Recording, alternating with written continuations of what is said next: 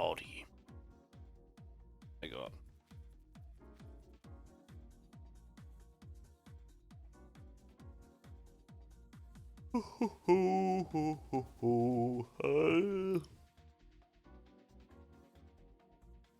Don't you just love when headaches last for like 4 days?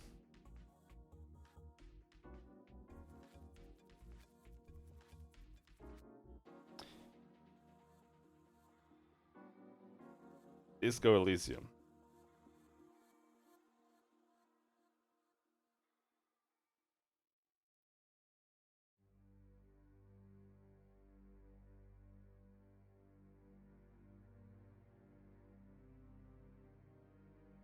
So, yesterday we did a lot of things. We talked about Jean-Luc, our friendly race mentor. And also Jean-Luc, our friendly race mentor, helped to rip get the body down from the tree by ripping the tree in half.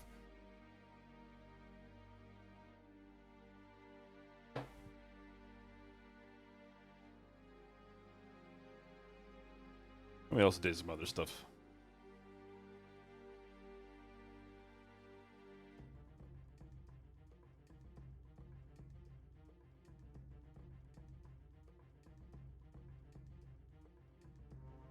So it's evening, and we need to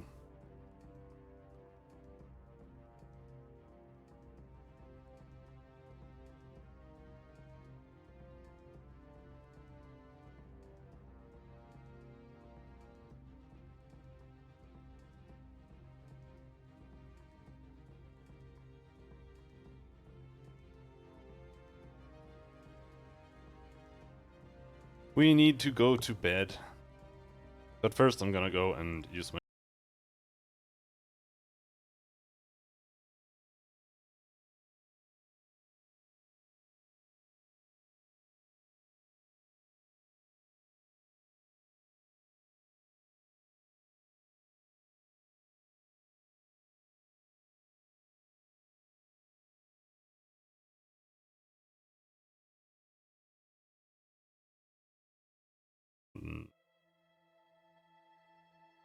I'm fine without Sir Kim.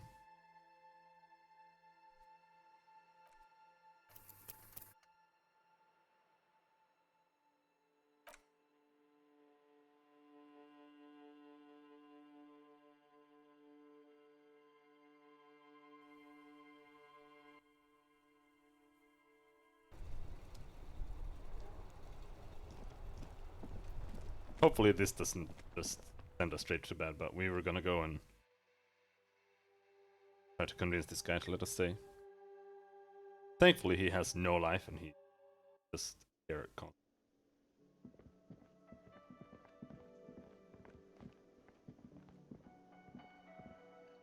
Can I help you? So about that money I Yes. owe. Have you got it? I was wondering if we could come to some sort of arrangement. Does that arrangement include you paying me what we already agreed you owe me? Kim is about to say something. Let him. I understand your predicament as the manager. However, He adjusts his glasses. I feel I must remind you that we are here to conduct an important investigation that also affects your business. Forgive me for saying this, but your colleague seems more committed to drinking, and He stops mid-sentence. I mean no offense. It's really nothing personal. I just have to protect the interests of this establishment.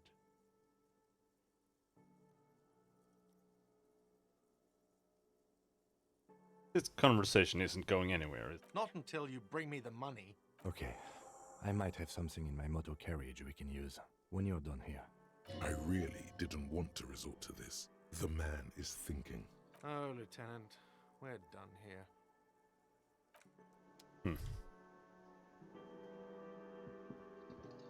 I look like a fucking hobo!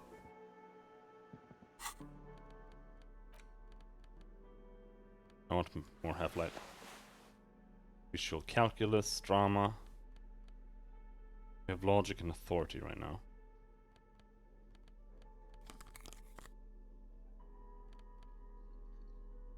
-1 rhetoric.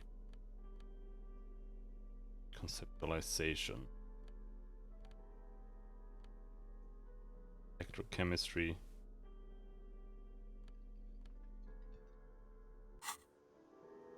I honestly don't even really understand what Savior Fair means.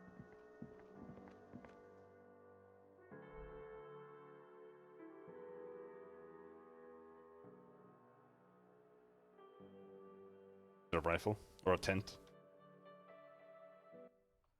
Sleeping bag?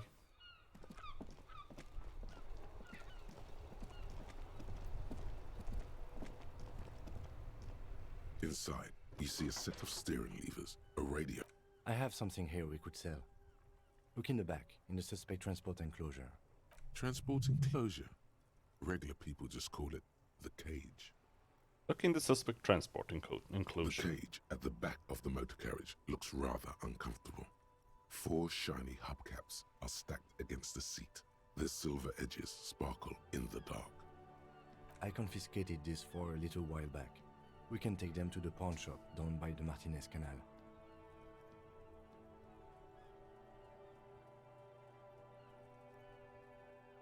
What are those things? What do you mean you confiscated A them? couple of weeks ago, I stopped a young man for going slower than the speed of traffic. Turns out he was some coalition official's son and high. So you took his spinners?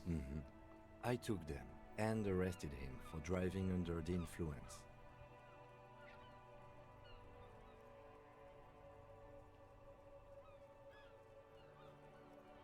Isn't that corruption? I don't know. Is it? I was going to take them into evidence, but they weren't necessary for conviction. He never asked for them back.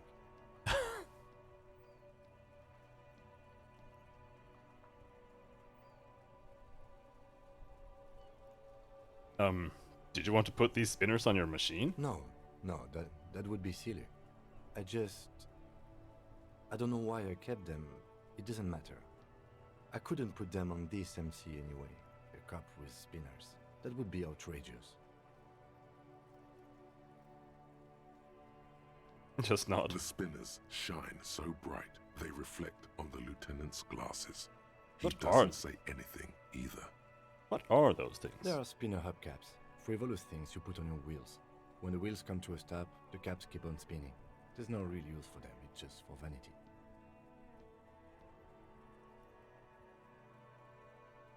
Said something about a pawn shop. Yes, the Bird's Nest Roy, near the canal. We've been there. If I'm not mistaken, it should be open late. Thanks, I appreciate your help. Take the The spinners. lieutenant nods as you take the spinners.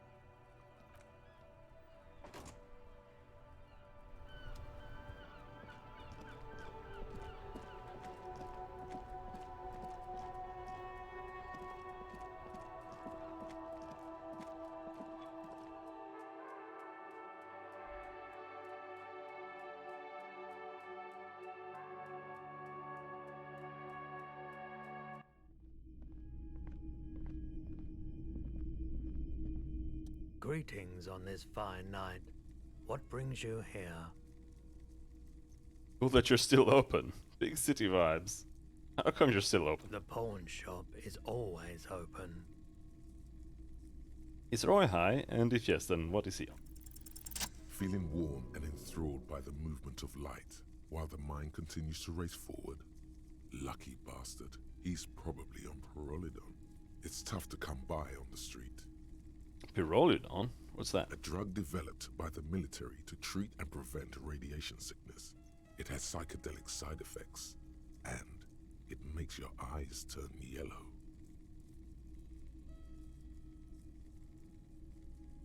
Sir, could you take off your sunglasses? I'd like to check your eyes. Why on earth? These are prescription. I can't really see without them.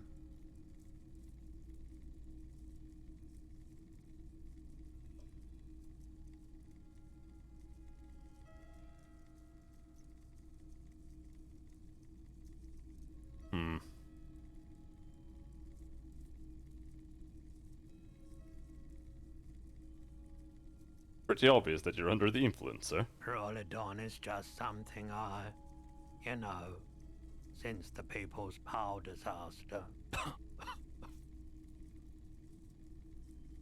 My sister reclaimed her Wacom tablet? Oh no. What are you gonna do now?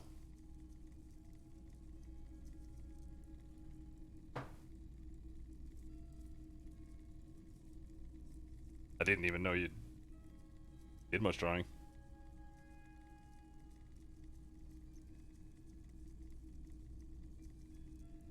I was with the Emergency Relief Brigade. Had to take it for radiation sickness. He's taken it for mental and emotional, not physical pain these days.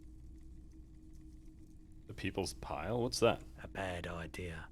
Some poor leftist built a particle decay generator in hopes of bringing affordable electricity to underserved communities. It malfunctioned. Radioactive waste everywhere. Probably some of it in you too. Buy one? Wait, what?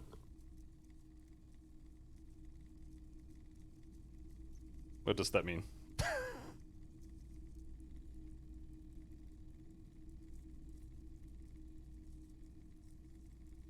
Tell me more about this emergency relief brigade you were part of.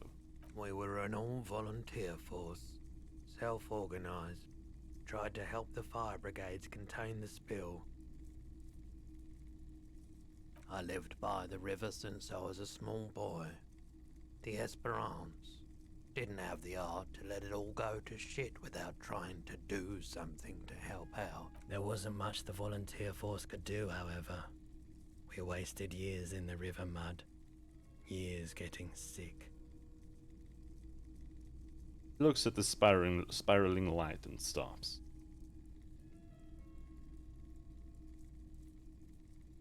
There's a reason why everyone's tried to forget any of it ever happened, and why no one has tried to repair or replace the pile. It must have been tough. Radioactive cleanup, that's what I said. So much disappointment, and early deaths. Cancer mostly. And we knew all that was coming even as we were cleaning up as best we could. Whose fault was it that the generator failed? No one's. Everyone's. He sighs and shakes his head. So much bitterness. A bunch of poor people built themselves a primitive nuclear reactor, hoping for the best. What do you think is going to happen? How did you end up running a pawn shop? The cleanup happened 15 years ago. I was young then. Later, my second aunt died. Left me this shack and all the assorted junk in it. Super delay? Maybe. Polo.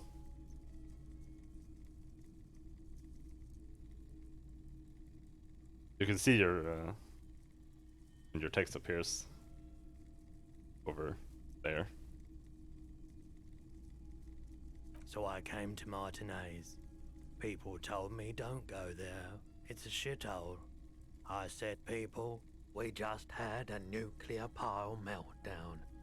I'm gonna get as far away from Forberg as I can. Still in the same city, but...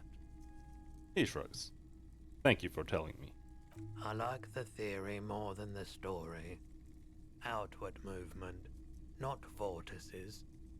Yeah, you gotta get in on those vortices, my man.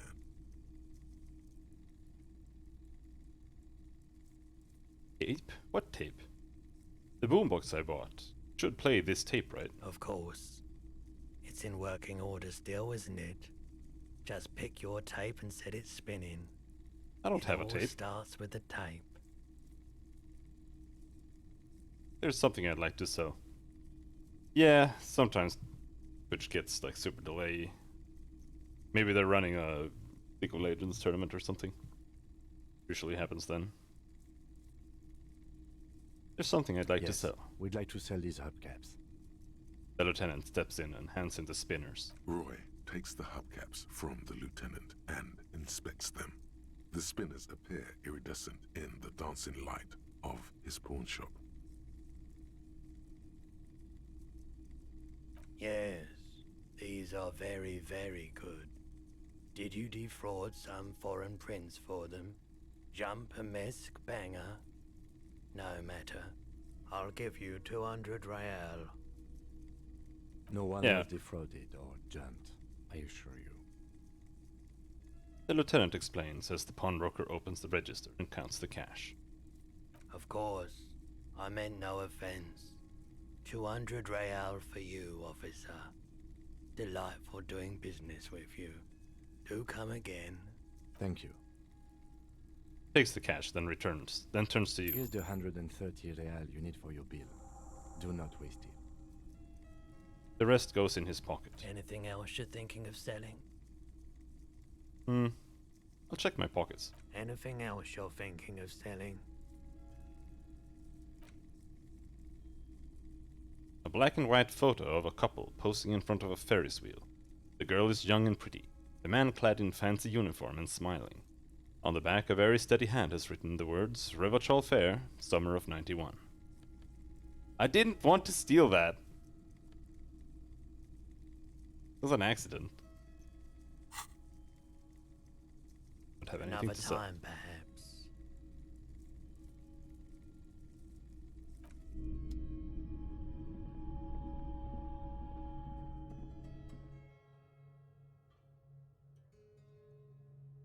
I can go and might as well sell it. Well, you can show it to him. I just kind of didn't want to do that because that would like we stole it, which I guess we were forced to do.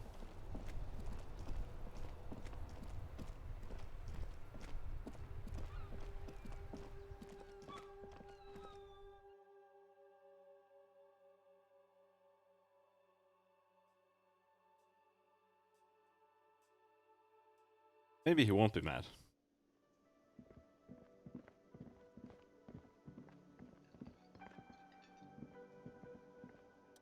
Can I help you? So about that money I owe. Yes. Have you got it? I have your money. Well,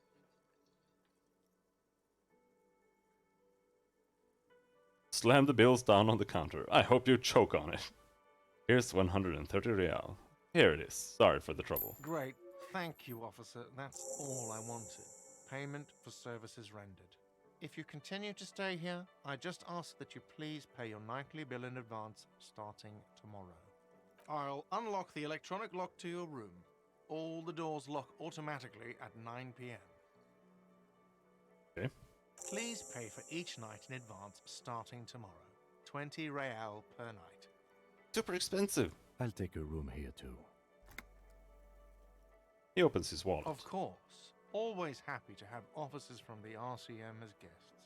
Anything else I can do for you? I saw another thing at the whirling. Great. I love those. The mysterious blue steel door in the back of the kitchen. Oh. Yes.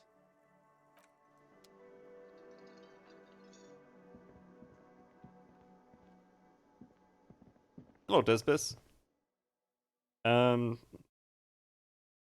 I still feel like this is just the introductory chapter. So I can't really judge, but I like it so far, at least. This is the door to the room you redecorated. Like you can tell the writer's political inclination, which is incredibly left wing, but it's actually not badly written for like that, and it gives you a lot of options that our ideology is correct and all the other options are bad. So I can respect that. Good night, Lieutenant. Just a moment. We should talk about our progress on the investigation. Let's go out to the balcony. Alright, let's go. This is honestly closer to like The air a classic. outside is brisk. The lieutenant is silent for a moment. He listens to the traffic hum. Then,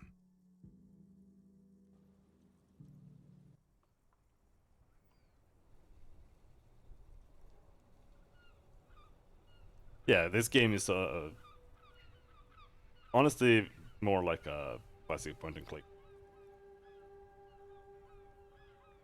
It's only a CRPG based on like the text choices, and that you have like some RP aspects here, where you build your character. And here are some more RP, you know, stat character building stuff.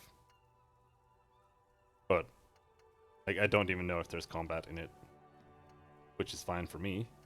I don't really know. But it's mostly just like an isometric visual novel, more or less, I guess.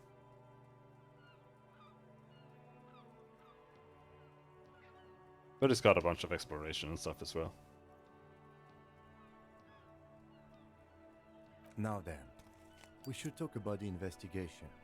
But I also feel you're a bit hazy on the RCM. Our role here, our rights, our jurisdiction, basically. Yeah, I like the dialogue. The dialogue is pretty well made. Like, it uses random, you know, dice rolls to do certain things, like convince people, etc. Which I'm not a huge fan of, but like, you can talk to them and you can say certain things in certain like dialogue branches will give you a bonus for the thing, and certain dialogue branches will give you penalties. So you have to kind of pay attention to what you're actually asking and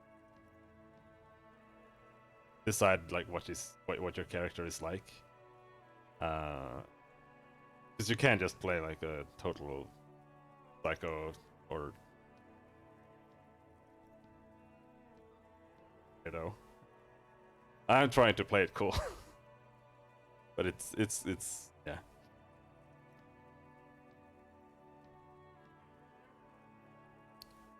How do you think today went? Well, we inspected the victim's body, so that's good.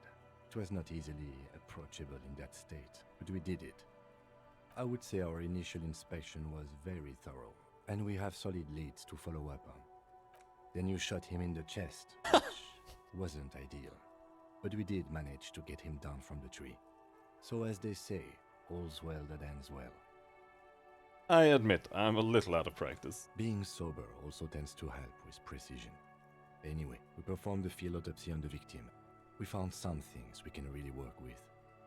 I still feel like we missed something, but it's up to the boys in processing now. We did perform a thorough search of the crime scene. That's great.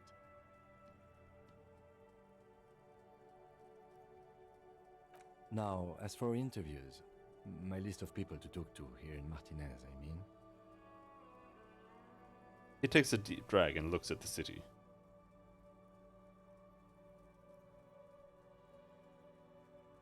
The initial interviews. Yes, well, we talked to some people. Including Evrard Claire, a daunting adversary, if there ever was one. He wasn't particularly forthcoming with useful information, however. He's a tough cookie, that one.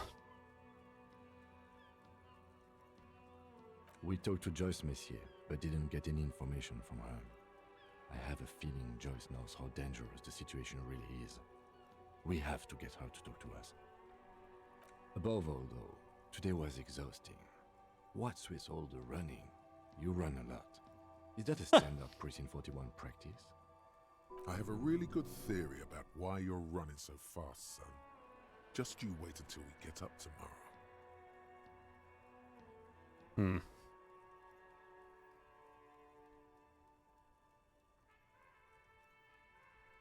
I don't know why I do the things I do, Lieutenant Kitsuragi.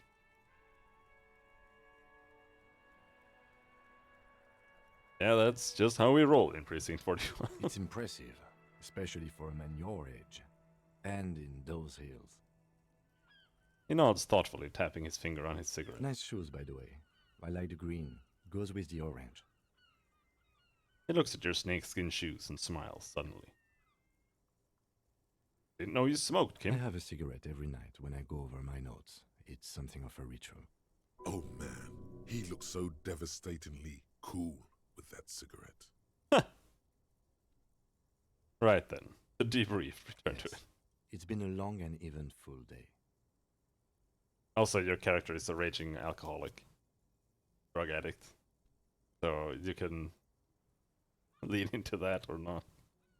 I'm trying to use advanced race science to quit alcohol.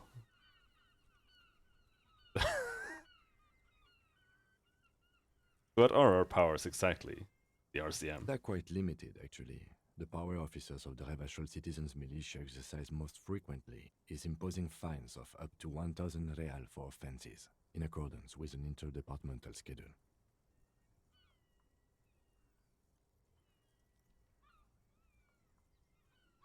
Okay, what else? We can arrest people, of course, but rather than bringing someone in directly, it's preferable to serve a station cold sleep. It prevents confusion and overcrowding. Wait, how can you be sure the arrestee will show up? You can't. Those who don't show up become fugitives, though, and have fewer legal rights when they are eventually caught. It's about power projection. Thus far, they seem to mostly show up. When power calls you, you come. But power itself is a fragile trick of perception. I see. And if someone resists? We are permitted to use whatever force we deem necessary, even lethal. What happens to the people we convict? We don't convict. We arrest and send them to coalition government courts in Couron and La Delta. The prosecution works off our testimonies and records, which is why it's paramount to keep them. He taps on his coat pocket, where he keeps his notes. And who makes all these rules? The coalition government, and the moral intern more broadly. The RCM was formed by the coalition government to restore order in the international zone after the revolution. So we did. Now we attempt to maintain that order. No more, no less. His gaze is absently fixed on a window below that just went dark. Or perhaps it is better to say we were allowed to form. It's a point of contention whether the citizens of Revachol or the coalition government founded the RCM. Say nothing. Silence. A great comment to such a conundrum. The moral intern, what is it? The Moralist International are the world's largest political organization. You know who they are. They have been running this place after the revolution failed. If I didn't know, how would you describe them? They're a union of center-left and center-right parties across the Real Belt. Our coalition government is just one of its many projects. They also run the ICP, EPIS, most intergovernmental organizations in the world. They run the insane clown posse? What do they believe in? What do they believe in? They are Dolorians. They believe they continue the humanist project set forth by Her Innocence Dolores Day 4 centuries ago. Others say they are just technocrats. Who was Dolores Day? A historic figure? The author of the modern age?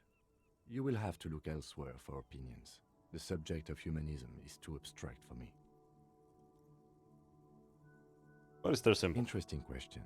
It's a blue forget-me-not. Their motto is love, compassion, self-discipline. I think you can gauge what they want you to think of them from that. The monarch? Wait, where did he talk about failed revolution?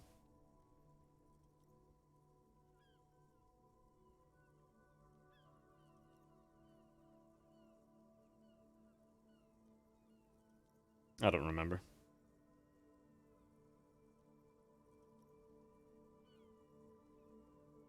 Something kind and usual. I don't remember exactly. Wasn't it the monarchy that was doing the revolution?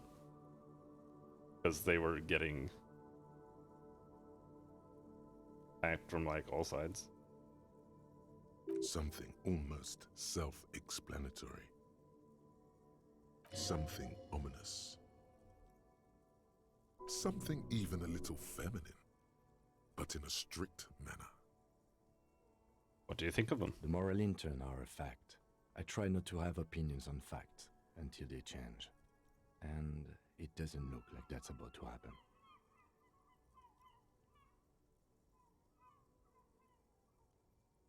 Yeah, from what I remember, the monarchy got inherited, whatever you want to call it, by the king's son, who turned out to just be a raging alcoholic and drug addict, and he basically ran the entire country to the ground. And I don't know exactly. I don't remember what they said about how it happened really, but there were a coalition of like 5 countries or something that crushed them. I have an opinion on the moral intern. Do you? The lieutenant arcs his brow, then pulls on his cigarette. It's a slim white thing in his fingers.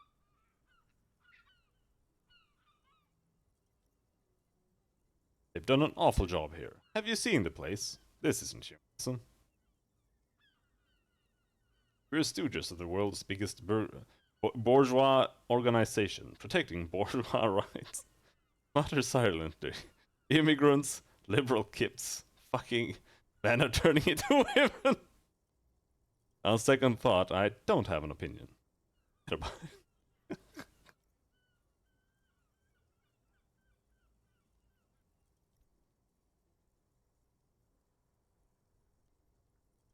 I'm going to go with the normal one.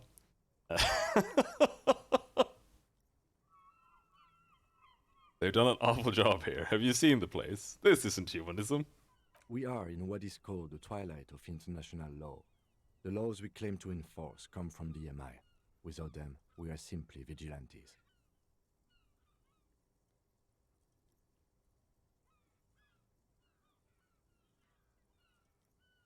Yeah, vigilantes sounds bad. Sadly, it is what we already are to the people of Martinez.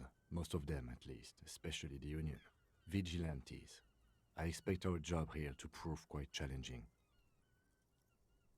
He looks at the roundabout. The lights of the orphan district are reflected in his glasses, the red and golden orbs of the motorway sliding like pearls on a string from east to west as Revachol commutes back to the suburbs. Tomorrow is Tuesday. Monday is over. Hello, Gwen. How's it going? Hello. Gwen. What are you playing right now? Pillars? I saw you were playing Pillars the other day. Yeah, we're playing Disco Elysium since they released the Director's Cut. This is Director's Cut.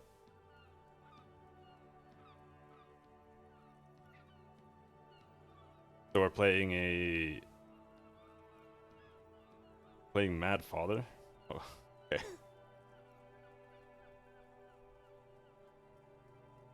Yeah, so far I've internalized racism, and now I'm internalizing the further teachings of the racist advanced race theory mentor, Jean-Luc, to help me quit the devilish Al Ghul, also known as alcohol.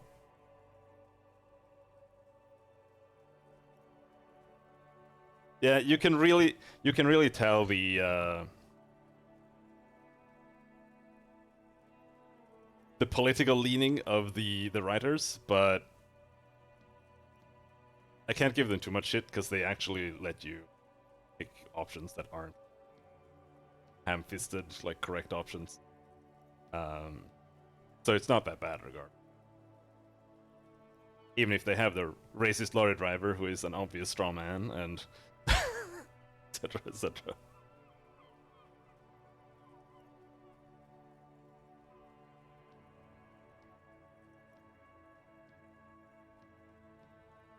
Really only hates centrists, right? So what are they saying here?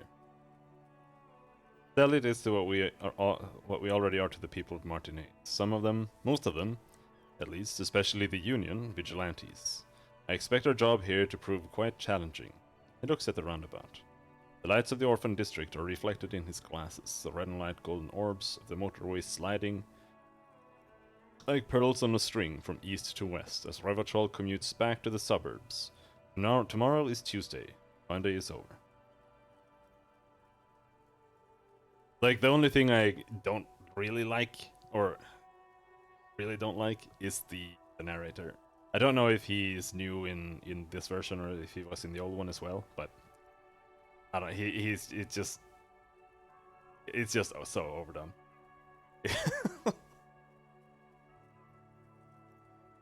Thank you for this. Yeah, it's getting very cold now. Let's go. He puts out the stub of his cigarette and looks to the door.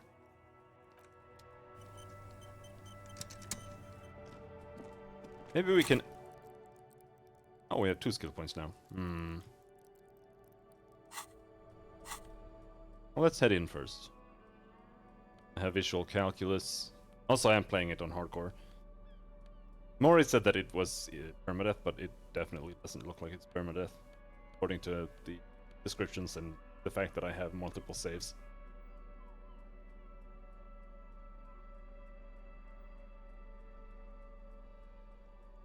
It's both the emotions and just text in general, like that certain person talking. Almost all of it is voice acted, which is nice, but like I said, the narrator is a little cringe.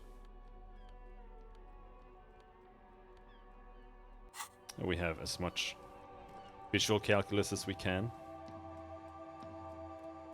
But otherwise, I think the dialogue system, or the dialogue in general, is really well designed.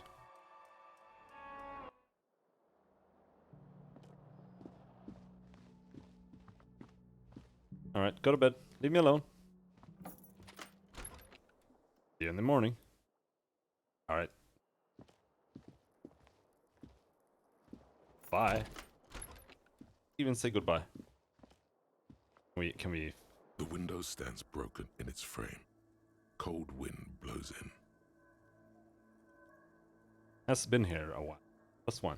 Like when you were when I was trying to bring the or get the body down from the tree.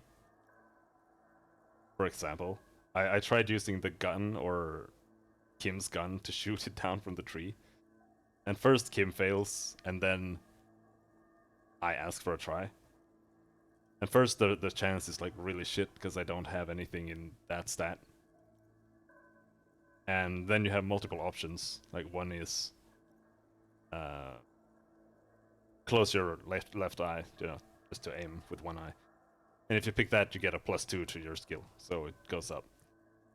But after that, there are also 2 more options, which is tell the annoying ass kid next to you to shut the fuck up, or point the gun at the other annoying ass kid who are next to you. And if you tell him to shut up, you get another like -1 because you had a stupid argument with him. And that kind of stuff is what I like about it, because it makes you have to like choose things using logic instead of just picking all the options, which makes the dialogue actually... It's what I liked about Torment, Tides of New. Well, even if the game wasn't great, but it's this and that is like the only CRPG style game play that.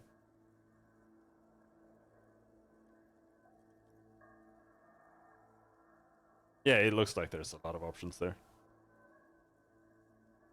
Assess the damage. The shards face outward.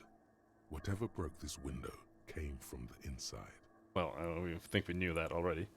Did I break it with my own hands? A fine web of scarring covers the back of your right hand, but none of it is recent. What did this then? More likely a projectile than a held object. There are no fragments on the floor from pulling a tool back in after impact. Wait, what am I doing? Assess the size of the impact. It is too large for a bullet, yet too small for a piece of furniture. You're looking for something heavy and larger than your fist. I also like how sometimes you have to like argue with yourself. It can be a bit cringy, but I still like it. The shoe you found on the balcony fits the hole almost as well as your foot. It would have also been heavy enough if thrown with force. Congratulations, you smashed the window with your own shoe. My mental voice was better. Yeah. I'm just glad I don't have to read all the text out loud.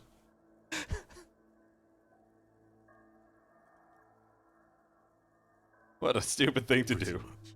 But hey, at least you found your shoe. That's true. Not that it will keep you warm at night. Okay.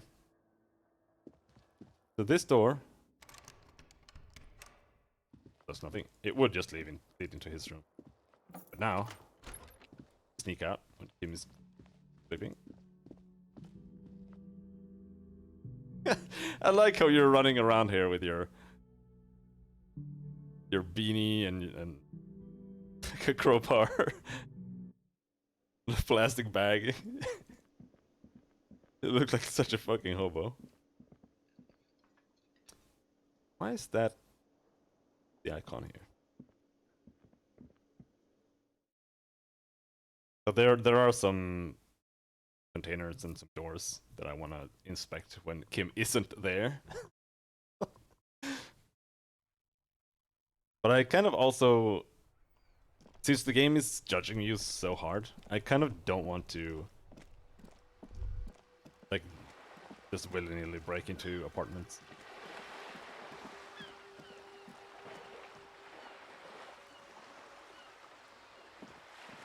The glorious jacket and people respond to it appropriately. Alright.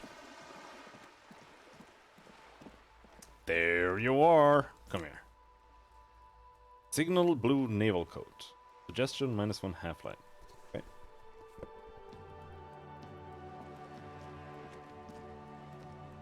Did I...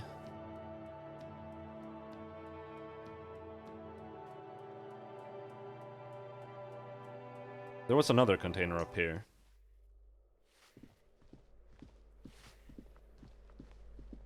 Also here. You hear someone walking around inside, rearranging the furniture. The number on the panel says 10.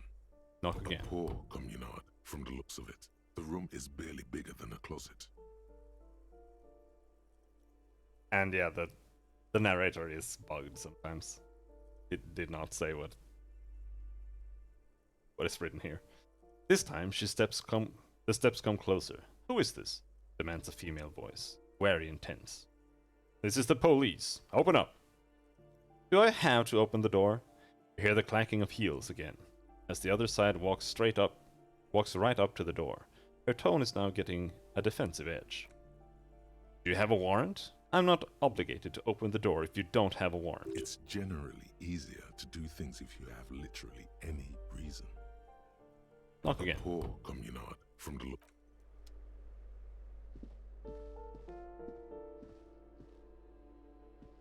This door has been closed with a padlock. A chalk-drawn number on the board says number 11. No reply. But I'm gonna do it anyway. Also put on our beautiful plastic gloves that make us better at computers. Anything else with interfacing? No. This door has been closed with a padlock. A chalk-drawn number on the board says number 11. Use the chain cutters to cut through the padlock. The shackle Yes! snaps like a twig, and the lock falls to the floor with a little thud. It should be possible to enter now. I'm sure this won't go wrong at all. A plaster cast bust depicts a middle-aged man with impressive sideburns. The name on the plinth reads Kraz Mazov. Kraz Mazov, nom de guerre, was an economist and a theoretical historian. He was a leading figure in the Grad side of the turn-of-the-century revolution, where he headed the 9-day government. 11-day. Is considered the father of scientific communism, Mazovian thought, or Mazovianism. Yeah, okay, so this is the room. The narrator is supposed... When you knock on that door, it's supposed to be here. Communard lives in this room. Look A around. poor communard, from the looks of it. The room is barely bigger than a closet. Books of critical theory on the monstrosities of capital and so. Photos of revolutionaries posing with guns. Revolutionaries love to pose with their guns. A flamboyant poster of a white star. Real lithography. We have here. 9mm bullet. One bullet.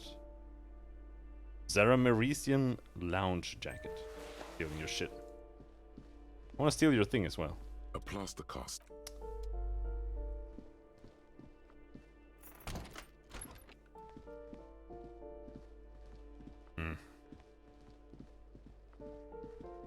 I'm not sure how much more there is to do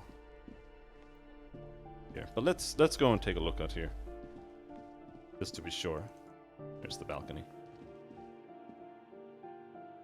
I'm not sure I remember any other places where I really wanted to. Oh yeah, the kitchen.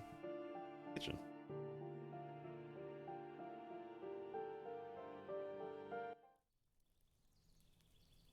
There are hidden tunnels, or my character is at least convinced that there are hidden tunnels down there.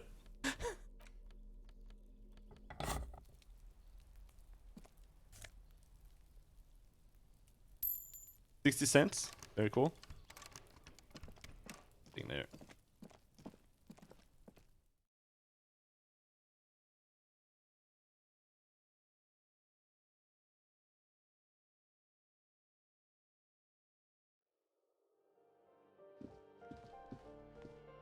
Also, it's kind of interesting that the clock in game seems to be just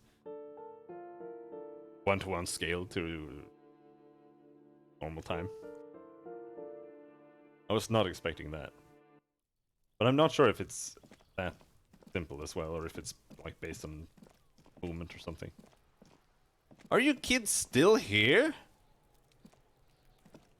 Trying to sneak up on me again? Trying to snuff me out? Get away, pig! Yeah, I'm gonna shoot you in the head. I have a bullet now. I just need the other piece. Just an ordinary wall. Nothing to see here. Cindy's artistic impulses are infectious.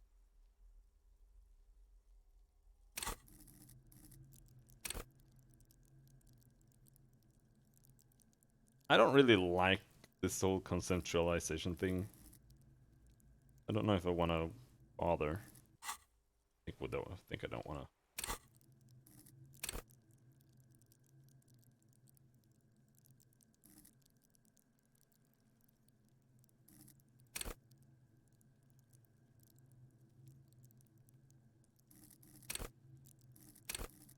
I kind of just want to get the ones we're crap at to crap. And I quit. But I want to save 1 point. Case we can use it for something on the fly.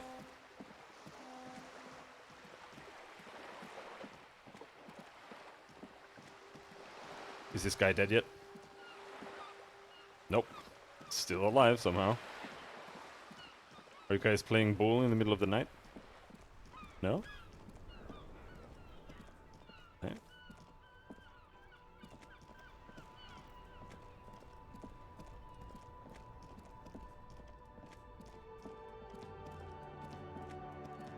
I don't want to take a look around because you never know if there's something special going on.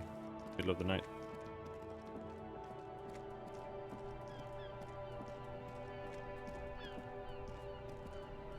Nah. She's still sitting there? Fuck.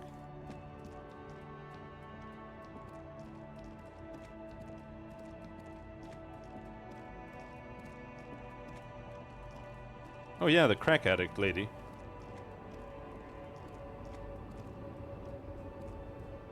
Still has her eyes fixed on the photograph. In her hands, in the background, the radio plays.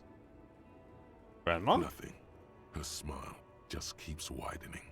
Her hair is grey, like lead.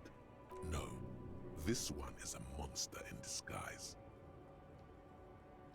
Excuse me, ma'am, I'd like to ask some questions. No response. Wherever this woman is, your words fail to reach her. Oh, I couldn't go further this time? Him stopped me last time.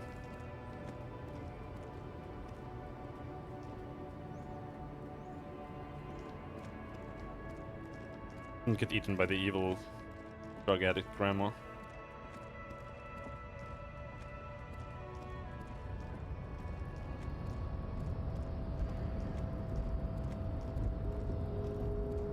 Jean-Luc is still on his post.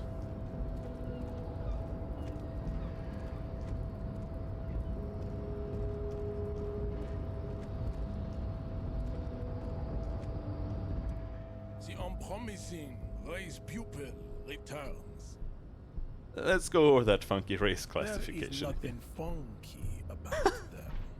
There are 3 categories of race. Type A, Type B, and the vile CF race called of pederasty. Which one do you need? I know, we already I talked about those. cannot possibly imagine what else we have to discuss, Type Revacholian.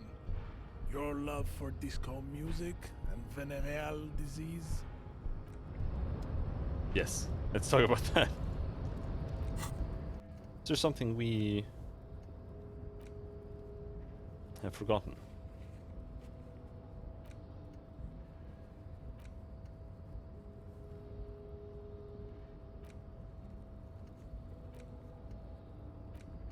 Walk around the balcony.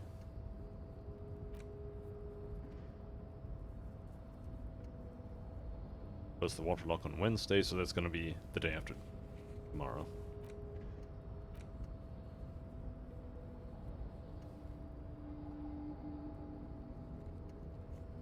You should probably talk to about 2 people about them for this.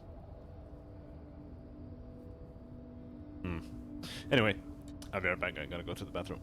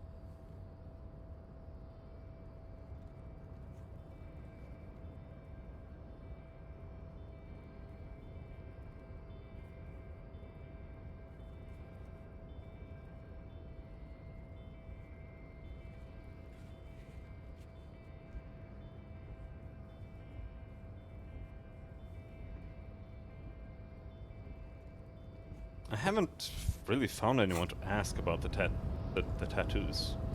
I don't think I can ask Jean-Luc. Racist. I am not like that. The drawings are precise and look true to their pseudo-scientific ambitions. One thing, however, it is not entirely free of throwbacks in the phylogenetic tree.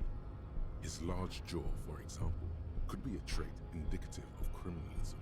Also, his earlobes could be small. Your earlobes are too big. The size of the earlobes is not a real craniometric criteria. Everyone knows this.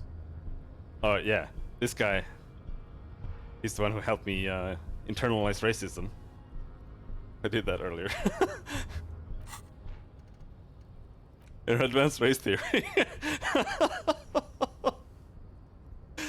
And he's also here, Wasteland of Reality, I think.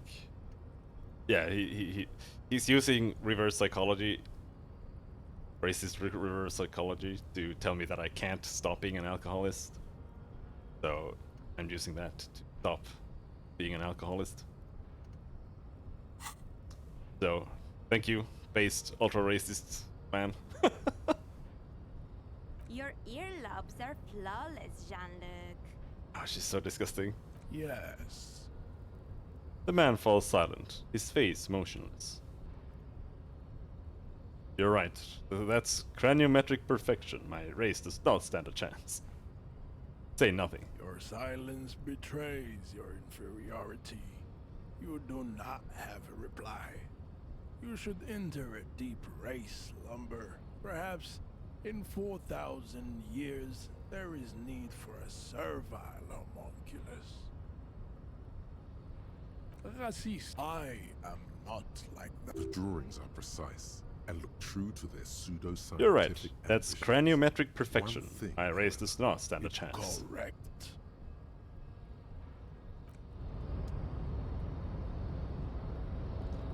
Do you mean Jean-Luc or the narrator? All of it? Yeah. Jean-Luc is not great. Like, he's super annoying to listen to. And so is the narrator. But the other voice acting I think is pretty good, actually. The file cabinet stands hundreds of, and the same that you already went through all of these. The drawer slides shut. Yeah. Let's go check out the kitchen door. That's like the last thing I can think of.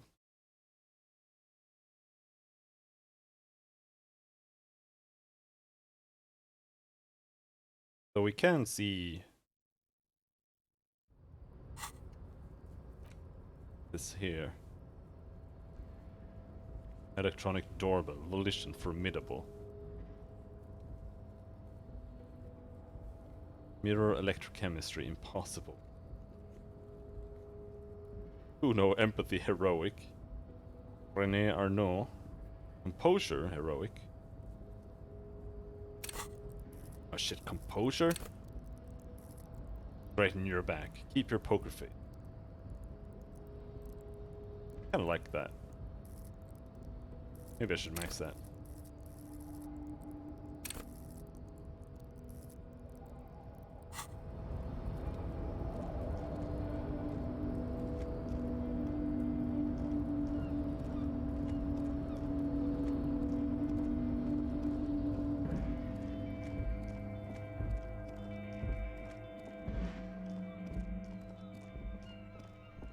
Why are you still here? Hello again, officer.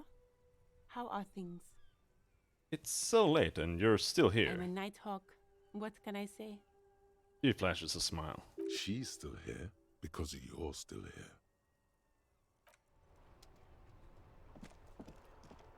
here. Yep.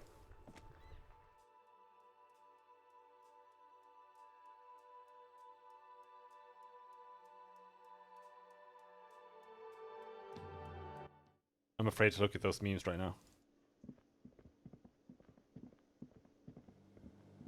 There's spoilers. You see a heavy steel door with a prominent dimple lock. It's painted blue.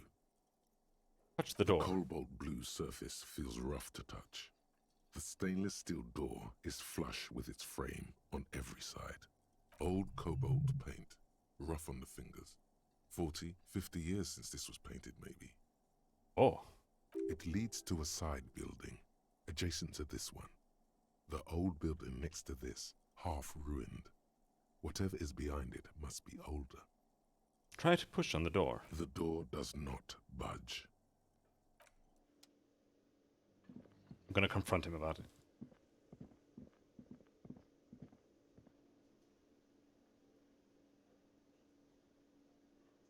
Liberal friends, me being pro-gun, pro-choice, pro-LGBT, conservative friends, Disco Elysium.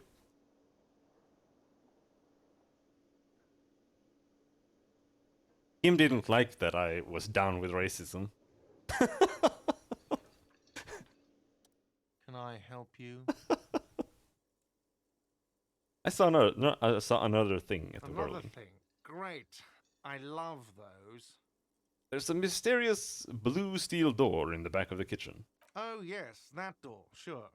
There's nothing mysterious about it. It's just a door. He shrugs. Do you know what's behind it? Do you have a... No, I don't have a key. I don't know how to get there. And I don't care either. It's not like I've been wondering about it for 10 years. It's just the Frit warehouse, probably. Oh shit, so it is a mystery. Or some boring storage space with a bunch of old junk and dust. Junk and dust. He runs his finger across the counter to check for dirt. He's attempting to maintain an air of indifference. It's absolutely not convincing. I think you'd like to know what's back there. Fine, okay, a little. But my job doesn't leave me time for wondering about one locked door in one of the cafeterias I manage. So I haven't opened it. I have cleaned the whole place 100 times over, though, after the animals. And I haven't found a key, so good luck with that. Yes? Alright. We're officially on the case.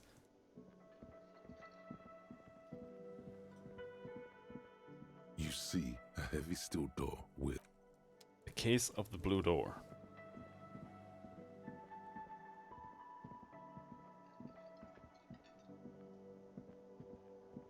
You can't talk to this guy. It's all about money, you know. Alright, dude.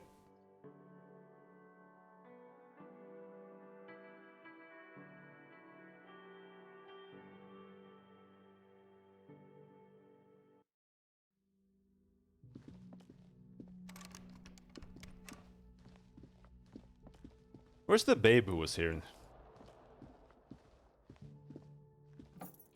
He was into me.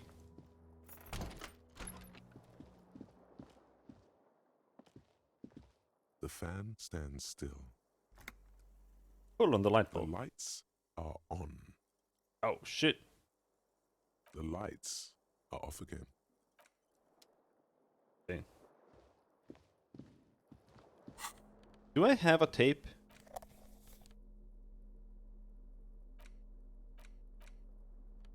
Because I don't think so. Oh yeah, that's what we need to do.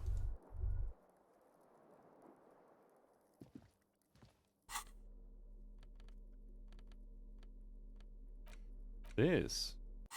It's the I letter didn't- you found in the trash. A cabbage of papers hanging from the board, with the permeables drawer inside. It's barely held together by a clip, then made complete by the faint smell of urinal cleaner.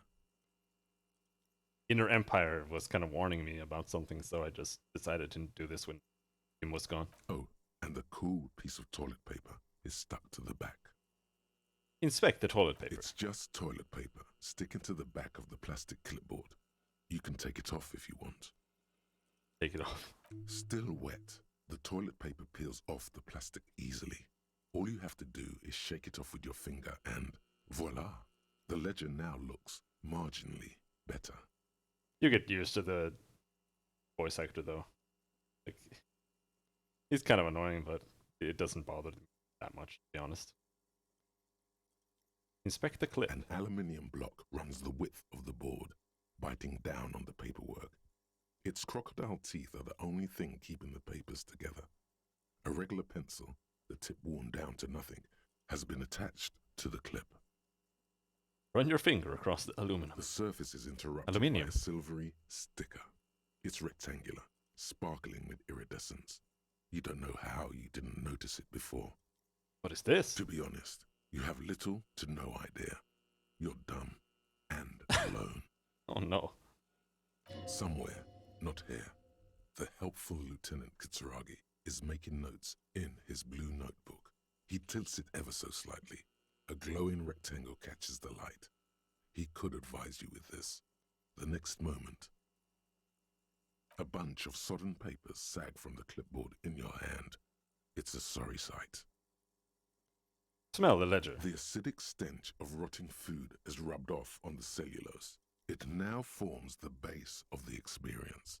This base surrounded by a faint air of spoiled meat, the stuff of death itself, and then sprinkled liberally with the citrus zest of toilet cleaner. Look at the clipboard. It's made of dark blue plastic, hard enough to beat someone to submission with. The edges are rounded, however. The U4 size board feels thick and heavy in your hand. Light shimmers on its wet surface. On the back, you see the embossed letters, RCM. Shake the ledger. What did you say the color was? Blue. The blue heart. Don't look into it.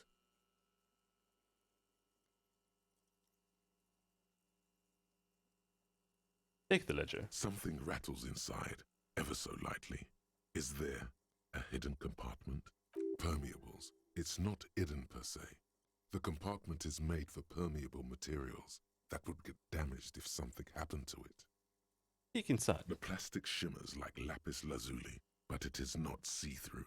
You cannot see to its center. How would I open With it? your hands, you four-sized pages hang from the clip screwed to the top of the board.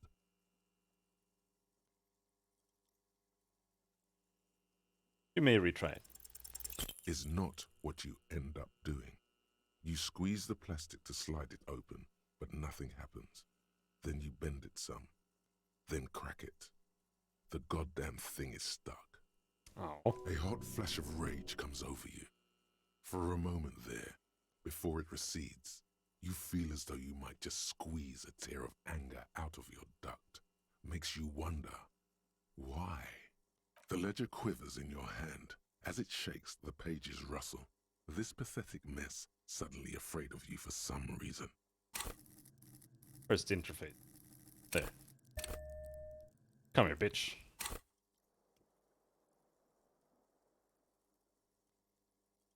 Put it away. Open it again. It's the ledger you found in the trash. A cabbage of papers hanging from the board, with the permeables drawer inside. It's barely held together by a clip, then made complete by the faint smell of urinal cleaner. All the different psych types I had with different voices in my head. Kind of just not the same with all of them with the same voice. I can understand that. Come on! Just Yes! relax. The two sides of the board are slightly misaligned, like a drawer that's come off the slides. All you need to do is bend the plastic on your knee, slowly. The slides snap back into place. It should be possible to just, you know. Wait, somehow I don't want to. Fuck no, put the ledger away! Slide the drawer open. Without resistance or sound, the two panels move against each other. The compartment is now open. What's inside? 2 ticket stubs and a handmade postcard. You can kill yourself, you asshole! Pick up the ticket stubs. 2 octopuses are smiling, reaching their tentacles toward each other in the colored pencil drawings. The tickets permit access to the zoo in Revachol East. The aquarium costs extra. These let you go there, too. Up the car. Thin wax paper has been glued to a piece of cardboard. Sounds like leaves rustling when you pick it up. You see violet flowers, floral patterns, patches of glue. Smell it first. It smells of chewing gum, apricot flavored. A touch of cinnamon, the end of summer. You think the label says tutti frutti. Yeah, I would think so too. Familiar handwriting lines the inside of the card. Looped, round letters in a woman's hand. A young woman in her 20s. There is care, effort, and a smile, you think. Although that is not something you can read from someone's handwriting. Harry, it begins. You're already reading. I wanted to write you a letter so you can read it when you wake up. Maybe it will make you happy. So our name is... Wait. Harry? Is that what he called me? Throw it away, please. Keep reading. Your hand shakes, holding the card. Every morning when I step out and you're asleep behind me, it says, I find a little piece of sadness in me. I carry it in my chest, down Voyager Road. Every step I take, it grows. By the time I reach the fuel station, it has filled me entirely. I step onto the light rail and look back. Sparks fall from the bow collector. I know it will be like this until late afternoon, when I get off the 42 and walk back to you. Keep reading. You. Every step I take will get lighter. It almost makes me run. Sometimes I do. I can't believe I met you. I can't believe the happiness I feel with you. You have a vast, vast soul, and I will always, always, always come back to it. Kisses, kisses, kisses. You feel the air sucked out of your lungs and the blood sucked out of your head. Everything around you gets dark. Small white dots appear. You feel the ledger slip from your hand. Oh, we're dying. No, no, hold on. Hold To on. what? There's nothing. Oh, sideways.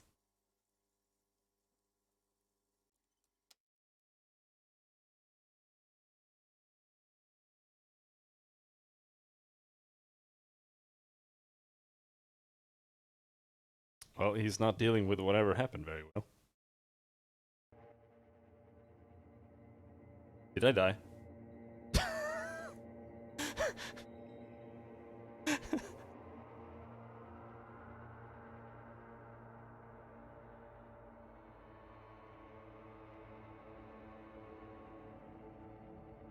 There is nothing. Again. Nothing. Nothing sad, brother. No treachery, just blackout. Just lie there. Well, Passed out. almost nothing. There is the ground below you, that's still there. And the small light that's on, fluttering, somewhere in the basal ganglia.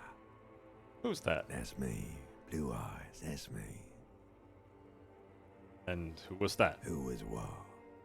He speaks of the sickening longing, the unwell emotion. Even in the darkness, he's grasping for it.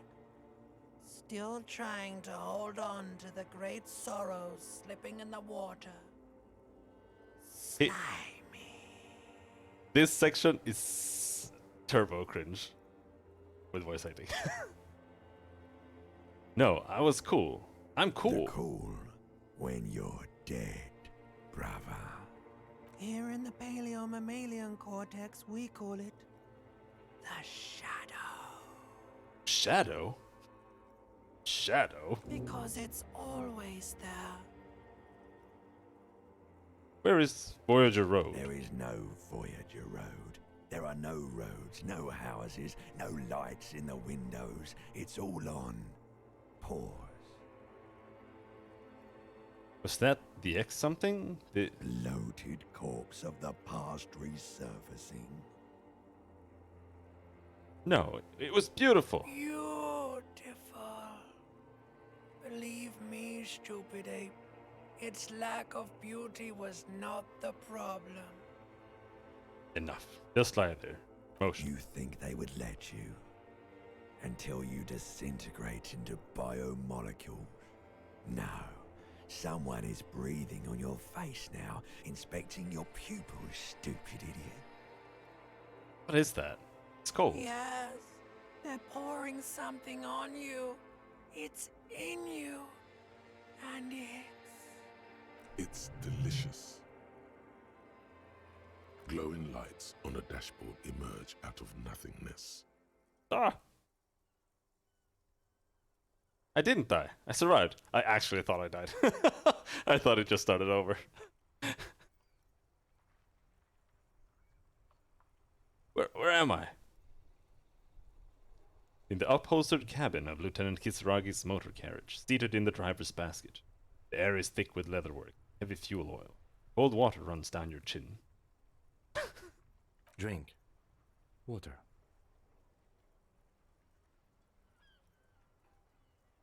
Drink. The water is cold, silvery, the stuff of life itself, as it pours down your parched throat. The pounding in your head recedes. The darkness parts. Drink. You haven't drunk water in 2 days. Did you know the human body is not made to survive on alcohol alone? You need a secondary form of hydration. With greedy gulps, you down half a liter of cold water. Some of it spills on the driver's seat. The lieutenant pays no heed to it. What happened?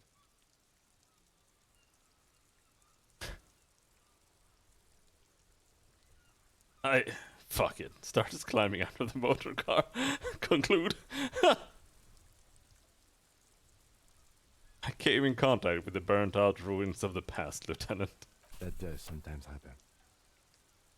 He hands you the remains of your ledger. I found this next to you. I'll tag along for the rest of the day if you don't mind. My business is concluded anyway. Are you okay to go?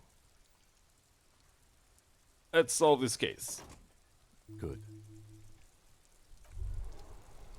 It's late. All around you, rain falls on the great city of Riverdale. Rain drips from the eaves and floods the gutters, washing the filth away. Oh yeah, I have. I've been making sure to not waste them as much as possible as well. Like I've only been healing when I have one. In case it gets healed at some point. Which happens. The spring thaw must be here. The snow is melting. One morale.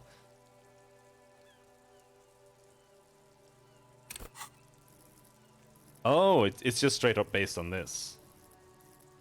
It's because I have 3 volition and 3 endurance. I thought it was just like the base value or something. Yeah, that would probably be bad. Literally game over in sadness. White morning. Little guy gets further and further away. You see yourself from above. You're passed out on the blue tiles of the hostel room floor. Even from this distance, you can see your eyelids flutter. The mention of what? A great white object, letting out its sweet smell, like a lily of the valley. The little man's forgotten its name, but he still remembers the feeling. And look, he moves. The feeling animates him. He instinctively reaches out for the feeling's best friend, a bottle of Commodore Red. He puts on his disco clothes and gets smaller and smaller.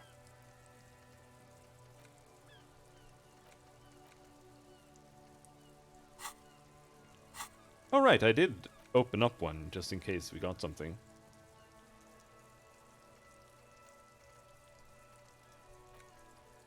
I'm gonna learn that one. I don't want to just take all of them, but I keep getting things that seem important. So, I know you can unlearn them though, but you know, I would rather put that in skill points as much as possible. What am I doing? Looking up at the sky, cold water dripping from your hat. What do I see? Grey sky like great battleships, clouds colliding with one another. Rain falls down on the world. How does it feel? Humid. Your coat shields you from the rain while the city shivers around you. Motherfucker, finish the... What's in the west? Sheets of rain over the water. A flight of stairs leading into the ocean. Wave after wave washing the coast of Martinaise, with its motorboats and gently swaying reeds. The ruins of a half-sunken sea fort crumble on an inlet beyond the Bay of Revachol. Ghosts rise into the sky. Run your fingers through your dampened hair. Your hair is an oily mess, flecked with ash from neighboring coal plant. Smokestacks rise somewhere in the distance. What's in the east? The great gates of the industrial harbor are locked. A chill runs down your back.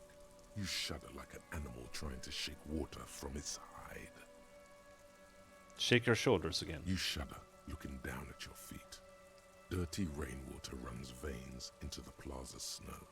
2 green snakeskin shoes stand at attention on the mosaic paving of the plaza.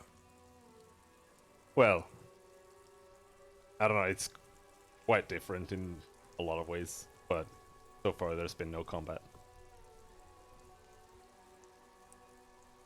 Tower blocks crowd one another. 4.46mm bullets still lodged in their war-torn stone walls. Did you play Torment? Tides of Numenera? It's pretty similar to this, actually. I finished the entire game with like 10 fights. Like, it still has fights, but I really liked it. It has insane issues with way too much text.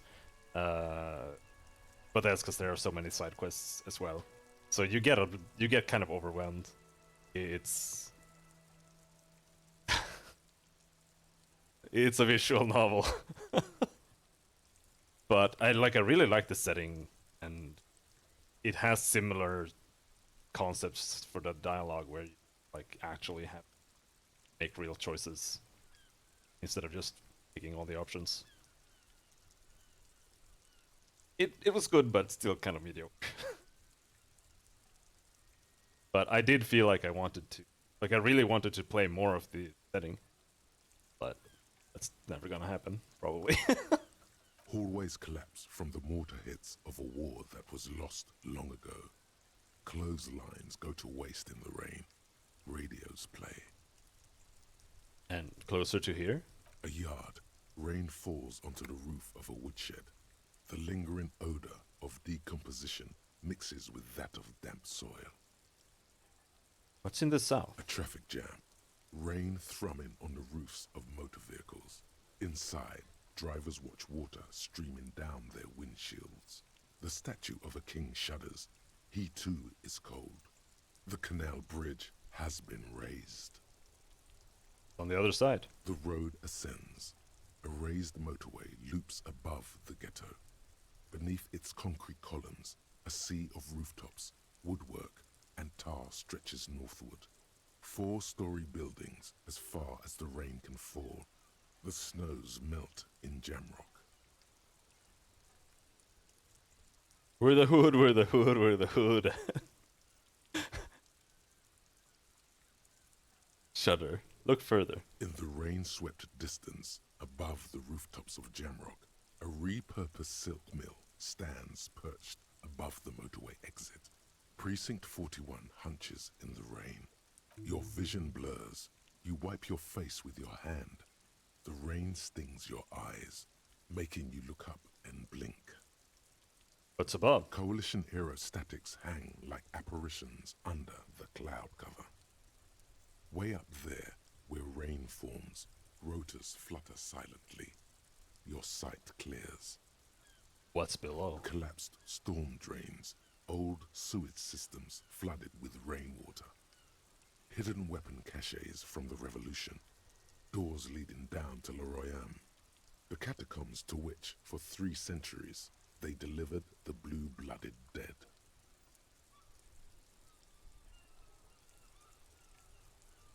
In-game universe explanation for CRPG movement and how players tend to go from interact point to interact point. Yeah. That was just right when you guys came in, I think. If that's that. Kim talks about. Oh yeah, that. Yeah, I guess. I didn't really catch, like, understand what they were talking about at that point. I was referring to when Kim said that we were running a lot.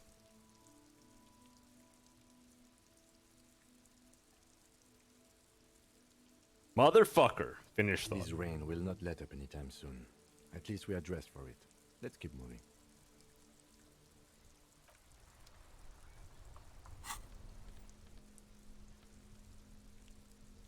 A ledger of failure and hatred.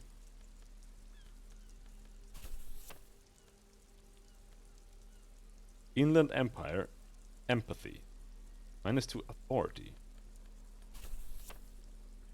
We didn't finish. It's the ledger you found in the trash. A cabbage of papers hanging from the board, with the permeables drawer inside. Yeah, we can't stand here. Papers will get wet.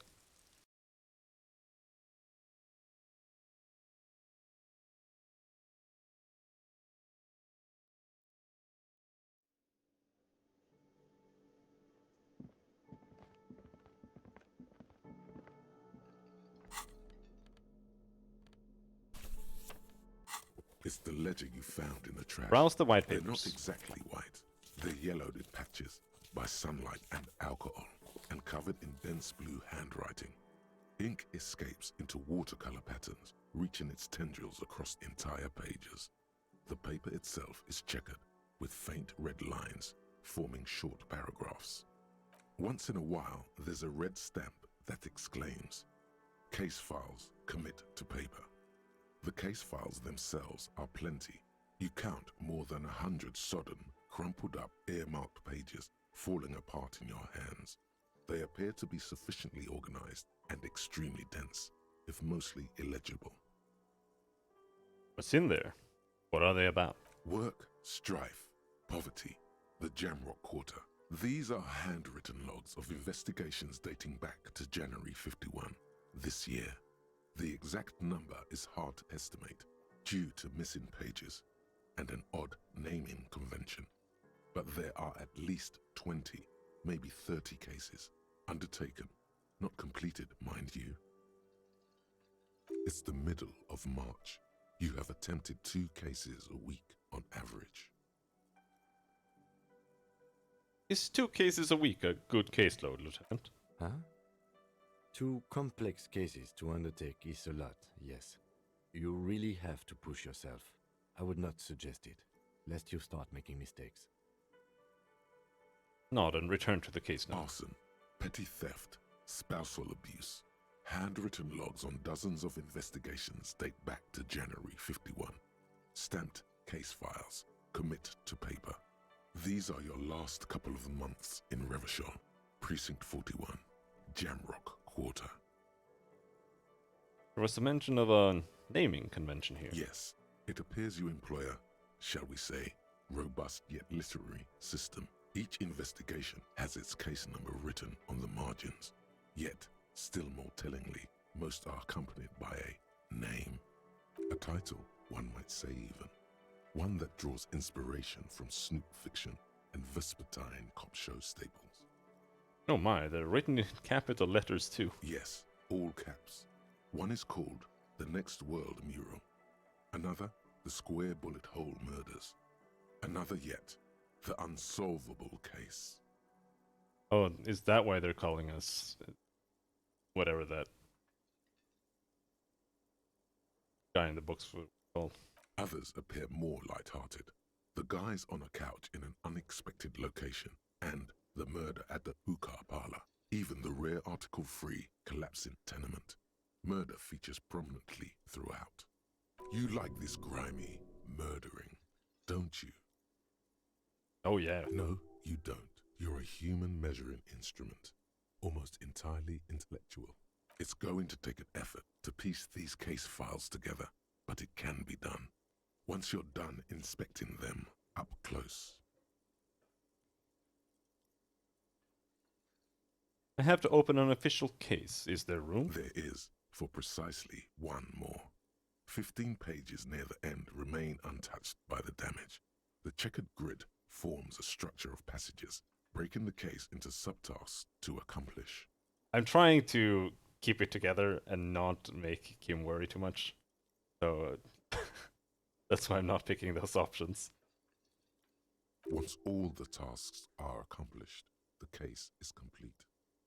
Commit to paper. Sadly, the ledger only comes with an old, worn-down lead pencil. It's No. unfitting of this monumental event. The ledger only comes with an old, worn-down lead pencil. It will do, barely. But Kim, do you have a pen? the lieutenant looks at his blue notebook. 2 fat, shiny pens hang from the binder, like large caliber bullets on an ammo belt. Yeah, you're probably not wrong about that. He is not really saying anything, just standing there, looking at them. Fine, I'll just use this crappy pencil. Absolutely motionless at first, then animated slowly, imperceptibly even. The lieutenant begins to browse his notes again, leaving you to the case files. The threat has passed. He is thankful it has passed, and that he's gotten to keep both pens. Onto the paper with a brash free hand, uncannily similar to the rest of the letters. The wording comes easily. It's almost robotically simple. A language developed for mental rigor and simplicity. Inspect the victim's body. Get the body down. Interview the cafeteria manager. It's not exactly poetry, but poetry would be out of place. Cross out the ones you've already A finished. satisfying slash sounds across the paper. You're done, it seems to say. And you, and you. And a fuck you to you too. That last one cuts a slash right through the paper. You're a swashbuckler with that pen, Harry, and it feels good. Feels like completion. Things to be done and things already done. The composition of reality. This is an extremely useful tool for a detective of the Citizens Militia. Now all that remains is to name the case. Lieutenant, have you by any chance named our case? No, actually. Any ideas? Shit on a stick. The setting sun. The Furies are at home in the mirror. The Hanged Man. Great. That's great. That's actually what I was thinking too. The Hanged Man. Good, strong name. We have a very good name for the case now. I'm going to start calling it the Hanged Man. It's good we sorted it out. Kim, all my cases employ a naming convention similar to what we... Yes, how very childish of you. In your and my defense, almost everyone in the RCM uses the titular system, in addition to the official alphanumeric. Why is that? It's a holdover from the early days of the RCM, right after the revolution, when the organization had little idea how to do things. It persists in an unofficial capacity. Officers use these titles to refer to their work among themselves. Do you know what the game was originally called? No, I have not paid attention to this game at all. Like, it came out and I looked at it and saw a picture and then whatever. I didn't really dismiss it out of any reason, I just didn't bother. How goes the cash? Going alright.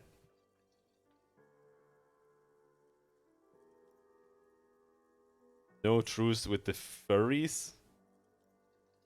Furries or furies?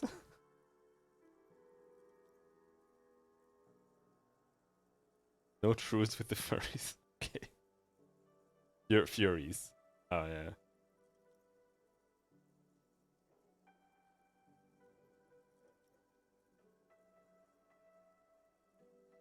Seem to have named the case the Square Bullet Hole Murders. Again, in your defense, I seem to have named one the man with the hole in his head. That was a real person. His death was real. Still, I named it that, to amuse myself. I pray his loved ones never find out. What happened to him? Rail spiked through the head. He died. It was a workplace accident. I'm done inspecting these. You don't exactly close them, so much as distance yourself from the smelly papers. They're a little further from your nose now. Browse the yellow papers. In We'll do the back, challenge you later. see thin, translucent copy of paper. Some neon yellow, some bright red, all covered in boxes, like marching armies. These look like official forms, waiting to be filled out. Then rip them from the binder and hand them out, according to type of form. What types of forms are these? 3. Are there? The topmost are misconduct fines. The middle ones Ooh. are station calls.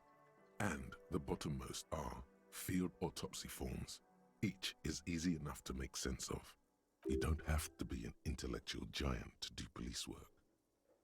Misconduct A fine. monetary penalization ranging from 20 to 250 real. Severe cases allow for 1,000 real, but that requires special paperwork. The details of issuing these fines are spread out over the rest of the fields. Station call. These are quite sinister in turn. They give a date and time for the person to appear at the specified precinct police station. Below the call are the criminal charges you risk by not appearing. Field autopsy. A dozen pages of thin copy paper, bright red in color. You see the parameters of a deceased human form waiting to be filled in. Age, sex, condition of internal organs. Enough of these. Those Yes, forms. all that remains now is to fill those forms and hand them to people. Fines for wrongdoers, interview requests for bad guys, and field autopsies to dead guys. The rest of the stinking cellulose is much worse for wear. Being sandwiched between the board and the rest of the paperwork must have spared the fragile copier paper. Can I read the case files now? Yes, you can piece them together using the alphanumeric code on the margin. It always begins with HDB41, then date of initialization and time of arrival on the scene, followed by the title.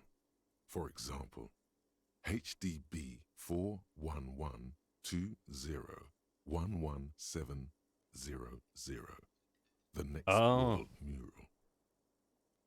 Right, so that's why he knew the what to write on the case ID or whatever. And it was just like a long thing of stuff.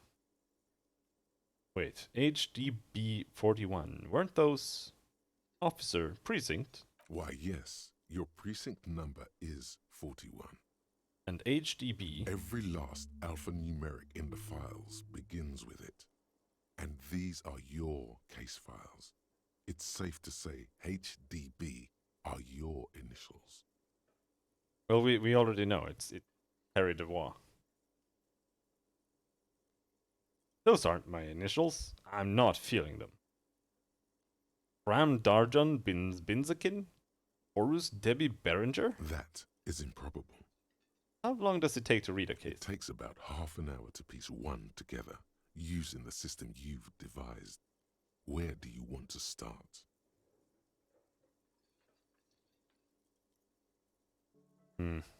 I can revisit Not this. much has changed in the meanwhile.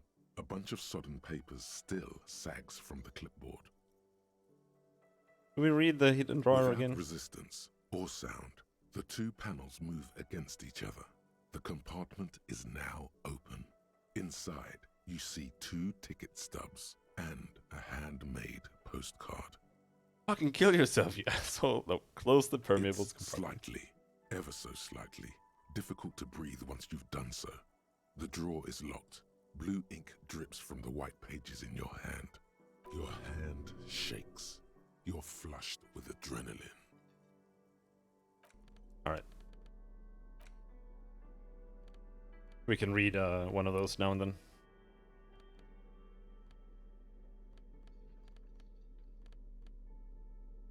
I want my Half-Life gloves. I want to be angry.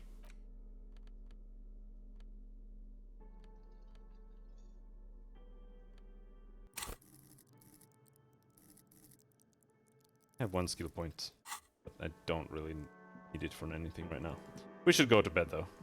Kim deserves some sleep.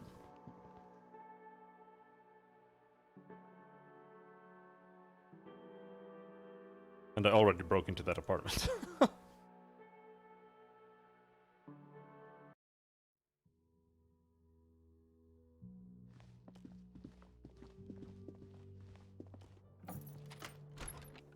See you in the morning, indeed.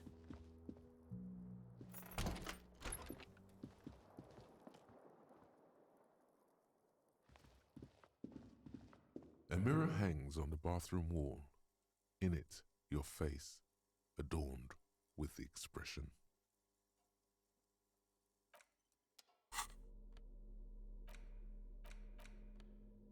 Chain cutters, eh? What was it, interfacing?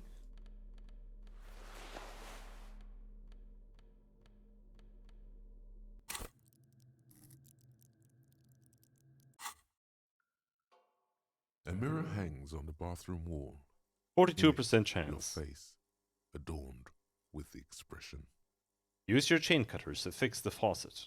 Stop steam from fogging up the mirror.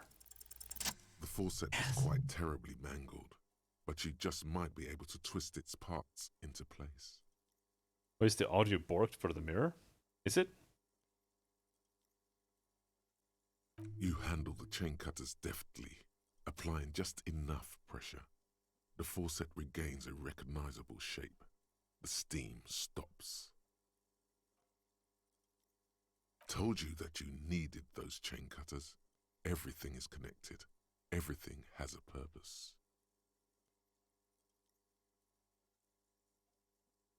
Oh, you mean he's not reading the correct thing? Audio spikes during that? I don't. The mirror begins to clear slowly without you having to wipe it. Now we can put a skill into encyclopedia, maybe. A mirror hangs on the bathroom wall. It's Oh. barely covered in steam anymore. It's your face in the mirror, adorned with the expression. I don't think it's actually spiking. It's A mirror hangs on the bar. it's like a zooming effect, sound effect that they play in the beginning, and they just haven't timed it right with the voiceover. So he starts reading during that, so it's like double sound. And that has a tendency sometimes of just causing audio very loud. A mirror hangs on the bathroom wall. It's barely covered in steam anymore. It's your face in the mirror, adorned with the Let's put a point into encyclopedia.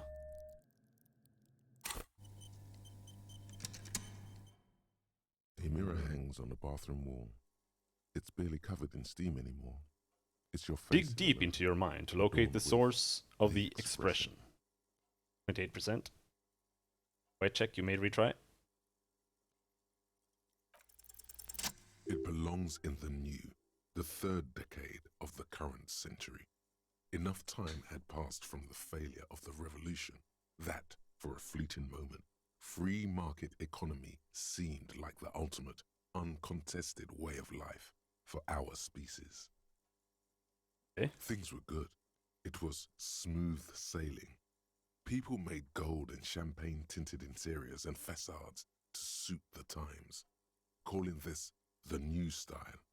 But more importantly, disco happened.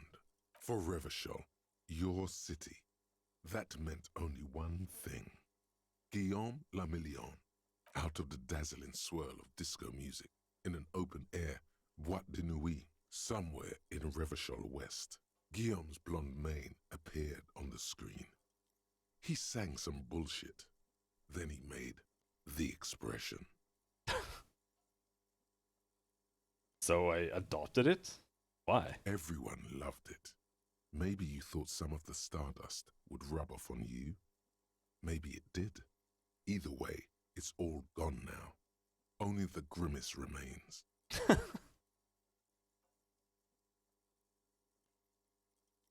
I feel the need to add a clicking sound when I make it. You think? How long ago was the new? There is a vast ocean of time between right now and the expression. Looking good on you, or anyone. 2 decades, if the calendar is to be trusted. Humanity has run aground in that time. It's a different world now. The expression is a relic. Anything else? Like, who am I? Why did I become a cop? Why did I drink myself into oblivion? You have some understanding of the near history of disco, plus the trivia you've picked up along the way. Episodic memory, however, remains in the dark. It may never return. You should prepare yourself for that. I feel the need to add a clicking sound when I make it. Click. The click is used to spur on a horse. It also features heavily in Guillaume Lamillion's regional mega hit, Don't Worry, Your Pretty Little Head. Sometimes you like to add finger pistols to the mix, because, unlike Guillaume Lamillion, you are a police officer. It's your nifty little way to say, I'm armed and dangerous. Something that makes the voice acting of the narrator slightly better for me. Here. I don't know why, but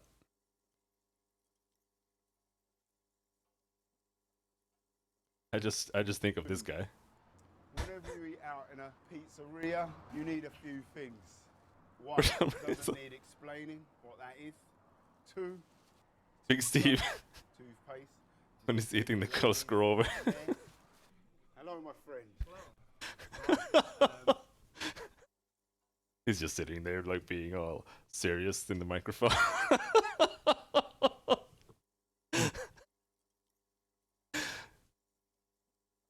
I guess that's it then. It doesn't have to be.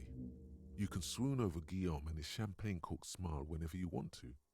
Maybe some of the stardust will return. Know the origin. No more steam. Can get more electrochemistry. I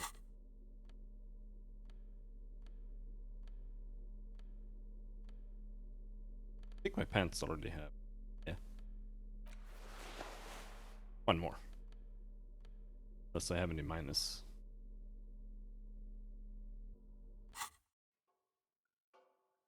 A mirror hangs on the bathroom wall. It's barely covered in steam anymore. It's like something snaps in you. A nerve ending. A thought. A sadness. Your face in the mirror is suddenly clean of the layer that had distorted it for God knows how long. There's 17% chance we succeeded. Just like that, it's over. The running gag that your life had become. A sad old man looks back at you. Is that better though?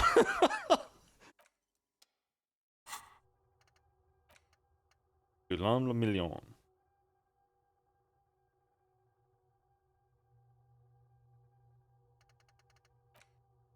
Yeah, I've got -2 physical instrument right now. Researching racism.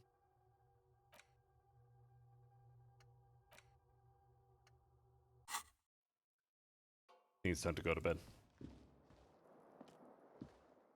The bed is cold and not particularly inviting, but it's yours.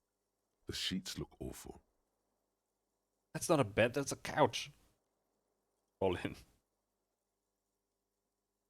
The sheets feel at once coarse and clammy against your skin. The bed sags beneath your weight as you stretch out and finally close your eyes.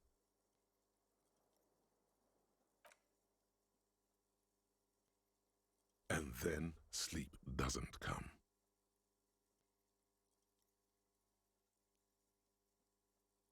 Doesn't come.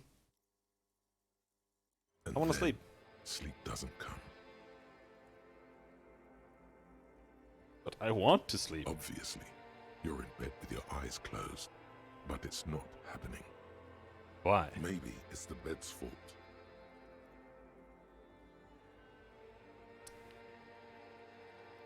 Roll over to the other side. It's a little better. Colors, scenes, and half-formed phrases still litter your mind. Part of you is still trying to solve the case, isn't it? Who killed him? Who? Something to do with, what was it that the lieutenant said? Union? And it's gone again. Your thoughts lost between the slowing brain waves. No more thoughts. Fall asleep now. Your breathing steadies. A great silence washes over you until your eyelids twitch in your sleep and images start forming.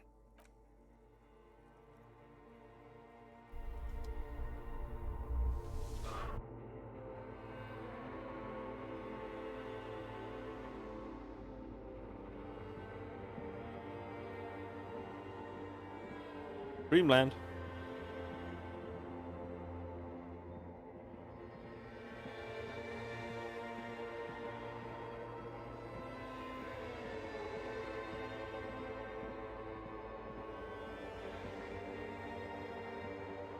Oh, who's that?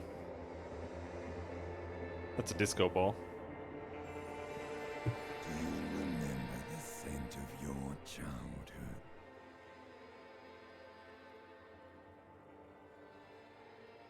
I remember Do nothing. you remember your wife's hand on your face?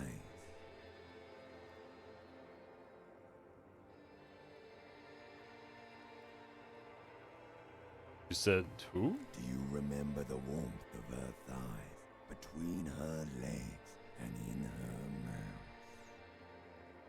Hmm.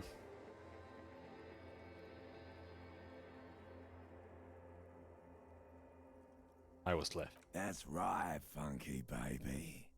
And you just stood there. One hand on the bottle and the other on your dick. Watching her go. Let it all be dragged away from you. That is definitely me. Tell me, where are your friends? Human beings have friends, Harry boy. Where the hell are yours? I don't want to come back. I can get it all back. No, it's gone. 3 times gone and never coming back. You failed. You failed me. You failed Elysium. I've talked to you before. No, Harry. You were just talking to yourself. That's all you ever do, even in your dreams. And the act is wearing thin. The spots on the disco ball fade around you. You'll be back in those cold snakeskins in no time, sweating up the bed. Stinky boy. Oh. What is Elysium? Everything. The Pale and the Isolas on the surface. The outer magnetosphere. Burning, furious truth. 8,000 years of written history. You really dropped the ball, Harry. 4.6 billion people, and you failed every single one of them. You really fucked up. I can come back from this. You're not coming back from shit. Thrashing around in that high conductivity state of yours, bumping into things and acting like a clown?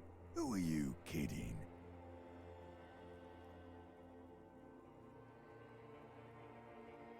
Just adult Shinji?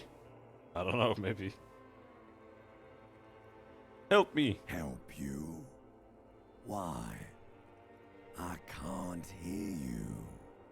The rest is just a word dream. Jumbled up garbage.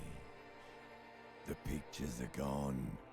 The bed rises to meet you. A thin sleep-like state. More glass than velvet, grinding in your head. So something is wrong. Sleep shouldn't be this bad, this dry, this unnourishing. There's something wrong with your thoughts. Some kind of new type of hangover. You mean withdrawal? God, there's another type? Oh yes, party boy, and it's worse than the one before. Just think of the shit you saw. Here it comes too. So soon already. A silent alarm goes off in your head like clockwork. Barely let you sleep at all. Time to get those clothes on, Harry. Time to go to work in the shit factory.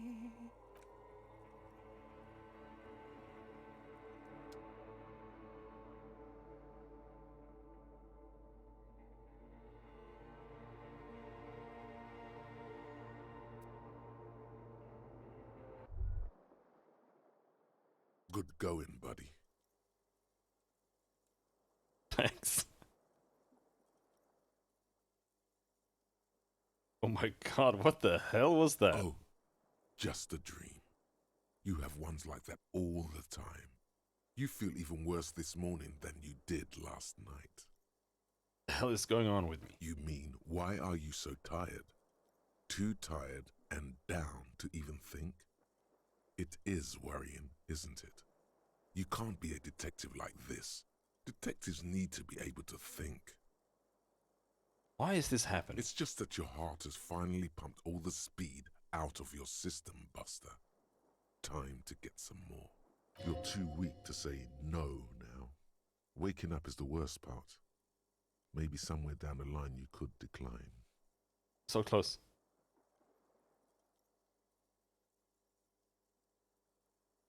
I need to get more of it then. Detecting is my life. Opt in. Wait, what is speed? Speed is a potent central nervous system stimulant.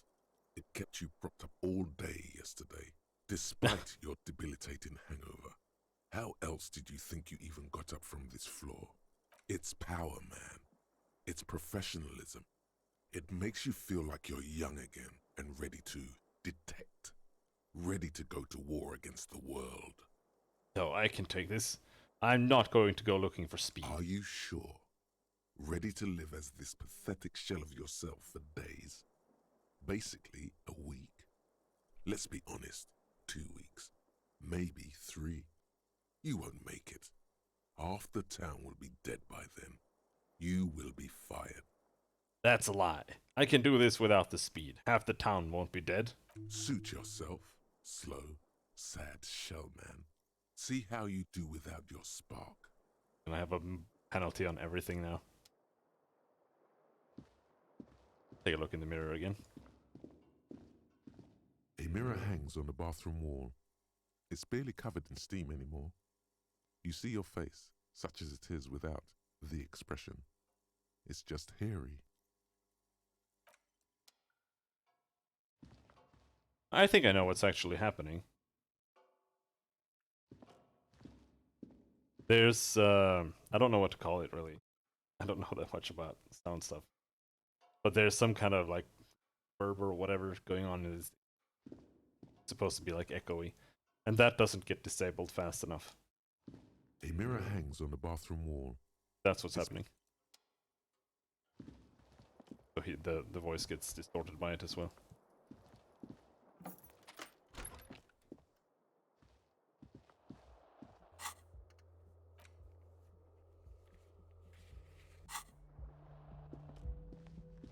We need to level up volition, if that's gonna be what's gonna help us stop doing drugs.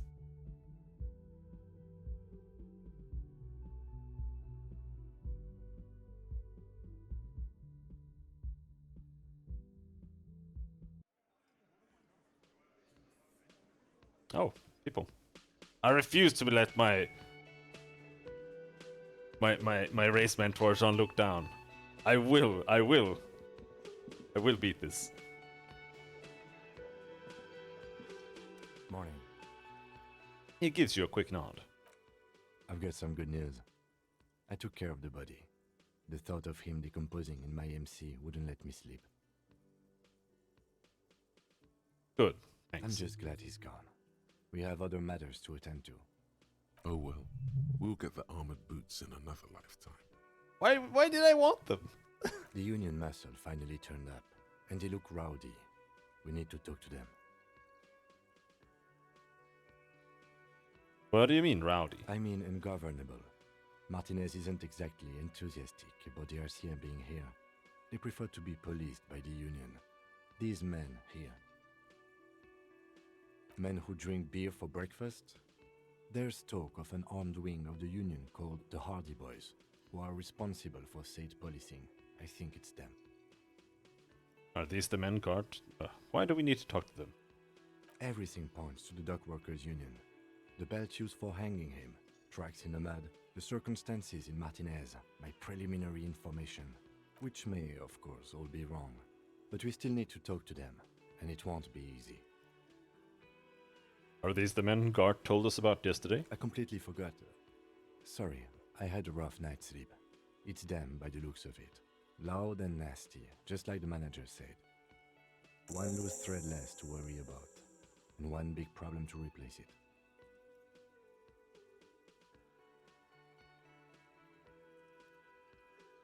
There are so many of them, maybe we should call in reinforcements. That would just escalate tensions. No captain would sign off on it. Solving one murder isn't worth a conflict between the RCM and the Debarders Union. In fact, even the death of 2 detectives might not warrant an all-out war. So let's keep a cool head, okay? He's not exaggerating about that mortal danger. Just calmly factoring it in. Your fists clench and your pulse rises uncomfortably. Alright, let's One roll. more thing before we do. We don't have to talk to them immediately. We can walk right past them, continue with our business. Yeah, streetwise. Zoom right past. Do it on your own terms. But aren't you curious to know what they have to say about the murder? Yeah? They're in no hurry to leave. They think they own the place. Anyway, I leave that choice to you. Whatever you decide is fine by me. Let's see what we've got here. I want more half-light.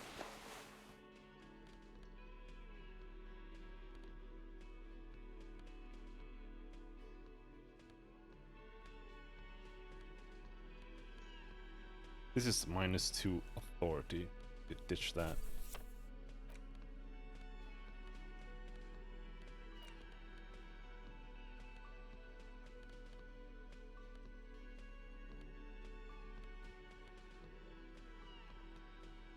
I think that's about as good as it's gonna get.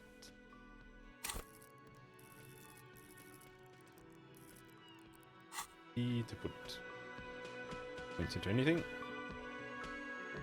Did I get more endurance?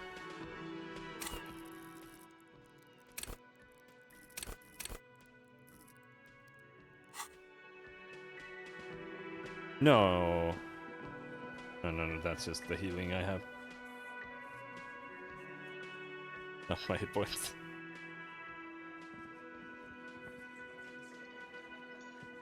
Let me handle this. The woman says to the crowd in the mess hall before turning to you. You seem a little different today. Less hospitable.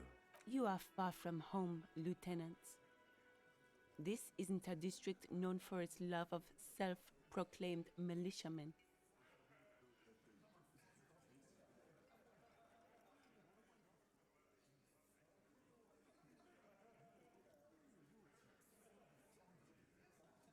You're right, Lieutenant. She did seem friendlier sitting on the corner. Not a muscle moves in her face, but her eyes trace yours, stern and perceptive. You are looking for Titus Hardy, who you think has information on a murder the RCM is investigating. You want to interview him. She points to the man standing in the middle of the room. Anyone standing? That's Titus. Talk to him. But know this. I'll be keeping an eye on you. No strong arming. Nothing official. The District of Martinez does not recognize your authority to make arrests. It doesn't matter if you recognize our authority. We will make an arrest if we have to. She says nothing. Her glare speaks for her. Could this be the Miss Beaufort that Easy Leo mentioned? The one Mr. Everett sent to law school?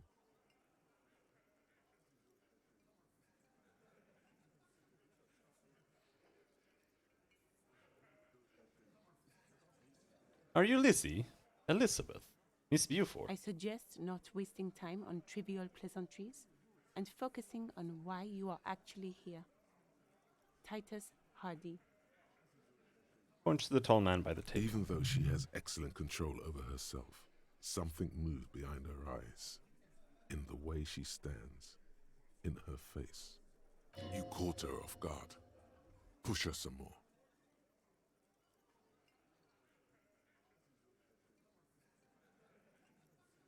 Easy Leo.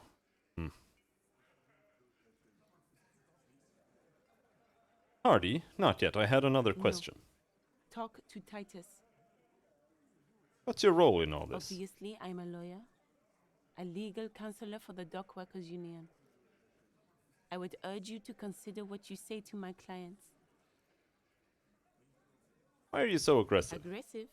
You make your living enforcing violence. These people are just dock workers. Just dock workers? Do dock workers spy on the police?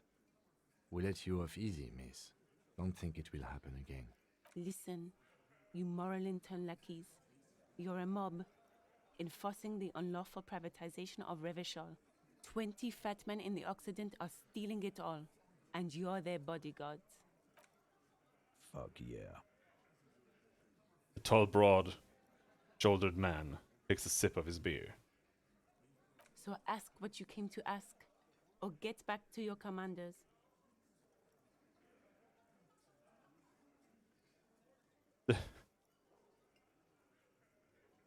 The privatization is not unlawful. It's cool and funny. Maybe you're just not historic individuals? What does that mean? That doesn't mean anything. I don't know where you heard that, but it's wrong. The RCM is principled and strong, unlike you socialists. I like that. Good start. Let's take it a step further. Armed uprising. What are the union's plans?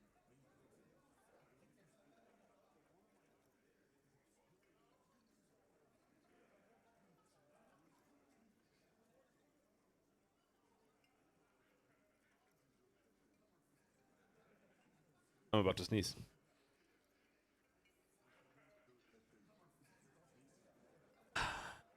There we go. Yeah, let's do that. Let's ask those questions. What if I want to talk to you, not Titus? What you want is of no significance, officer. Don't test your authority. In Martinez, you are no one. What are you going to do to me? The lieutenant is not satisfied with the approach. What are we going to do to you?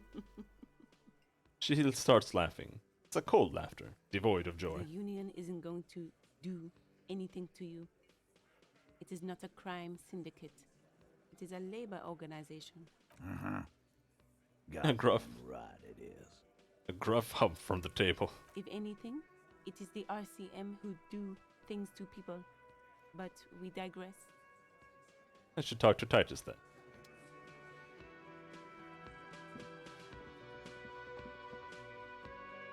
Oh, there's the wheelchair lady. You wanna roll with You wanna roll with me today? Just a moment. The old woman turns back to the cafeteria manager. And there's no public phones nearby? The closest phone booth is down the coast. Sorry for the inconvenience, ma'am. The cafeteria manager appears genuinely apologetic. It's fine, I understand. Thank you anyway. I'm glad to see you again, dear. She turns back to you with a weary smile. Good day, ma'am. Everything all right? Please don't trouble yourself about me, sweetie. I was just hoping to make a call, but the Whirling's phone line isn't working. Uh-oh. The Union office probably has a phone, but I can't really get there. Or to the phone booth down the coast. And Gary's phone is dead too. Why did you need to use the phone anyway? To let the young woman who's house-sitting for us know that we may be delayed. Morel, my husband, and Gary were supposed to get back by Monday night. But they're still missing, and I haven't heard from them. I was also hoping she'd heard from Morel. Okay, I'll bite. Has your husband gone missing before? That's just it. This isn't like him at all. He always plans his expeditions so carefully. A cold breeze hisses through dense thickets of reeds. Something sweet in it, somnolent. A damp chill goes down your spine. When you look around, you're still in the whirling in rags. You have more important things to worry about.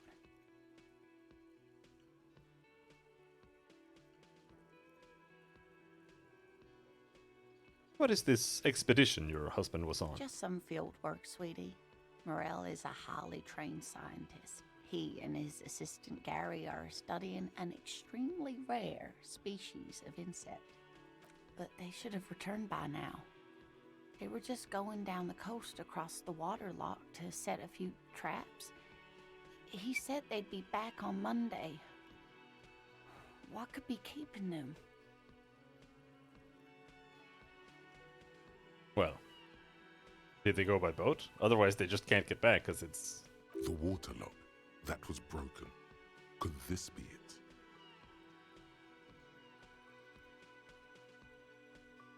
The waterlock to the other side of the coast is broken. They're probably just stuck over there. Wait, who is this Gary person? Do you trust him? Sweetie, it's nothing like that.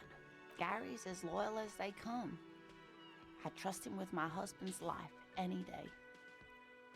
The waterlock on the other side of the coast is broken. They're probably just stuck over there. Oh my. What happened to the water lock? Wouldn't you know, it's blocked by a big butter billboard. It fell right into the water. Oh, sweetie. If it weren't for you, I'd be looking forward to another sleepless night. Thank you from the bottom of my heart. Welcome. You're welcome, ma'am. I hate to ask, but if your investigation takes you to the other side of the coast, please do keep an eye out for my husband. This will surely lead to a cryptozoological mystery with that extremely rare insect. Oh, nice. Yes, some left-field scientific research is exactly what you need right now. Funk up that vanilla murder investigation. And if you see him, let him know Lena is waiting for him here at the Whirling. He gets so tangled up in his work that he may not know the water lock's been repaired. And it's cold out there. If I see him, I'll let him know you're here, when or if I get there. Oh, you're such a dear. Thank you, sweetie. So your husband is some kind of scientist? Oh, yes. A zoologist. A cryptozoologist, to be more precise. What is cryptozoology? It's a pseudoscience that attempts to legitimize research into mythological beasts and urban legends. The lieutenant sounds unimpressed. That's one opinion, yes. And people are entitled to their opinions. My apologies, ma'am. I did not mean to undermine your hobby. It's not a hobby, dear. It's a subfield of zoology, one specializing in animal species that are so exceedingly rare that many assume them to be extinct or even fictitious. They're Bigfoot hunters. Searching for such species called cryptids is difficult and often thankless, and frankly, many scientists are too lazy to do it. Universities these days are rarely interested in supporting real research. Like Bigfoot hunting. The quality of research at Revacholian universities has been on the decline, but you doubt there was ever a time when cryptozoology was embraced by the academic elite. Maybe you could convince her to tell you about some cool cryptids. Tell me about Morel. Looks, character, your relationship. Oh dear, I'm not sure where to begin. What does your husband look like? Well, his expression is slightly grumpy, but his eyes are always bright and curious, like a small boy's.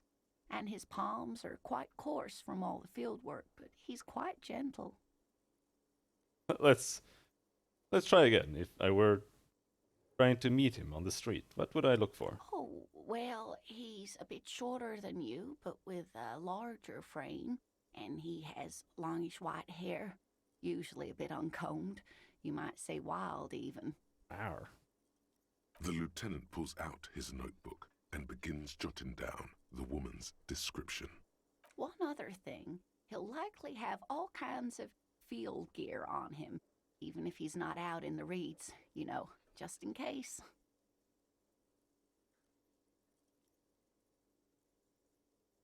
How long have you been married? We'll be celebrating our 16th anniversary this autumn.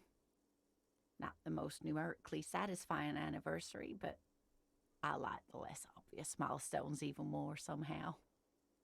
How did the two of you meet? By a dating agency, I'm ashamed to say.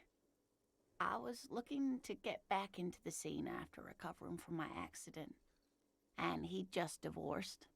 We hit it off, and, well, here we are. She smiles wistfully. She's skipping over some important parts. Perhaps you'll find out more later. I think I have all the information I need. Let's move I on. hope I've been useful. Tell me more about this rare insect your husband is. Oh, sweetie, it's fascinating. But I shouldn't bore you with entomological minutiae. The lieutenant gives you a sideways glance. No, I want to hear about the insect. Well, it's a phasmid, technically, but... Ah yes, Phasmatodea, a diverse group of insects whose bodies resemble twigs, leaves, that sort of thing.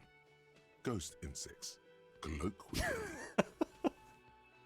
Oh yeah, here comes the interesting. Where other phasmids imitate sticks or leaves, this one's a living reed. It disguises itself among the reeds here on the Insulindian coast. Hence its name, the Insulindian phasmid. Perhaps you'll end up co-discovering the phasmid with us, officers. Maybe so. There's a touch of awe in the way she enunciated the creature's name. I knew it. We're gonna be chasing made-up insects with cryptozoologists. It's not made up, officer. I can assure you. It's simply elusive, so much so that most establishment zoologists doubt it exists at all. You know, the interesting part about this game is that I get like strong Persona vibes for some reason. But this is like the way Persona should have been it should just be something like, because the gameplay in Persona is fucking off. It ruins the entire game.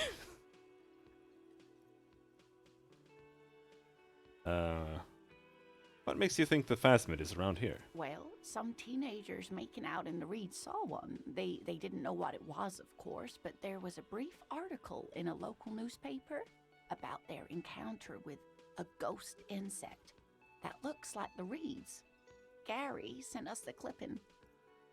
So, newspaper clipping is all the evidence you have. Of course, most Phasmid sightings turn out to be false alarms, but their description matched the Insul Indian Phasmid perfectly, and they didn't even know what they were looking at.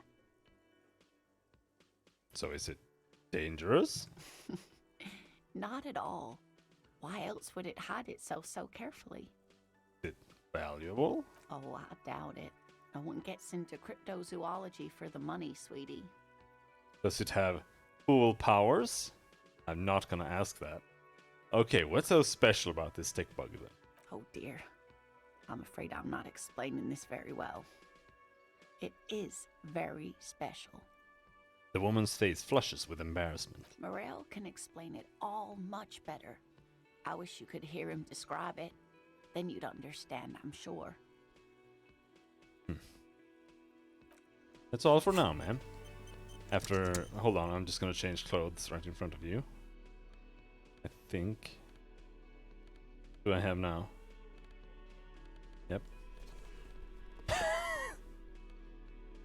This is so weird, to be honest. Suggestion. That's what we have. Oh, hello, dear. There you are again. Maybe I could convince you to tell. Maybe you could convince her to tell you about some cool cryptids. There's really no point in manipulating anyone. She'd be only too pleased to tell you about her work. Go on and ask. Hey, Lena, I'd like to hear about some of the cryptids you've studied. Could you tell me about a couple of them? Oh, I'd be delighted. Truth be told, I could really use the company too. One cryptid, not a couple. One. This won't turn into some kind of cryptid extravaganza. Cryptid extravaganza. I like the sound of that. Okay, Kieran, just one little cryptid. Promise. He nods and assumes a waiting posture. Cryptids, cryptids. Let's hear about all the interesting cryptids. Ooh, tough choice there. What's the biggest cryptid? Are there any invisible cryptids? What's the tiniest cryptid? What's the most dangerous? What's the tiniest cryptid? Cryobacter catlensis. She answers immediately. Cryobacter catlensis? Yes, a unicellular bacterium that was discovered in one of the northernmost points of Kotla on the Boreal Plateau by renowned geologist Caitlin Mijanou some 70 years ago. What's so special about it? The bacterial colony Mijanou found had remained alive while frozen in ice for longer than anyone could reliably estimate. Certainly from before recorded history. That's actually pretty interesting. That, you know, bacteria can like become, I don't know what it's called, but they become like inert and then they become basically immortal. But they're still alive. Mijanou disappeared shortly after injecting herself with the bacteria she had brought back to study, no doubt in hopes of prolonging her own life. Wait, she injected herself with it? Yes, the bacteria had survived in the ice since times immemorial. It is not hard to see where she could have gotten the idea. That's not how it works. It's actually a little hard to see. But do go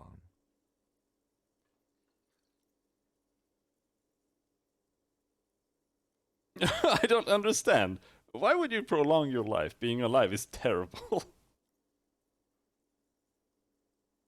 You mean there's an immortal geologist wandering the world? Yes, and she's quite mad, too.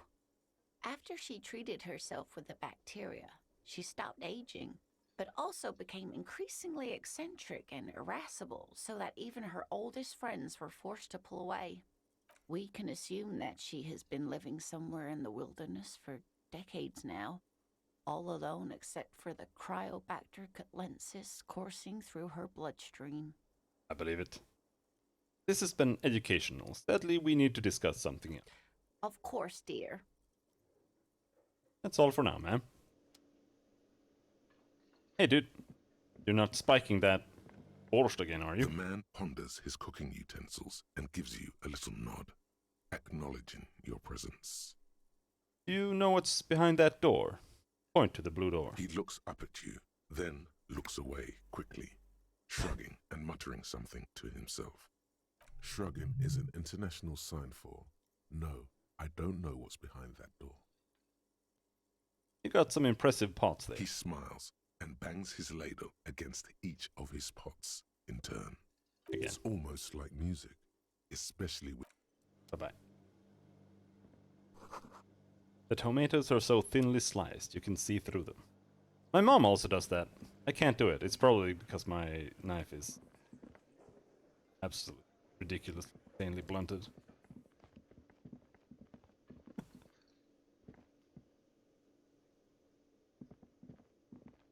Let's go out. Let's talk to them later.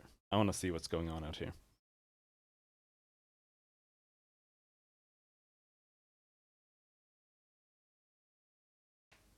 I also want to buy books.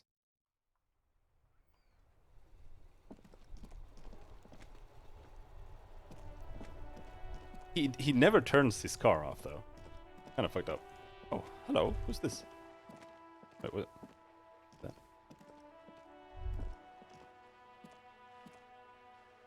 What the hell?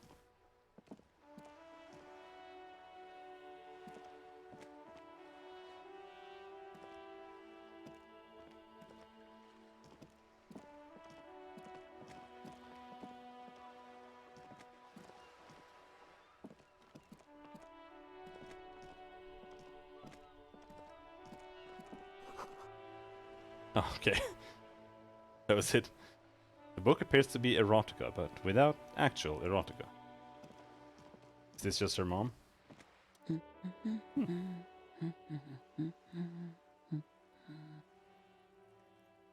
See a sturdy woman humming to herself. She seems to be browsing books. A good one? Pointed the book. Yes? Hello? She nods, her attention fully focused on reading. Who are you? Me? No one. I'm just a working class woman. Books in the rain? I know. She doesn't really want to be disturbed that much. If she's such a working class woman, why isn't she working? Shouldn't a working class woman be working? Not all the time. Right now I'm browsing books. Even a working class woman needs something to read. Good, good. Not. It is. I'm a policeman. I know you are. Good then. Mm-hmm. She reverts her attention to the soggy books on the bookstand. Do you need the help of a policeman? What with? She tries hard to focus on the bookstand. Had to step away for a bit. Alright. I don't remember what happened like 5 minutes ago. I have a thin headache. Maybe your husband is missing? That's all for the moment. I'll let you read. The woman before you nods and returns to her reading.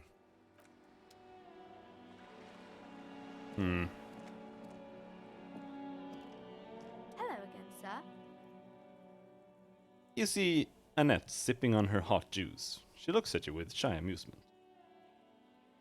Fun stuff to do at the bookstore? Orders for things you can do in the game is still better to just discover that stuff. Yeah.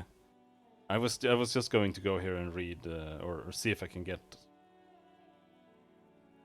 one of those crime novels. I also kind of want to buy one of those racist comics.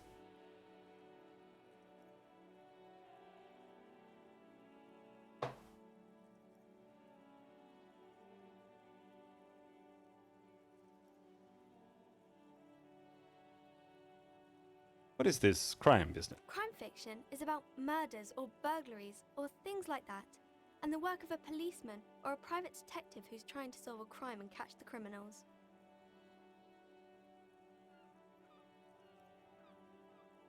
Okay, I get it. Crime murder gets the people going.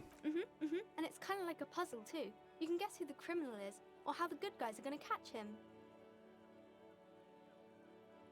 Oh, there was that little voice acting before? Or did it have like no voice acting at all? Oh, I'm out of water. I'm a policeman myself, by the way. You don't look much like a policeman. She examines you as if to find something policeman-like. Ah, well, what does a cop look like then? Didn't mean to offend, sir. Sorry, sir. It's just that you don't look like Dick Mullen. She points to a book cover on which you see a strapping Vespertine officer.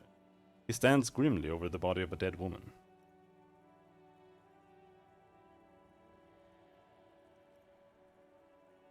You know, nobody actually looks like the guy in the picture. That's just a stupid fantasy of him. It's not your body that's important in police work anyway, it's your point to the head. Well, both. Made it more poignant when redacted? Alright.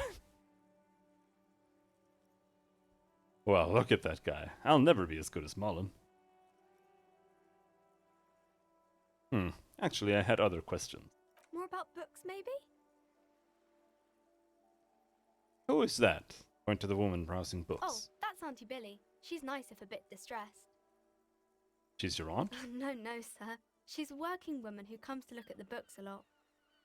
Why is she distressed? I think she is a bad husband. Not very nice or helpful.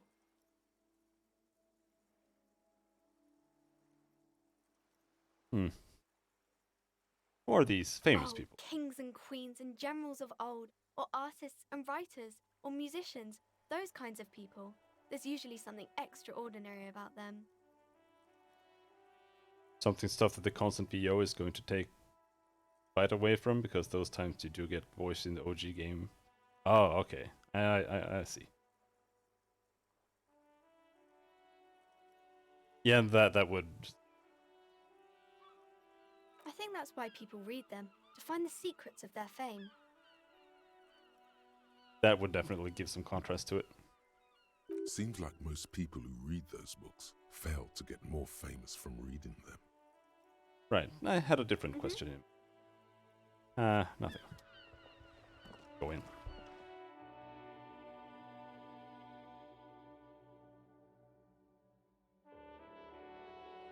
Fritte!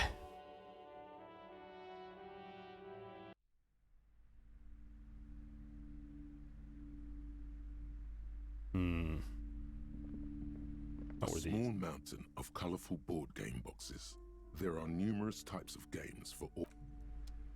No, I don't want to look at the Warhammer. The display rack is brimming with worn paperbacks featuring an extremely muscular, sword-wielding barbarian on the cover. Nearly all the titles contain the word Heimdall somewhere. Look through the display of books. Rows and rows of Heimdall men blur your vision. You make out some titles. Man from Heimdall and the Mammoth Riders. Man from Heimdall, Return to Heimdall. And the solipsistic Man from Heimdall and the Heimdall Man. Good God, how many are there? Maybe 100. Man from Heimdall and the Oh my God, stop! At the end of the world. Man from Heimdall and the false god. I'm gonna go get water. Man from Heimdall and the scorched earth. Man from Heimdall, the Heimdall colonies. Man from Heimdall and the swamp beast. Man from Heimdall and the snow crabs.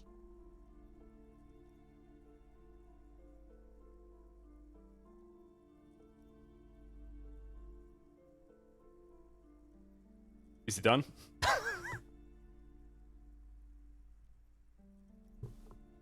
Alright. Those snow crabs are worse than they sound. Is that all? Not even close. Man from Heimdall in hell. Man from Heimdall and the forest of slaves. Man from Heimdall under the lake. Man from Heimdall, Heimdall burning. There's even the trial of death, a pastoral combat game book set in the world of Yelmdallar Man, and so much more. Yelmdallar Man. Pain Threshold. Do any of the books call out to me? Nothing of interest. Only silence and the cosmic background pain radiation. Storekeep, tell me about the Muscleman books. Oh, Man from Hjelmdal. A very popular series of adventure novels. They're awfully immoral and violent books. Nice!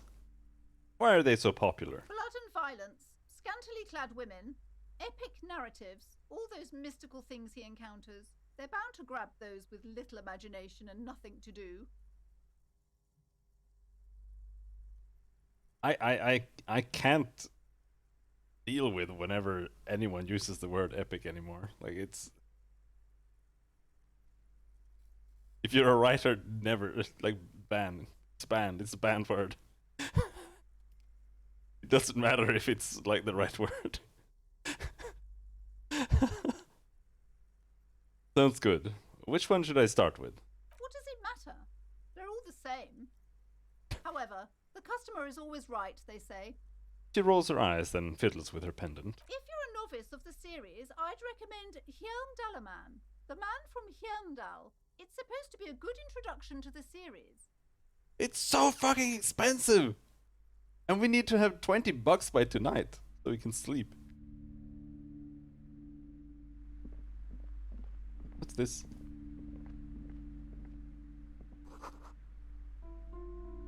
All about lake trout. Lake trout books. Let's go way back here. You see a set of tattered curtains blocking the way to another room. A strange cage-like trinket dangles from the curtains. Excuse me, officer. The back room is strictly for employees only.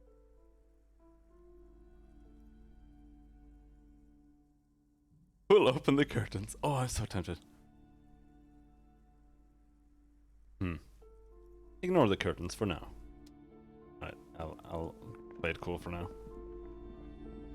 Shelves filled to the brim with crime novels featuring there we go. stalwart Vespertine detective Dick Mullen. Storekeep, what's all this crime fiction? Oh, crime, robberies, murders, even sexual crimes. We're fortunate to have Dick Mullen and his stories to sort all that out. You're a police officer, apparently. You should buy all of these. They really do teach a person how to be a proper detective. Crime fiction. These books greatly I read this already. Not a single mention of all the stress this work creates upon them. You see, a killing is declared. Dick Are there Mullen, any more? yes, tragedy calls. After all this, you still haven't found the answer to the one question that matters. Yeah, we need more reaction speed for some reason. For that. Yeah, let's not bother anymore here.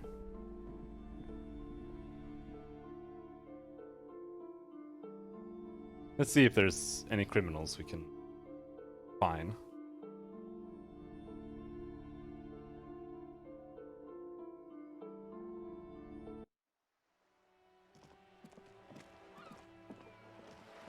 Oh, he's gone! He's moved!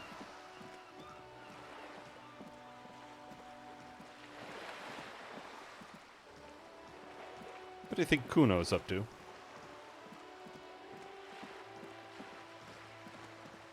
Do I have to level empathy just so I can deal with Kuno? Hello, birdie.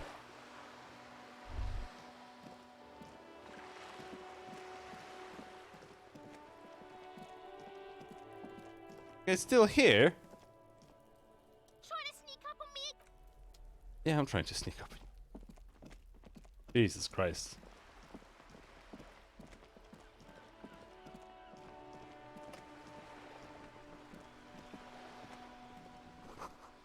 Like there was more construction here once, decades ago.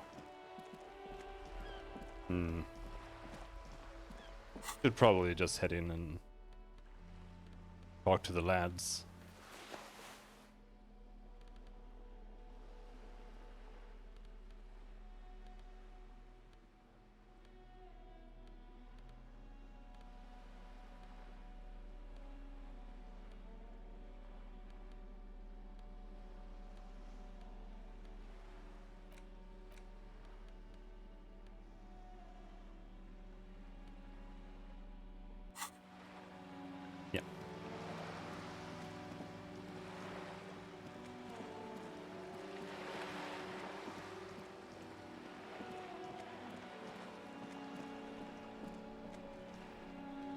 Oh, he just moved here.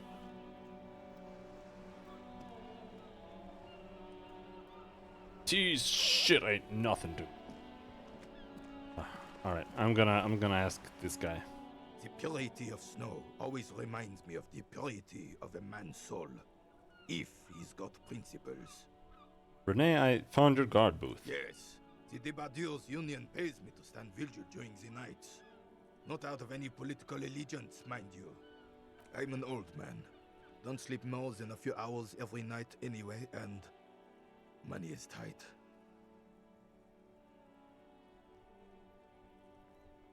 You must have seen something on the night of the murder. Your booth looks right into the yard. Yes, it does. Unfortunately, I wasn't working that night. Been on a 2-week leave since last Monday. So, hold on, why are you on a leave? It's a private matter. Nothing to do with your investigation. You see, officer, René is the kind of man would rather die than admit he needs medical assistance or, God forbid, sick it. A real man's man is just gonna ride it out. I'm fine, goddammit. Mind your own business. It's nothing. Just got to cut back on coffee. René's, No is a man. one. The boss has been unmanned since last Monday. There's no other guard. It's just me. No one has been guarding the container yard since last Monday. Yes. It's not actually an issue. I mean... Look, officer, the container yard doesn't actually need a guardsman. Never had one before René. Monsieur Claire had that booth built specially for him. It's mostly decorative. Mostly decorative? The possibility of someone being in there is enough to discourage any ill-minded individuals. He tries to argue. Evrard created this job for René because he knows the Royal Carabiniers' pension of honor and PTSD isn't something a man can live off. A decorated Kingsman collecting tear reflects bad on the whole neighborhood. His words. Evrard gets it. Big guys looking after the small and everyone working together. I love it. Such dependency only weakens a man further. Do or die, there's no middle ground. René is but one man. We need a program. Get all the elderly back in the job market. Keep folks motivated. René should rent out his services. Invest the profit. Get a few more guys. Expand and repeat. Wage work is a dead end. There's absolutely nothing wrong with tear collecting. It's my side thing too. Proudly hold out the tear bag.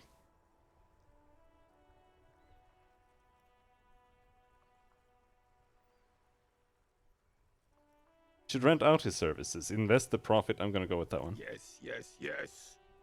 Can we conclude the topic of my guardians now? He is not going to become an entrepreneur. I saw a picture in there. You were in it. Who's the girl? She is nobody. This is none of your concern, and I refuse to discuss my private affairs with the RCM. The lady is Jeanne-Marie Beaulieu, and she sure as hell wasn't a nobody.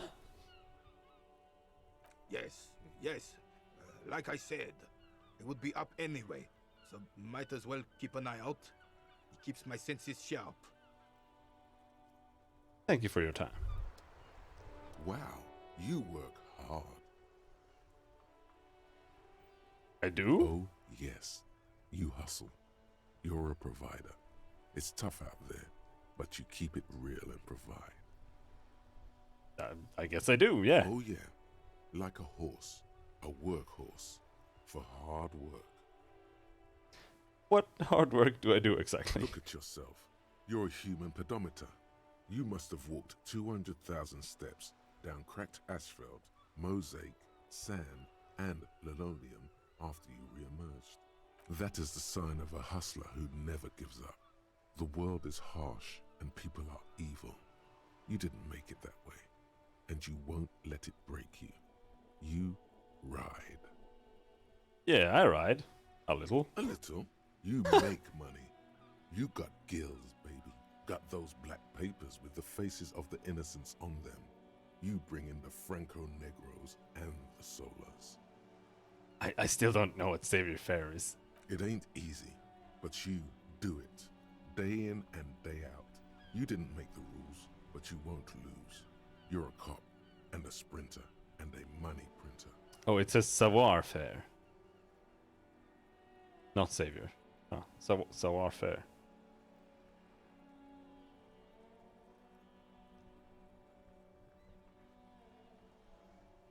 Oh, and then there's pawning stuff after that. Suspicious Roy guy. Yeah, you're in the sales business. Shake 'em for shit and then pawn it off. Law officer style. I guess I've made some kills, sure. Sure. And has it been easy? Is life easy? Have you not gone into cardiac arrest? Are you not about to have an anxiety attack or shoot yourself in the mouth? But you still hustle 24/7, ride or die. Now, ask yourself, are you rich? No, I'm actually not. That's right. You work harder than anyone. You almost rode yourself to the grave, and you're still practically a hobo. Why is that? There's a market for corrupt cops out there, but the immigrant cops have price dumped it. Fucking taxes, man. System is broken. Because of that guard guy riding my ass. I'm gonna go with fucking taxes, man. That's right. 100%. Fucking G-Man's got his jam-covered sticky fingers in your pocket, stealing from you every time you buy, sell, walk, talk, fart, so much as sneeze. Really? Every time I sneeze? Every time you wipe your ass. They got their direct and their indirect modes of taxation. Sales tax, excise duty, extraction tax, alimony, one tax that doesn't even have a name. Plus there's the stuff people in other countries pay for. That makes them ask for more money from you. Here, total tax duties add up to 98% of all your money. No fucking way! I guess I'm a free market fundamentalist now. Opt in. Are you sure? That seems like a pretty big number. What are you not sure about? They're milking your nipples till they bleed. Can't you see? Aren't you sick and tired of having bloody nipples?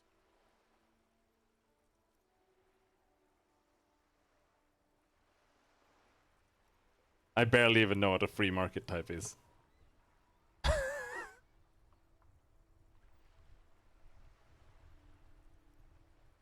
Is that like Kibs, an AMCAP? Bleeding nipples are kind of a pain, but how will deregulation help with that?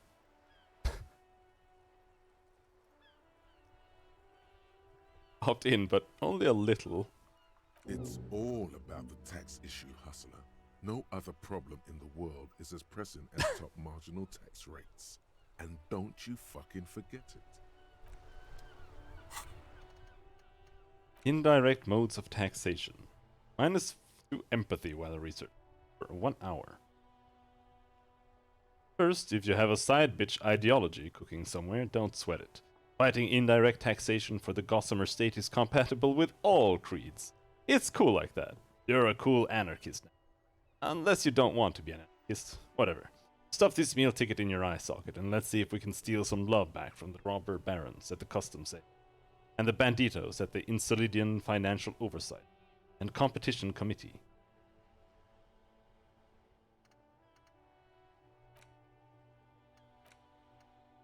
We didn't sleep very long, did we? 14 hours until we get Racy's superpowers.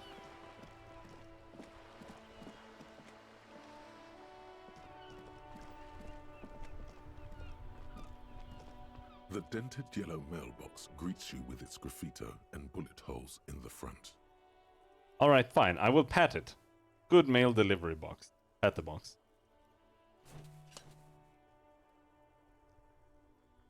The box seems happy. Eat shit, pig. Fucked by the coon. and St. G with a crown have been scribbled on it. Jenny is a whore, and best set mailbox also. Mail collection box, you should man the fuck up. The mailbox does not know how to man up. It is an inanimate object. How's Kuno doing this fine morning? Oh, hello. How do you even get up there? It's that lady we talked to the first morning, who disappeared. You missed a good show before. A kid came by and completely fucked the tree to pieces. He fucked the tree up! Fucked it good! It was porno!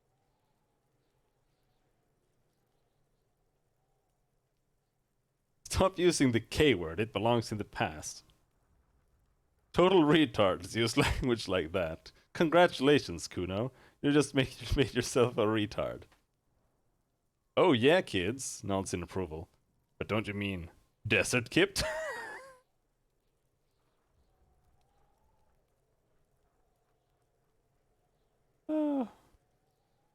This is also superficial, kids. The race mystery runs deeper than you could ever understand. Wish I could have been here to see it. Now, I have some questions. Shoot that shit at Kuno, Pigonaut. Back down from Kuno, -1. Talked to Kuno S. How is that her name? Kuno, I found your shack. Point to the shack. You found Kuno's secret door to Kuno's secret shack. It was closed for 5,000 years. How the fuck did you get in? I pushed the panels aside, Kuno. And then what? You fucking there? You fucking Kuno's kingdom? He's trying to fuck at you again, Kuno!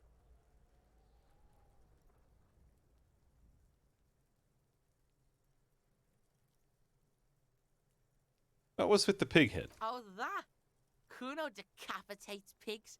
That's just a Kuno demo tape.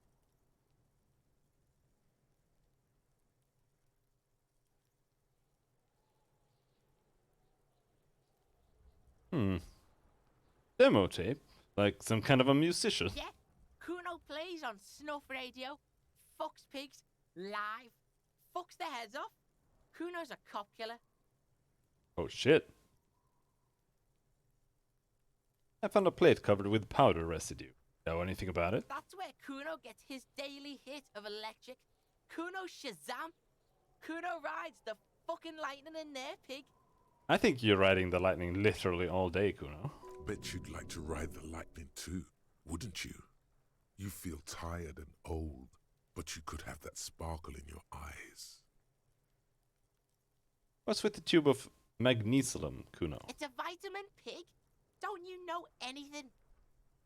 He looks at you like you just pointed at the sun and asked what it was. You could use some. It's magnesium, right? Yeah, it's the mag. You fucking need that shit to stay on top of your game. Kuno goes through like a tube a day, rips mag like a motherfucker, and you could use a bottle. Oh, don't teach him, Kuno! He's gonna use it against you, Kuno! I know all about magnesium. I rock it all the You're time. not getting this, pig. It completely takes away the hangover. It's like you didn't do anything. Like you stayed home playing with your choo-choo. What do you mean hangover? You're like 10. Fuck you, pig! Don't do mag! You're gonna OD and you're gonna fucking die! I've heard enough of this. Good call, Pigmeister. Don't come and talk to Kuno about his kingdom. The fuck Didn't do really you get want with it? much out of that. What's with the pig head? Oh, that? Kuno decapitates pigs. That's just a Kuno demo tape. Were you trying to send me a message of some sort? Cool pig head. I liked it. I got one too. This one. Point to your head. It's shit. Were you trying to send me a message of some sort? Yeah, to the both of you. Watch your ass in Kuno's town, or Kuno's gonna fuck your head off. Oh shit. Good call, Pigmeister. Don't come and talk to Kuno about his kingdom. Kuno 15 doesn't heroic. fucking care. Yeah. We're gonna have to level up like 5 times to figure out what's wrong with Kuno.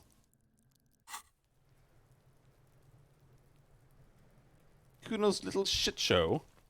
I'll die before I squeal, pig. Alright. Did we miss something here? What do you see? I don't think so.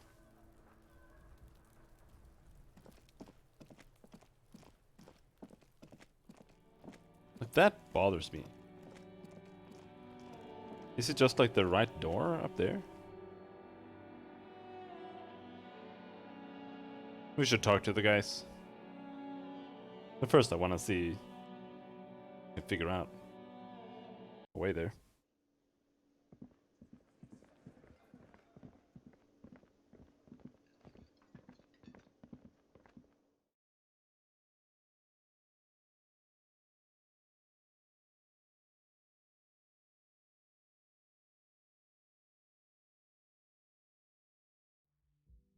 It's like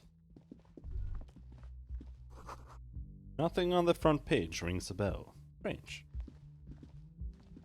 Is it through here? What about your room, Kim? You don't want to open it? Alright. And this just leads out there. So it's not through here.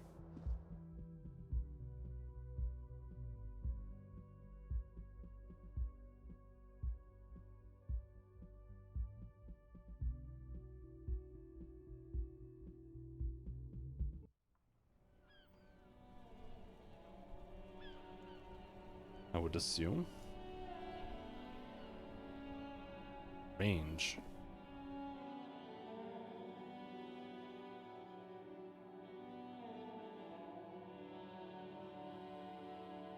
Ghost stairs.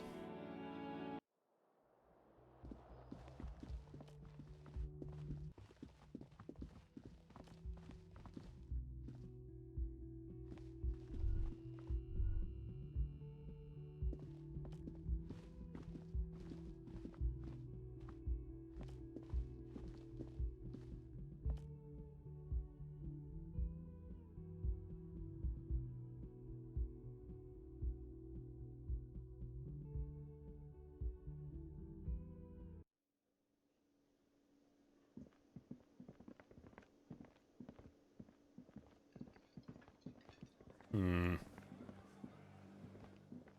Maybe she unlocked this door? You see, a heavy the door doesn't. Nope. Damn ninja.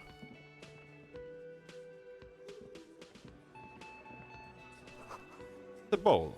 There's spit in it, reeking of tobacco. Alright, let's check our clothes. -1 rhetoric, +1 reactions.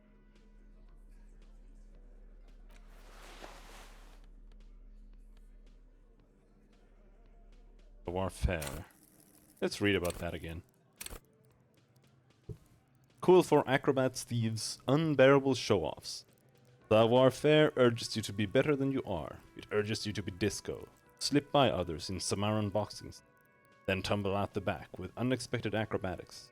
It enables you to move with silent footsteps, to groove a good beat, and to lift useful evidence off perps without them noticing.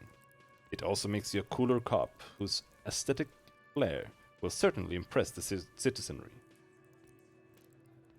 At high levels, savoir-faire will make you the king of cool, which is as much to say the most stylish douchebag in Rivachol. Nobody will see you until you're ready to be seen, and then they'll get the full treatment, whether they want it or not. At low levels, however, you'll be a bumbling, feckless cop, unable to catch a pair of keys thrown by your partner with losing an eye. Okie dokie. It's cool.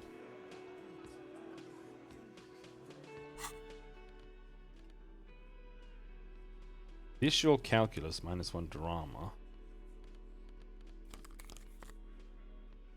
+1 inland empire from the horrific tie. I do want composure.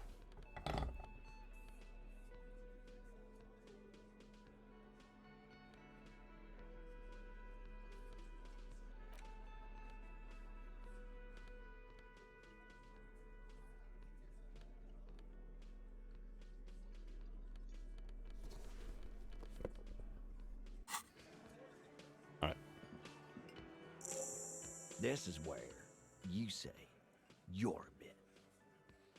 A broad-shouldered man points at you with a beer can. Detective. The lieutenant acknowledges you with a sharp note. He's leaving it to you.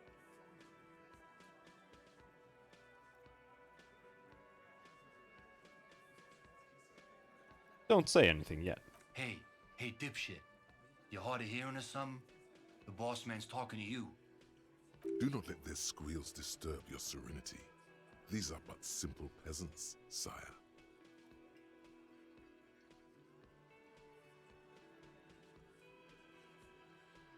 The chatter is too inane to reach your ears. Raise your chin and gaze into the distance like a prince. Maybe not. Maybe a bad idea. We need to talk about the man hanged out back. Oh, this is about him. A real looker, that one. You sure took your time, huh? Waited for him to get real ripe and pretty for you. He looks to Titus for approval. Oh, he was a real pretty boy. Hanging up there, letting out that pretty boy smell. I can't for the life of me understand why you did it. I mean, I would have just left him up there. You must really like cleaning up other people's shit. You might want to start asking your questions now. It's not going to get better than this. Do a head count first. Connect these men to the tracks you saw in the yard. Chances are they're going to match. Scan the room. Starting from the right. Boot size 44. Blonde man. In his 30s. Overbearingly masculine. Sitting on his right. Standard working boots. Size 45 or 46. Eldest in the room. Probably mid-50s. Smoker. Quiet. Across at the other table. Hobnailed working boots. Size 43. Gang tattoos. Mesk or Sarah Mauritian. In his late 30s, early 40s. No idea what hobnail. He spent his youth in Villa Labos, a housing project in the Jamrock Quarter. There were incarcerations. Hard to say what else. The ink is fading. And then, standard working boot. Steel reinforced toes. Size 46. The big dick. Wide at the shoulders and lean at the hips. Rugby cap. Fingerless gloves. And numerous scars. A little under 40. The emblem on his vest says Rowing Club. A little patch below it reads T. Hardy, Captain. In the far corner, standard working boot, steel reinforced toes, size 44, 40-something, non-alcoholic beverage in hand. You squint. Is that a plectrum? Where? On his neck. Forget it. It's not important. Let's call this one the musician. And the little guy? Size 41, with the light step. Not a child, after all. An older man with a rat face, mean, watery eyes, and 2 front teeth missing. Rat face. In the middle, heaving and wheezing. Big guy. Boot size 46, deep marks. Probably carried the victim over. He, alone, is 130 kilos. Add the man in armor, and you could easily exceed 220. In conclusion, these 7 are the actors on the crime scene. The footprints were theirs, but there's a discrepancy. One of them is missing. The odd soul. Exactly. You've stood there for about 4 seconds, not saying anything. Hit them with questions. Where's the 8th Hardy? The fuck is with you, fella? I found 8 sets of footprints, but there's only 7 of you. Where's the 8th Hardy boy? What are you talking about, madman? There's no 8th Hardy boy. There's 7 of us and we're all here. He sizes you up. Or what? You want to be the 8th Hardy boy? We ain't hiring. He shakes his head. Actually, boss, we've been talking and we think she could maybe... Shut the fuck up, Glenn! I do the talking here. Now what the fuck do you want, cop? So let me get this straight. There is an 8th Hardy boy. It's a she, and you don't like us talking about her? That's right. We're not talking about this. This is a private Hardy Boys matter.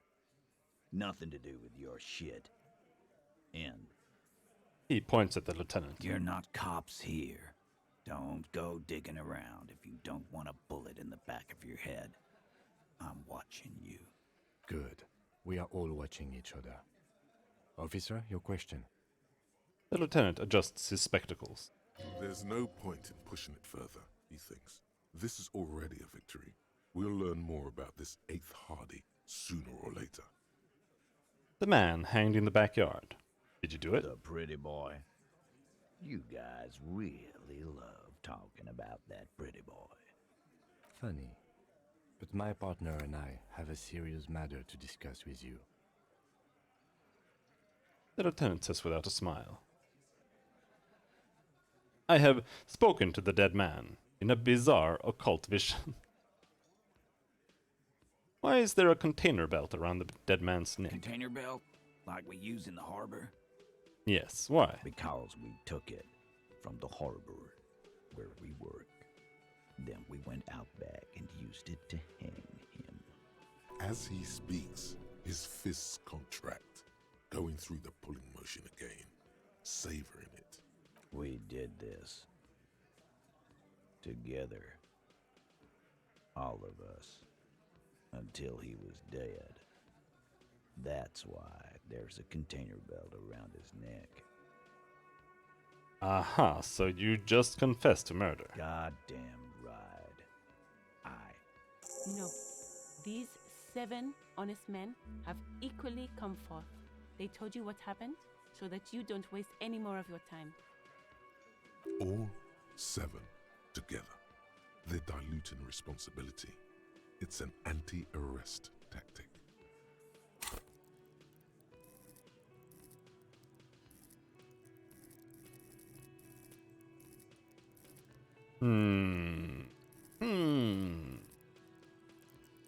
Ah, shit, we can only get empathy up to like 6.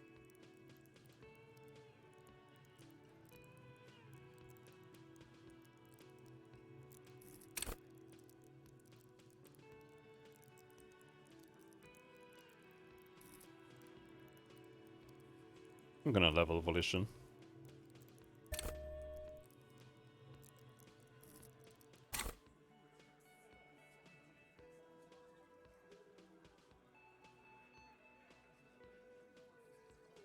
You murdered him just like that. No remorse? How many people have you sent to the Shays? Ever felt remorse for them? Chaise électrique is the method of capital punishment in Revachol under the Coalition. During the suzerain's reign, it used to be the firing squad. Or send them to Reunion to rot. For 20 years. For life. He says as if it were worse than dying.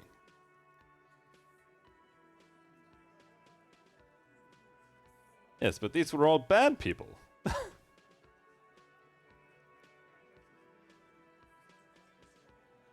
And Reunion. What's that? Ah. You should know that.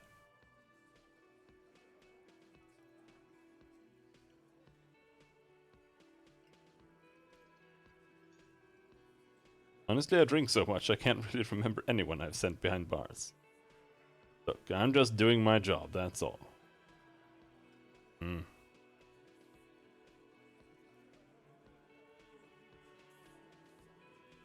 What we do is different. We enforce the law. You just kill people like it's nothing. But you see, a law, lawman, is something people agree upon.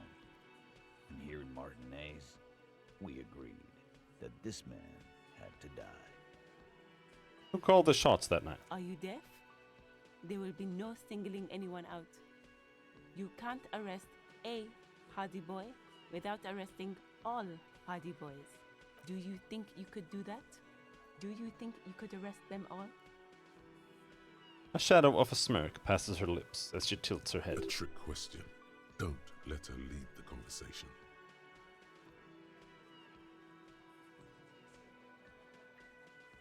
No, but seriously, who calls the shots around here? Who do you fucking think does?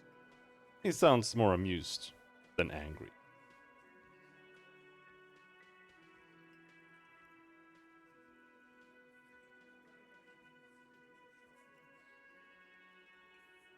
Pointed Titus, you do. You give the commands. Pointed Elizabeth, I thought she did. Bowed to the bearded man. Gangs are usually run by the oldest, most venerable member.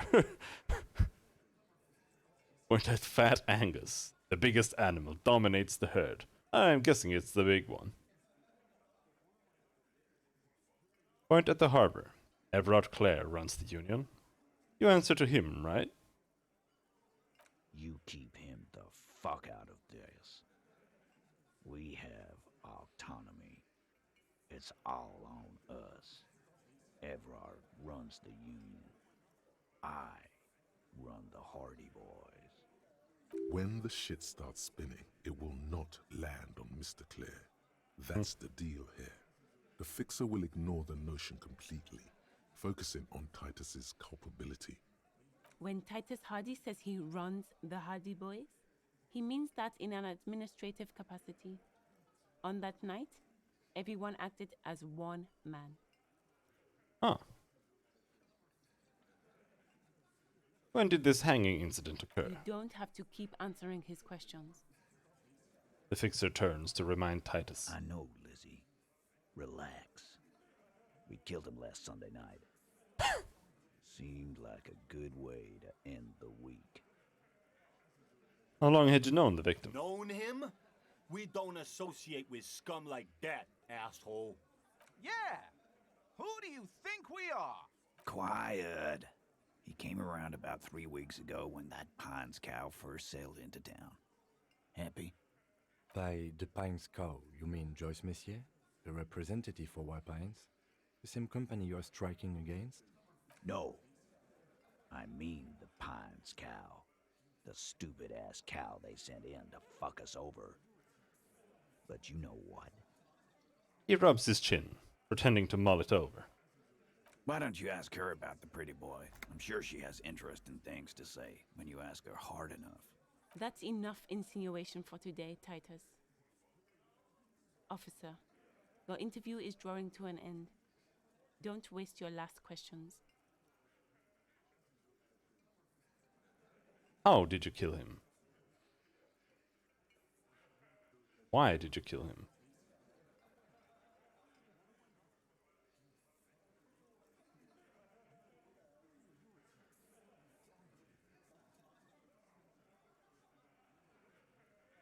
How did you kill him? We hanged him up by his neck until he got real still. Wasn't that obvious, copper? Didn't they teach you anything at the cop school, idiot? The autopsy showed there were no ligature marks. His hands were not tied. Can you explain that? We... Look. I'm not gonna play 20 questions with you, capo. I'll say it again. We killed him. Yeah, I knocked him out. Came up behind him and clapped him in the back of the head. He went down like a sack of sand. What's this voice? The tattooed one speaks up, banging on his chest. That's right, lawman. And then we hanged the fuck. Make them a bit more uncomfortable first, then see if it all adds up.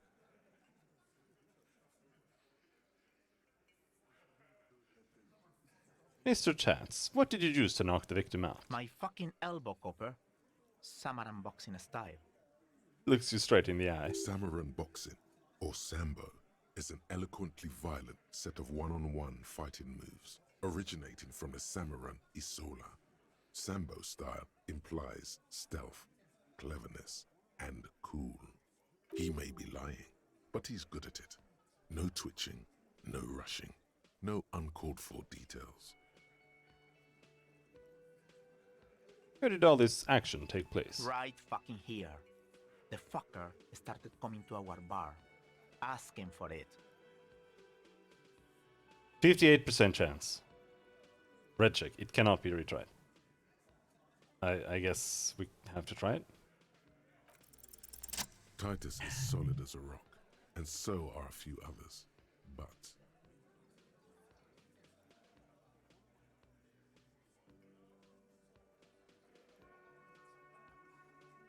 First, tell me who's solid. Elaine, who looks like he might be Titus's right-hand man, the least antsy of the bunch. Definitely not his first time being questioned by the police. This little rat-faced fellow is solid too. Always fidgety, yes, but no change there. Him neither. Mostly keeps to his tomato juice, or whatever he's got there. Who's cracking under pressure?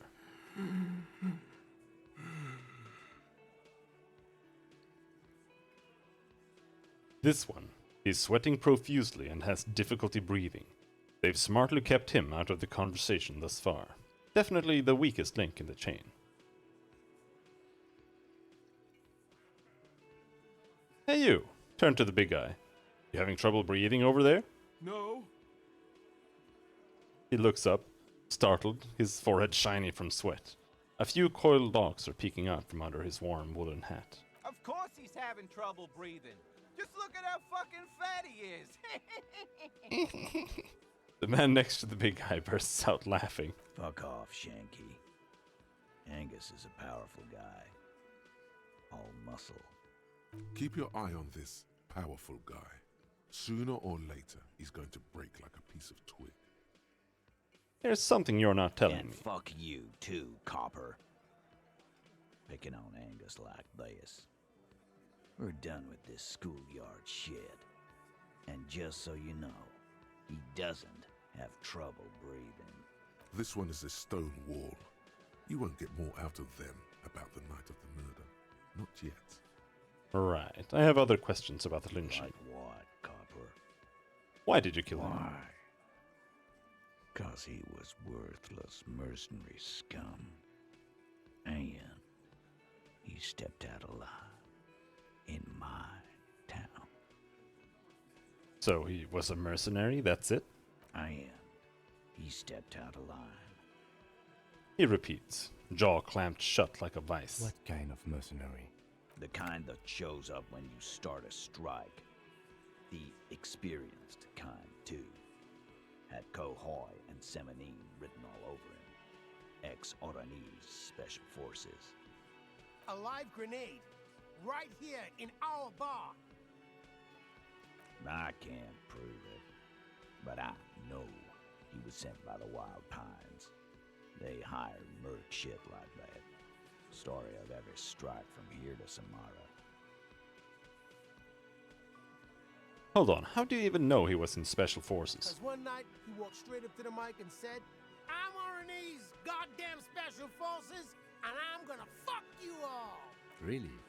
Yeah, really. Had a gin and tonic up there, sang some Oranese paratrooper song, and said he's gonna fuck everyone. We couldn't believe it either, but he fucking did, right there. Like some kind of animal. Sire, the tale is true. This is a serious violation of the karaoke code. Okay, besides crime against karaoke, what did he actually do wrong? He harassed women, raped one, harassed workers, threatened to kill some as a warning. He wipes spittle from his mouth. From rape to harassment to threats of violence. Why the strange de-escalation? He regrets mentioning it. Hopes you didn't notice. To kill us all, if we don't open the gates, if we don't let the scabs in, if we don't bend over.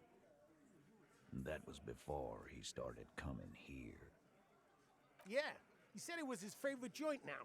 Started to come in here every night. Drinking, grabbing girls. Grab one of ours mid-karaoke, right there on the stage. He grabbed someone? The lieutenant is trying to make sense of this flood of information. Yeah. This girl's on the mic. A beautiful girl. Young. Gets into the second verse of Lover Lake. The fucker grabs her legs, starts screaming, "Show me your cunt! Why don't you show me your cunt?" Then, he gets knocked on the head with a wine bottle, doesn't even fall down.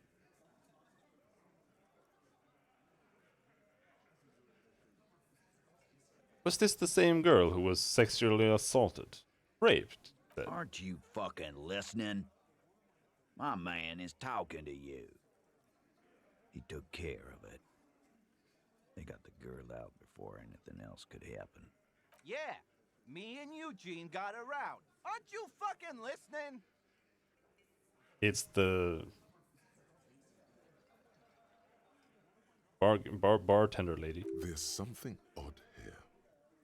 Seems like they don't want to talk about that rape Titus mentioned. Why not? This is a serious allegation. And they Let them talk about it. threatened her to leave town. Right, but who did he rape then? This is a very serious allegation. No. You're not getting the name. That's a Martinez matter. And I'm not discussing it with you clowns. Why don't I just arrest you? Step closer to Titus. Yeah, lawman. Why don't you? He takes a step closer as well, fixing his ball cap. It's almost an anthropological sight, watching him try to assert dominance over you. Not in the arresting mood? His mean little eyes come alive with hatred. A fearful readiness, like an electrical charge, raises hairs in the room. By your side, the lieutenant keeps his hand away from his holster. You hear the nylon of his coat hiss as he steps closer. Easy. Walk back from the provocation. They're armed, and they outnumber us. The lieutenant tries to establish eye contact with you. Easy now, let's just talk. Wise move. You made the right choice there. Now make another one, and get the fuck out of our booth. We're not gonna do this again. So, what are we going to do now? Conclude the questioning. Nothing.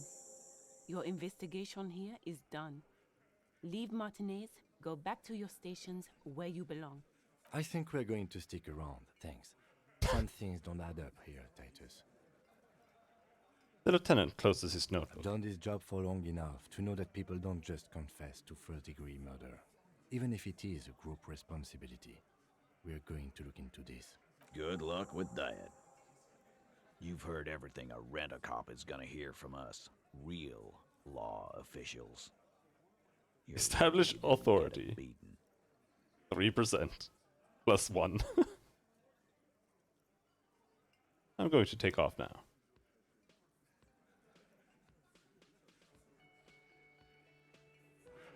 We're doing pretty well with the rolls so far.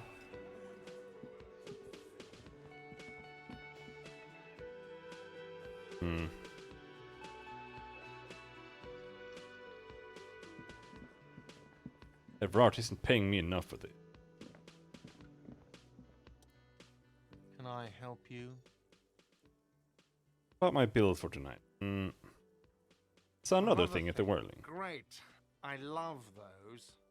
So, the phone line is dead? Yes, and the phone company is taking its sweet time sending someone to fix it. Losers. That's pretty It's strange. not strange, it's inconvenient.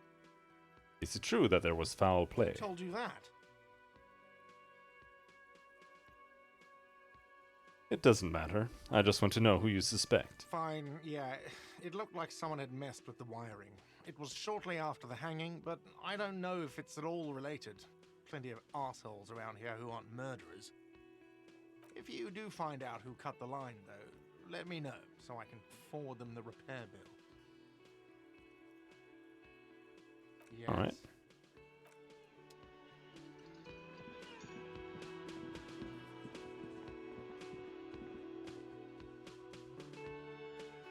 Let's call into the station.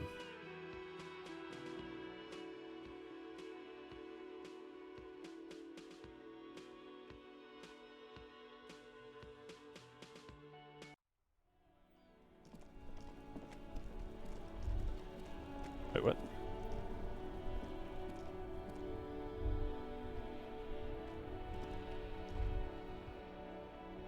Dude.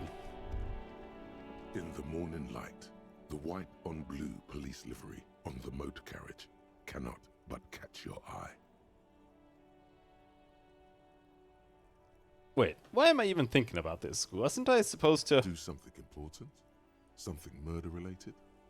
There's always something important. Doesn't mean you can't take a moment to admire this piece of machinery. This is a Caprice Kanema, the Caprice Motor Corps follow-up to their highly successful workhorse, Caprice 40, and the answer to the Lum's racing breed, Ferv series. With its air-cooled, rear-mounted 12-cylinder compression ignition engine, driving the rear wheels through a 4-speed manual gearbox, the Kanema is able to reach 100 kilometers per hour in 13.5 seconds, and go on to a top speed of 180 kilometers an hour.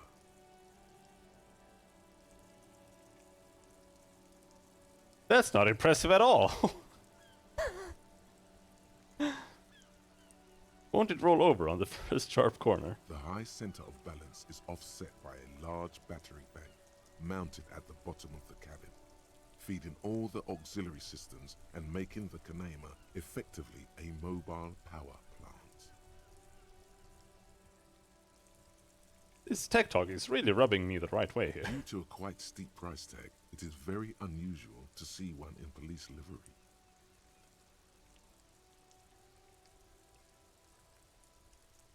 That machine really puts the loco back in locomotion. Point to the vehicle. Very cool. Mm-hmm.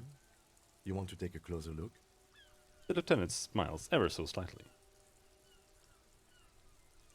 What's it packing there? Point to the engine. 130. I reckon that's a 7-liter V12 there. That's what? Rub your chin. 7-liter V12? 7.2. Supercharged. The lieutenant is trying to suppress a smug smile. Unsuccessfully. Fine machine. Run your hand over the smooth metal surface. An extraordinary machine. There's gentleness in the lieutenant's voice as his eyes run over the vehicle's contours. It's nice and all, but why so modest? Put some zing into it. Flare it up. Slam it down. Helium headlights would improve the range and quality of the visual field a lot.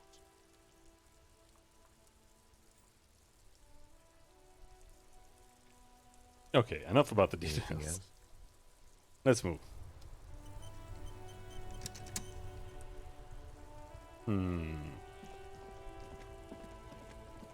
Hey guy, anything change? Stuck in the rain in a traffic jam, man. What's on your mind? Nothing.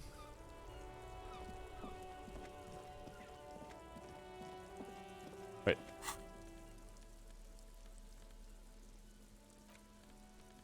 Let's make sure to carry the bag, because otherwise I don't think that the bottles show up. Hello, racist. Anything happen today? Hello, compatriot. Nope.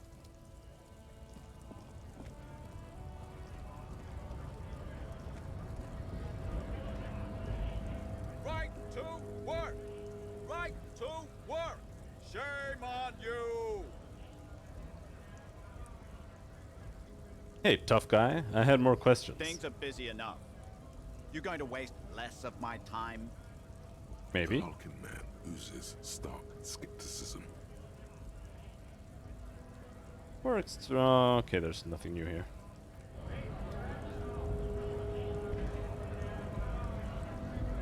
But that guy is so obviously the actual mercenary.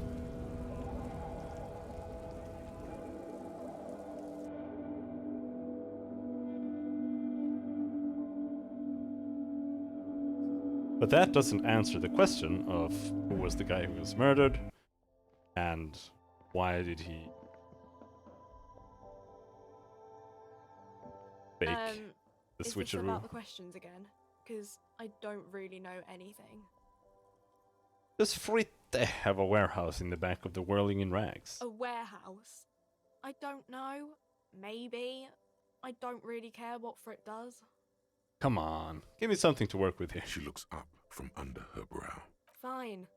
Frit doesn't have a warehouse. Just a little back room here, okay? She turns back to her magazine without waiting for you to respond. Alright.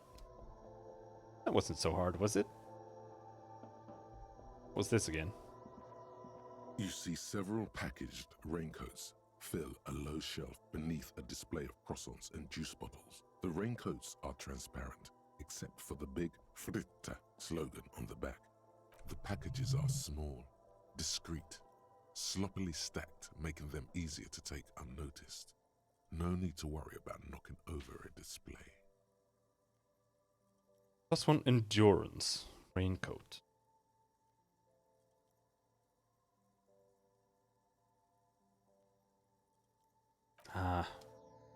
Don't have the money to spare right now. It's just +1 endurance, I don't know.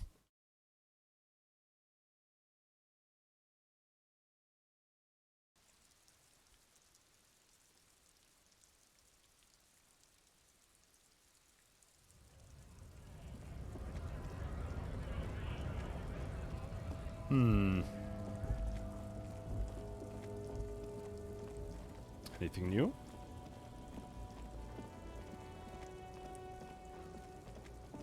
No? And this day is gonna be interesting. Like, what are we...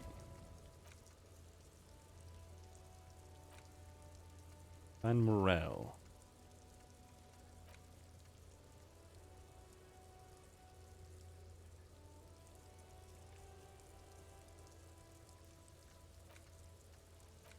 Victims' tattoos.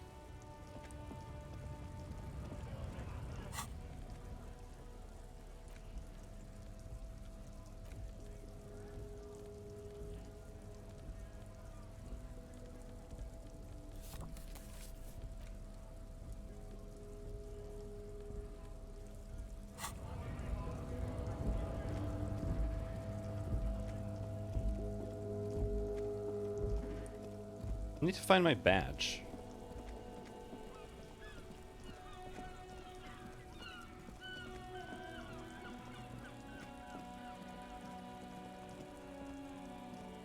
The shine on these sunglasses lasts a lifetime, officer. 100% guaranteed.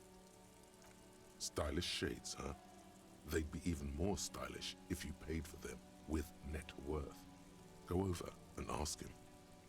Rummage through the box. These are all boring. Boring third-rate ho-hum sunglasses made of cheap Syrahese plastic. The kind of plastic that melts in the sun. Those UV stickers are almost certainly just there for the show. If anything, these lenses probably direct more UV light into your pupils. A UV magnifier. These are all first-rate sunglasses. Premium design, super material, very cool, UV resistant. These will definitely keep your eyes safe and cool while doing your dangerous police work. +1 electrochemistry, -1 logic.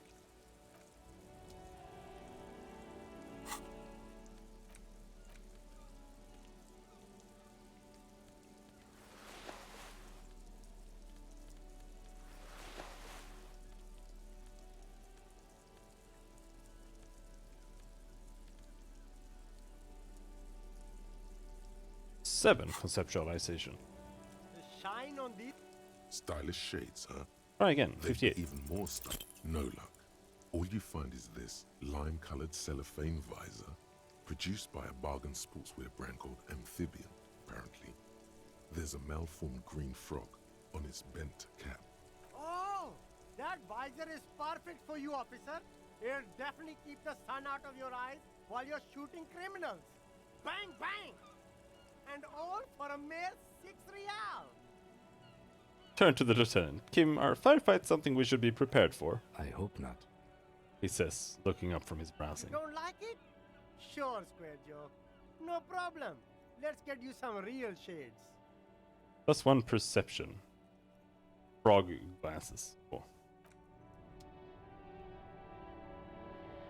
You see a Samaran street vendor surrounded by a motley assemblage of goods.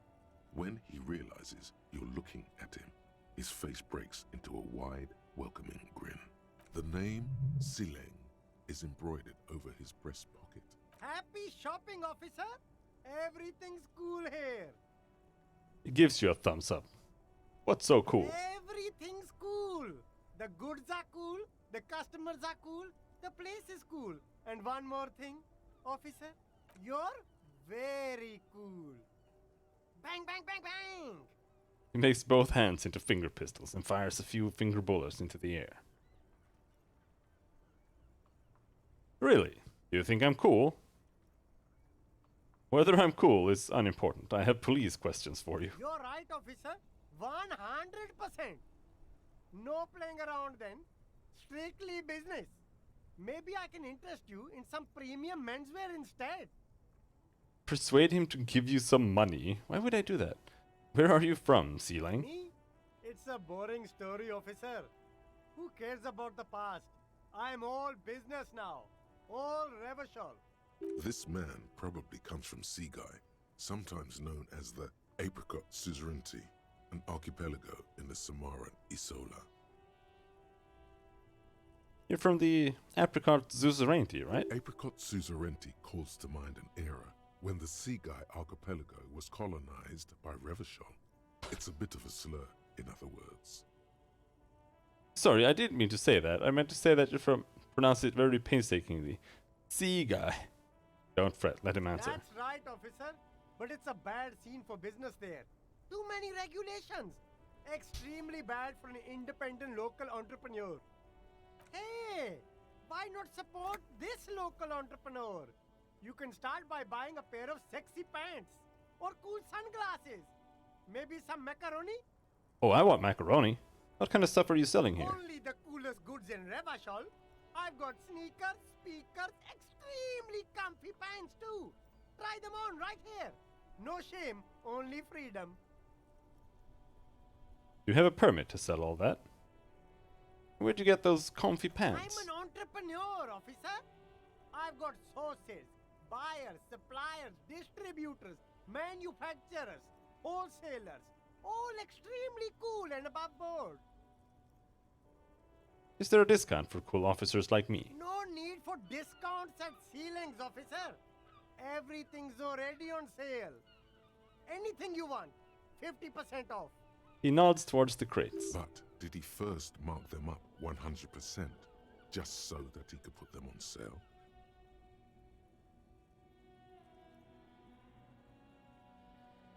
Are those things really on sale, or did you just jack up the price My first? man, you know how the game is played. You and me, we should work together. What do you think? Shake things up? Do you have a permit to sell all that? Nah, I don't want to bust his balls. That's all then. Let me ask you something else. Anything for you. Now look around. Thanks. Super sneakers? What's he have here? You keep coming back. That's good, officer. Keep browsing those clothes, keep saving that economy. If he really wants to save the economy, he'd let you pay with net worth. Go over and ask him if you can. I can't ask him that. Stop telling me to do that. Find something worth salvaging from that pile of rags. I want to buy those itchy pants. +2 half-light. -1 composure. -1 savoir-faire. Something cold grazes your hand. Synthetic and sleek. A windbreaker. Surf, it says, but also wind, summer, 100% waterproof, and sport. All in different typefaces. Good choice, officer. Mega sporty. And it's only $4.50 for you, sir. +1 composure. -1 shivers.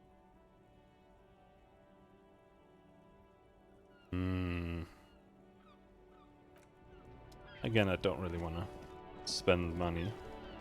Here's something I want to do, but I kind of want to save before I do it. Because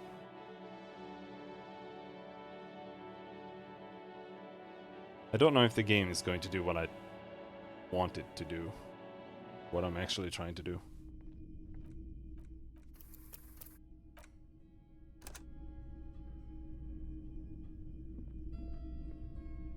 Hello, hello. Let me know if I can help you with anything.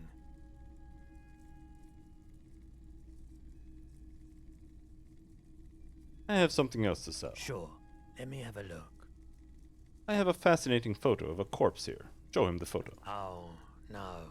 I don't like those kinds of objects. No sale. He barely even looks at it. Do you know what the tattoos mean? Aphotic paths, counter-radiance networks, anti-magnetism. It's darkness. That's all I know. Sell me something lighter.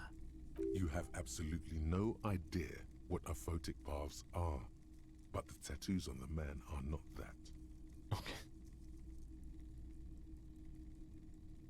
Another time, perhaps. You happen to have any guns? Someone else came here earlier today asking the same question. I promptly sold her the gun you pawned a couple days back. What? So, this is a pawn shop, and it did feel as if you've... The We already lieutenant done shifts from one foot to another. Alert. The buyer a policeman too? She didn't seem like a policeman, although she kept referring to herself as a pig, which was all. Truth be told. Right, so let me get this right. You sold your sidearm issued by the citizens' militia, and now a civilian is running around the streets of Martinez with it?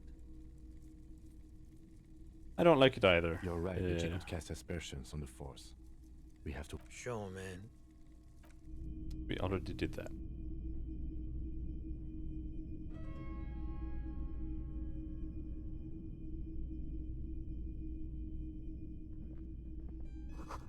Mostly military wear, with a few more eccentric fashions thrown in. You see rows of toy soldiers guarding the rest of the trinkets displayed on the table. Some on horseback, others in rags, others yet in bright blue uniforms. All are stern and unyielding in their duty. I need my plastic gloves to grab those properly. That's the only thing.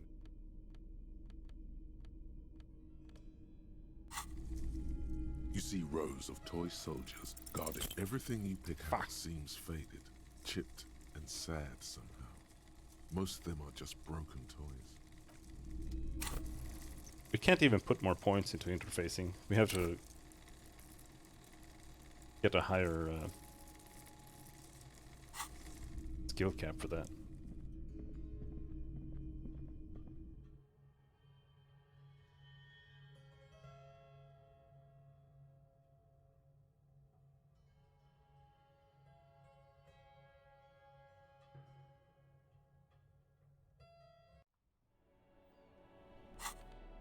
I guess we can go and talk to the boat lady again.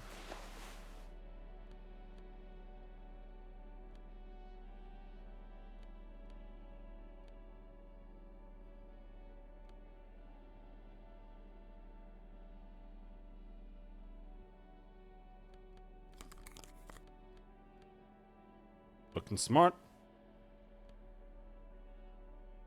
Esprit de corps. Shivers. Instrument.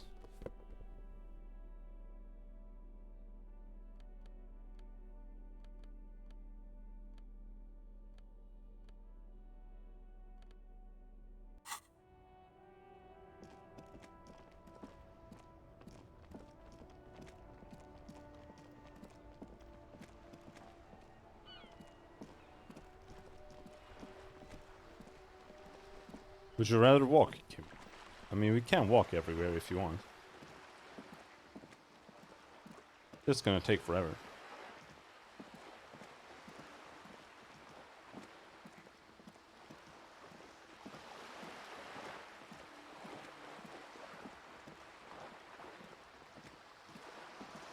Oh.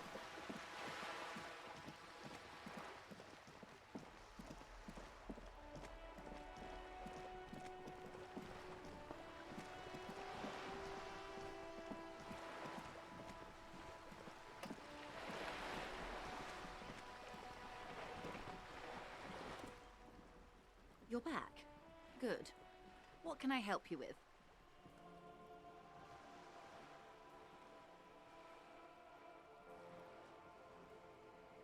You know something about these That's the man tattoos? who was killed.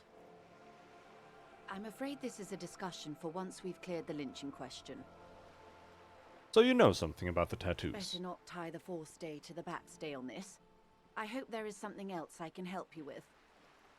About my missing I'm badge afraid again. I can't say any more until we've taken care of formal protocol. Of course. But before we... The situation is extremely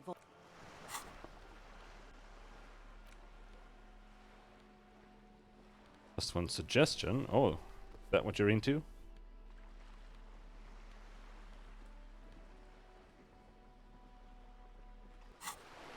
+1, not very strong. You're back. I'm afraid I can't say any more until we've taken How do I care of negotiate my formal way out of protocol. this? Feelings will guide the way. But madam, I need to know about this lynching. It's very important to me. It's the case I'm solving. I assure you, it is no small matter for me either. We all share the responsibility for disarming this situation. I hope you have a badge for me as soon as possible. You have so much else. I have only this. Spread your hands. This is the entirety of my existence. You don't understand. It's not like a side case for me. This is my main thing. Trust me, officer, I am fully committed to resolving this impasse. This isn't some side gig for me. You have so much else. The wind flaps the sail above her. This boat, for example, and a home somewhere. I only have this case. Officer. The carbon fiber hull creaks. This is the case that I will be known by. I don't remember anything except this lynching. There's only this coast and this lynching. This case is what I will be known by. You know, I don't mean to sound cold, but if you want something, you have to give something back. More than just guilt. You're doing it. Despite your own best efforts, you're still getting in. Somehow. I'll be frank with you. If I'm going to break protocol, I need to be able to justify it to my superiors. They're going to want to see something tangible. We did it. All it cost us was a point of morale. The Union is conducting drug trade out of the harbour. It's an open secret in Martinez. Surely it must not come as a complete surprise to the RCM either. Perhaps it's time to look into it. Or you can find your badge, which honestly seems like a lost cause. It does. Detective, a word in private before we continue. Excuses for a moment, madam. This is not going quite as I hoped it would, detective. The lieutenant's voice is hushed. How did you hope it would go? Honestly, I was expecting you to use your unorthodox technique to keep her off balance, and not volunteer us to be her henchman. Oh, so we're henchmen now. This woman is running circles around us. She might have known about your misplaced badge all along, or she's simply an adept improviser. Either way, we've played straight into her hands. Maybe this is all her plan. She might have heard about you.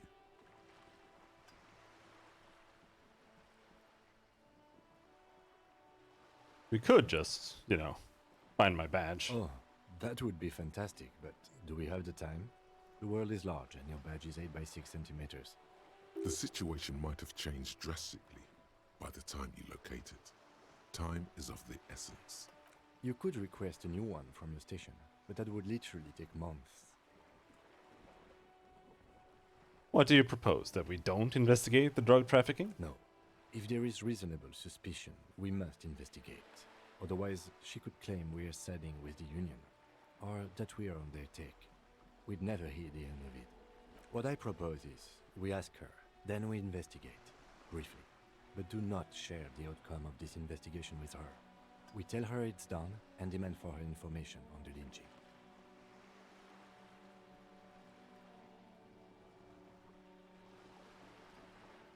Let's get back to her then.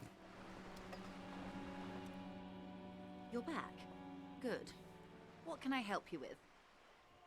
Okay, tell me about this alleged drug traffic. It's quite straightforward. Someone is using Terminal B to smuggle raw ingredients from the Samar and Isola into Revachol with the Union's blessing. Wild Pines has suspected it for years. Ingredients for what, ma'am? Meth and dextroamphetamine, GBL, and various synthetic psychedelics. Honestly, it might be quicker to say what you can't make from the stuff. The materials come from Samara to Revachol through the terminal. Yes. After they clear the terminal, we lose track.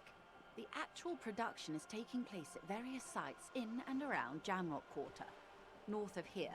Wild Pine seems to be well apprised of the local drug trade, ma'am. Do you mean to say the Union also produces the product? Sells drugs, I mean? We're in logistics. It's our business to know. And no. As far as the company knows, the Union does not produce it. They transport the ingredients for a cut. And you want us to investigate. That's why they keep repainting them. Yes, but you won't get anything out of Evrat and the Dock Workers Union. Still, every chain has its weak link.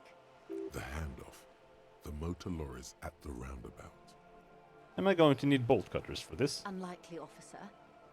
I'm talking about the lorries. Once the ingredients reach Jamrock, they're distributed to a network of local manufacturers, well beyond our grasp. But in transit, they may be vulnerable. Perhaps you've noticed that a number of lorries are tangled in a traffic jam at the roundabout just now. Interview the drivers who are still hanging about. One of them might be waiting for a crucial shipment. She gives you a knowing look. I'll be explicit. If you find this driver, I will share company secrets with you. Uncovering Union secrets could also give you an upper hand when dealing with them. It's no coincidence the lorries are stranded there like that, is it? No. We asked East Motor Track to raise the drawbridge. The road company is a partner of one of our subsidiaries. However, She pauses, looking to the sea. this is a limited time opportunity. Once the complaint has been processed by the Trade Committee, they'll have no choice but to lower the drawbridge, and the operation will continue. Thousands of litres of raw ingredients will pour onto the streets of Revachol. Not the east across the river, but the west. The vulnerable, the weary. Well, at least this solves one mystery. What is that, Lieutenant? Why I had to call East Motor Track and beg them to open a drawbridge for me. I'd wondered since I first drove in, on my motor carriage.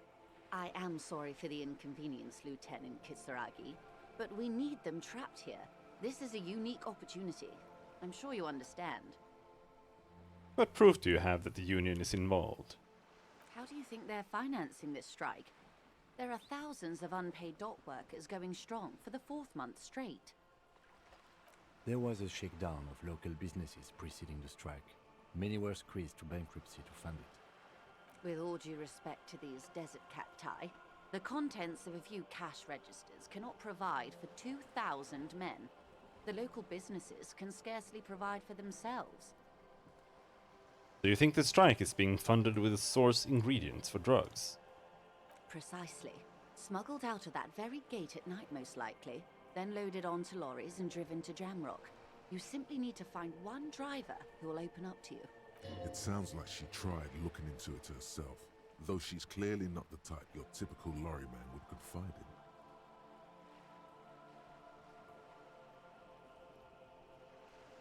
We are down with racism. Maybe our friendly racist lorry driver knows something.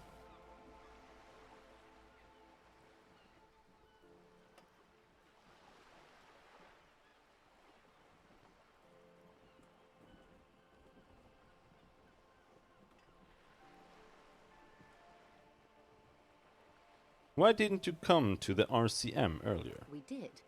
On more than one occasion. Apparently, there's some sort of inter-precinct disagreement about whose jurisdiction this area falls under. We know the company has launched its own probe into the Union's alleged involvement. We also know it's come up empty. It's not just the RCM. No one's been able to find any hard evidence. Well, here's your chance, officers.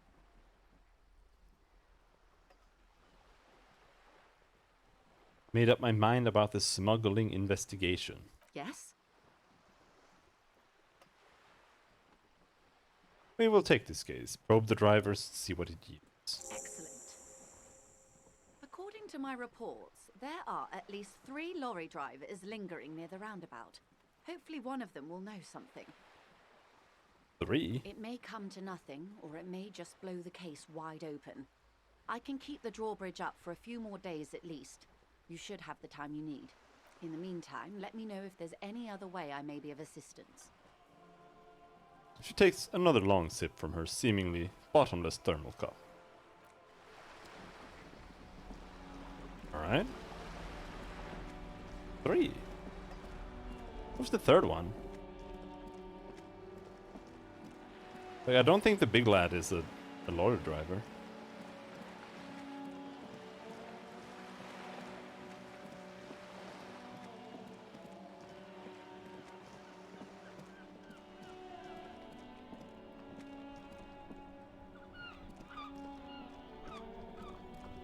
But we do have this lad.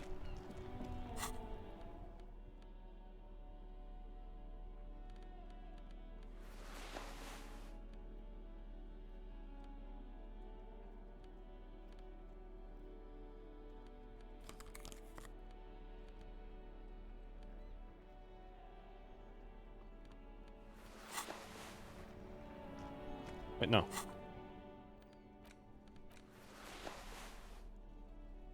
I wanted that. Now it's turning into a kind of a snow limbo, man. What's on your mind? You seem like a man who knows about drugs. Ah, man. Me and narcotics go way back. Had some good times surfing the psychic waves of my own consciousness, you know? He folds his hands behind his head and leans back. But those days are behind me. There are other addictions in my life now. Why the inquiry, my man?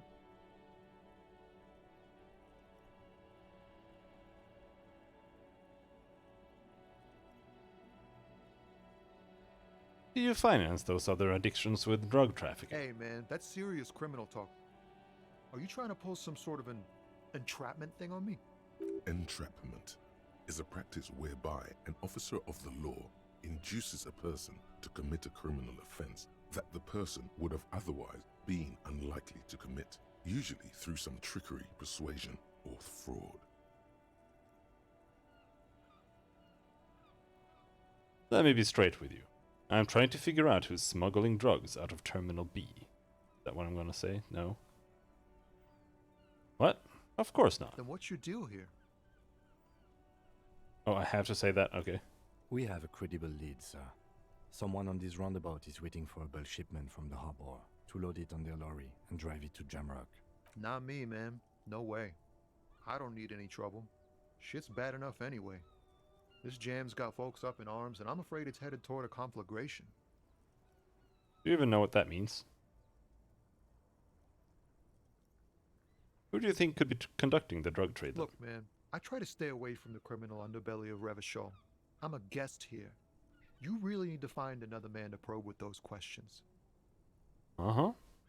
That's all for now. Bye.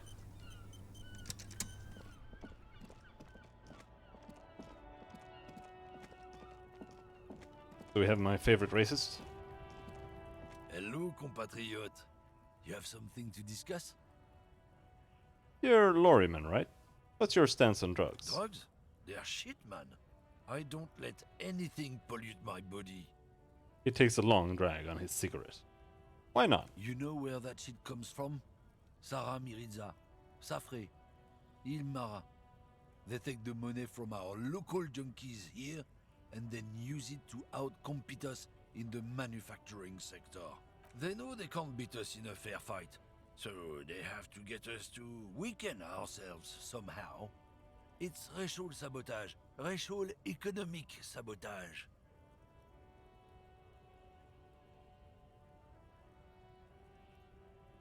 Hold on, but they make Al-Ghul alcohol in Ilmara too. I was told they do.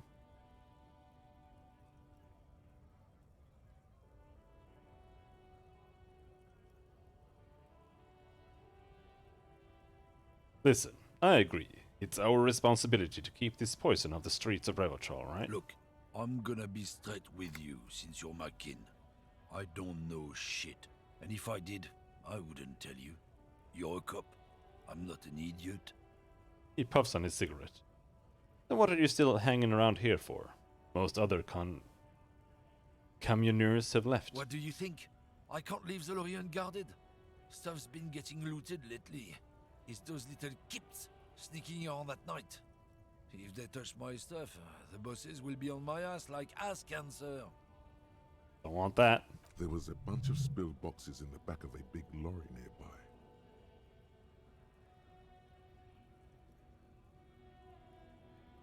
I did see one lorry with the trailer doors open on my way here. Do you know what happened? Yeah, I knew that guy. He was an honest driver who loved this country. We were having a good debate about genetics at the Wheeling in Rags when some kip boys smashed his lock and took damn near everything. Lost his fucking job over it. Since he left, I haven't had anyone to talk to. Bad for him, I guess. It's a fucking travesty, is what it is. If not you, then who's running drugs through Terminal B? Isn't it obvious? Fucking Sealang, that beady-eyed South Samaran. Oh. His little side business is a scam. I wouldn't be surprised if he was peddling drugs as well. Wait, the street vendor south of here? That guy's a lorry driver. Of course he's a lorry driver. What? He tell you he's just some simple businessman or some shit? He's selling his employer stuff after he broke the seals on his Humanux lorry. His tribe are natural liars. It's in their blood. He's your man, all right. 100%. He nods in a sagely manner, then another puff of that cigarette. I wouldn't be so sure about it. Not until we've heard what Sealang himself has to say. Guess we need to pay Sealing a visit then. Guess so. See you around.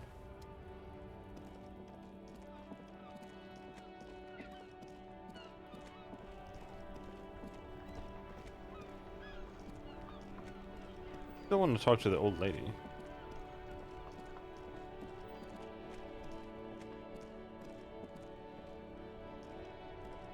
Everything's still cool here, officer. So, Sealing, what's your stance on drugs? Drugs? I don't go in for that, officer. Drugs ruin lives. For a moment, he's unsure how to respond. Unless you're into drugs, of course. In which case, drugs are excellent. Mwah! Tasty, tasty drugs.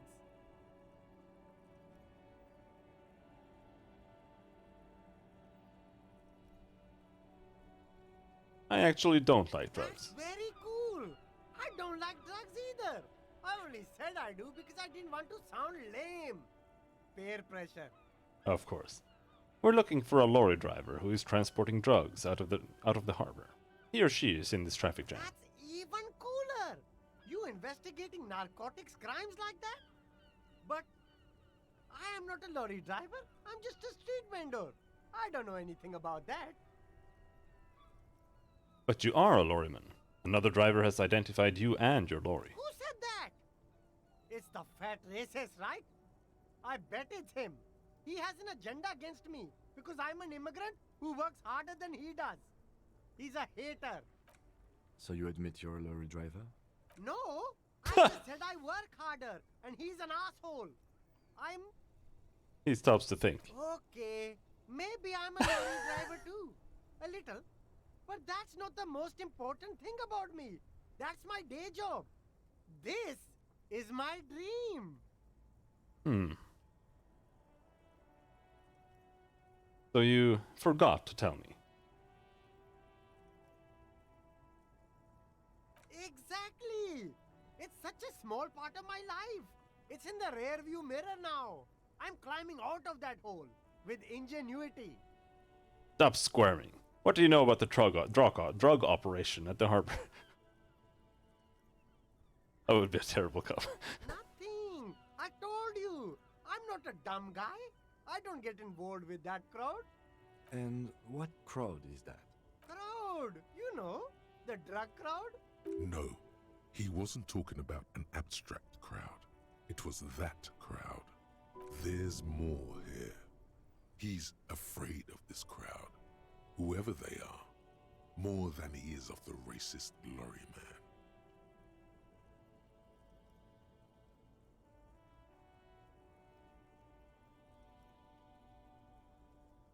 Who are you afraid of, Ceiling? Look, there's bad people doing bad things here. That's all I know. Please don't get me into this mess. I've spent 15 years working my way up. Here we go.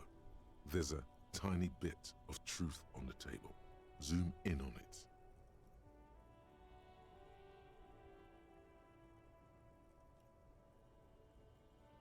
We're buddies, Ceiling.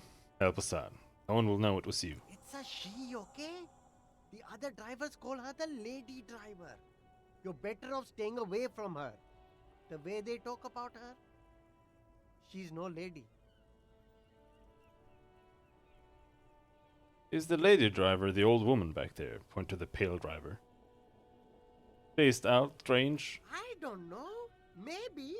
If she is, I haven't gone near her. I don't get involved. I told you. It could be. She was strange. He's not ruling her out. Who are these other drivers who talk? All of them. I don't know. I told you all I know. Are we cool now? I really want us to be cool now. Who exactly is talking about this lady driver of yours? The racist or the other one with the tattoos? He points north. All of them. Even the ones who've left. I don't hang out with them. I don't remember who has tattoos. Okay, we're cool now. All right. I scored. Let's cap this off with a purchase. You can walk away from here with funky sunglasses, detectives. Both of Persuade. You deserve it. Persuade him to give you some glasses, so give you some money. Ratted out the lady driver, +1. No. We are above that. And we are also above sleeping under a roof tonight.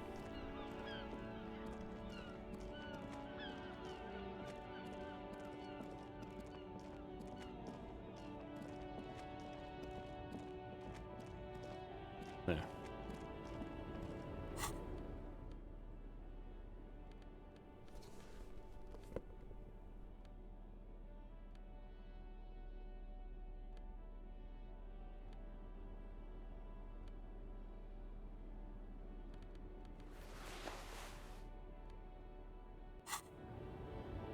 I don't want to get stabbed. The woman still has her eyes fixed on the photograph in her hands. In the background, the radio plays. Snap your fingers in front of her face. If you want her attention, you may need to be more forceful.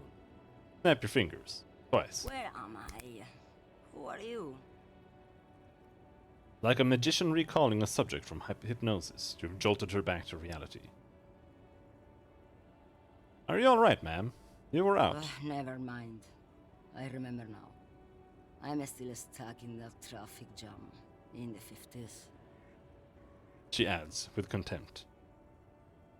When else would you be Back then? in Methka, during the time of the revolution. The sidewalks and cafes are filled with young people. I was on my way to see a new Boyadero picture starring Gabriel Buenguerro. Oh, that guy. Until you came along, that is.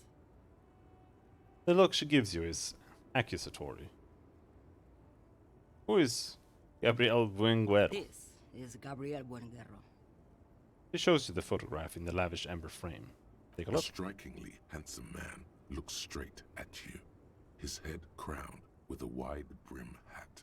His hair is dark as an oil slick, and his jaw the most perfectly chiseled thing you've ever seen. He was the biggest star of his day. Girls used to faint in the aisles of cinema whenever he came on the screen. And schoolboys used to memorize all of his lines. She leans back, savoring the world she's conjured up. So I take it you were in Mesk when you were young. Someone was. She nods as though her meaning were perfectly clear. Someone? Are these not your memories? They are someone's memories, boy. What difference does it make if it's me or not? They're beautiful. That is all that matters. Beautiful and true. And they will win. They're coming for this, you know? All of this.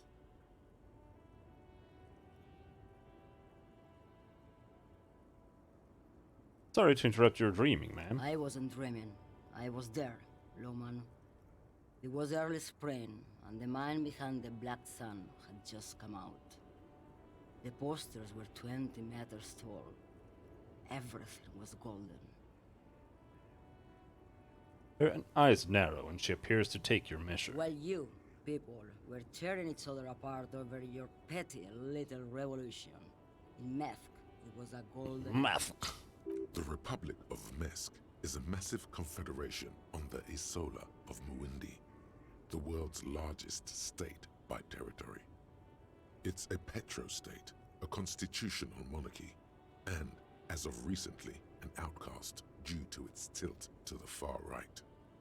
Right. I have some other questions for you. Police questions. Why not, Harife? It's not like I have anything better to do in this hellhole.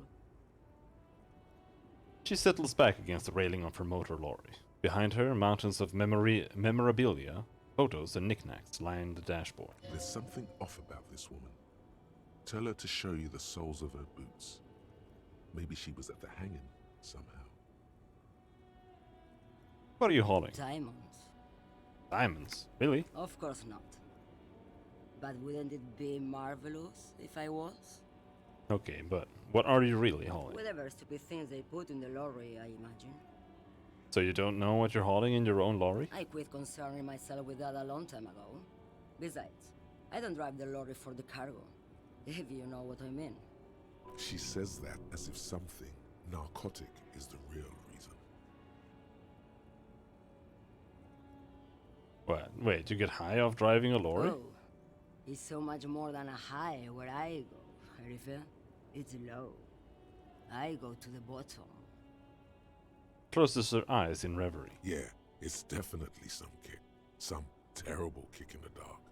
A sleep kick. Perhaps you can find out later. What if the cargo is contraband? Then it's contraband, Loman. What? Do you want to take an old woman in? Be my guest. Lock me away like Bad Hand Hermenegildo. Bad Hand? Hermenegildos' bad hand strangled 300 people. What can I say? Some people just really like strangling people. I still don't really understand this whole Boyadero thing. Of course not. To truly understand the Boyadero, you need to listen to On the Western Plain. The Boyadero, Boya for short, is a cowherder from upstream Magritte, the great steppes of northern Mesk. He is a rugged individualist and explorer. Okay, what's It's that? an old ballad about a young girl who falls in love with a daring Boyadero. He promises to marry her as soon as he returns from the Western Plain. Guessing that doesn't happen. Of course not. The Boyadero returns from the Western Plain a changed man. One night, as he and his beloved are out walking along the river Maigret, she pleads with him to give up his riding and settle down. You can see where this is So going. the Boyadero strangles his beloved and throws her body in the Magritte. Then he rides off, because the Western Plain is calling to him. That's not where I thought that was going. You have to understand. A true Boyadero needs a whole horizon to himself. He can't be tied down by man or woman. His beloved was selfish. She didn't know what it meant to love a Boyadero.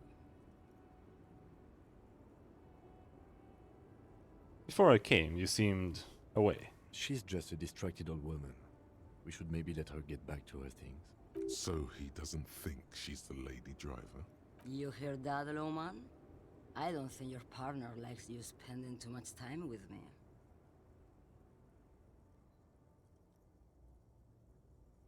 Okay, let's change the subject. Hell dream is what it is. Show me the soles of your boots. Now what do you want with an old woman's boots, Sheriff? Please, help me out here. It's important. Please? I think you should let me get back to Gabriel Buenguerro. You are not Gabriel. Gabriel doesn't say please. She's wearing sturdy worker's boots made of black leather. Buckles run across. The sole is also made of leather. No, the other one, please. Just before Gabriel, it was the coronation of Franco Negro. Now, there was a real man. There is no aberration in the pattern that you can. She puts her foot down. Moreover, the boots were size 37. Tiny. There are too many discrepancies in all this.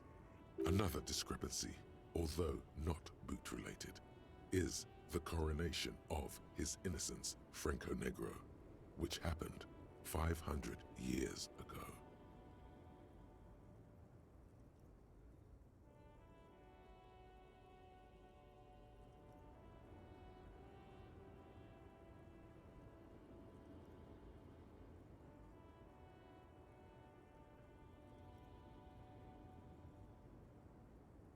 Wait, what do you mean it was the coronation of Franco Negro? It was. And then it was no more. And I was no longer holding my father's hand. He was no longer descending the stairs in Ryle. The crowd had gone silent. Perhaps it was another Jerife who came and woke me up, looking at my boots, asking questions. Or perhaps it was one of the others in this carnival. I don't remember. As she says carnival, she gestures to the empty square with the statue and the machines. She is not Oddsoul. These are not the boots that made the prince. I could have told you that from just looking at them. The size is 37. The feet of a little girl, they fit well on the pedals. Alright. Are you the lady driver? You just call me a lady, Jerife. She clearly doesn't think she's a lady. Don't repeat it. I was told of a woman driver. You're the only woman here. I'm not that either, Jerife. I've gone too far from it all to remember what was between my legs. It doesn't work like that on the long haul. But you're not the driver everyone is terrified I'm of. only terrifying to small children and to those who used to know me. Then, who's the female driver I was told of? How should I know? Do I look like I spend a lot of time with the other communers sniffing around when I have my movies to go to? Why are you scary to the people who used to know Because you? they can no longer recognize the person I once was. Oh. That's all I needed to know. Thanks. Awesome. You seem like a woman who knows a thing or two about What drugs. do I need drugs for, Lowman? What I see, what I feel, the great adversary, no drugs can compare. The adversary? Yes. There is a protagonista and an adversario. I am on the side of the adversary. There's no coming back from that hole. Those epithets are familiar somehow. The great adversary, the great unrest. I don't like the sound of any of that. Sounds like a horrible drug. The worst one of them all. That's not really what I was getting at. Then what were you getting at? What is it that you're hauling, exactly? You're man, Lowman. What of it? Okay, let me put this another way. Are you smuggling drugs through Terminal B? Maybe. Probably not. Makes no difference to me either way. You said earlier that you don't know what cargo you're hauling. Could it be drugs? Just this month, I made half a dozen trips from Saramiriza to Grat, on the U41A. What do you think they take from Saramiriza to Grat, Lowman? I don't know. That's why I'm asking you. It's diamonds, Lowman, obviously. He grins. Damn this. Make her answer.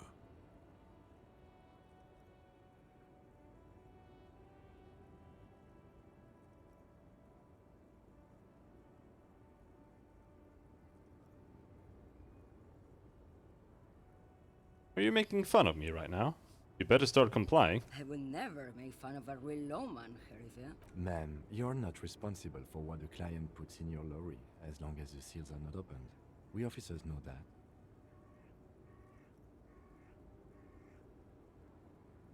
He gives you a stern look. Lay off her. Hmm.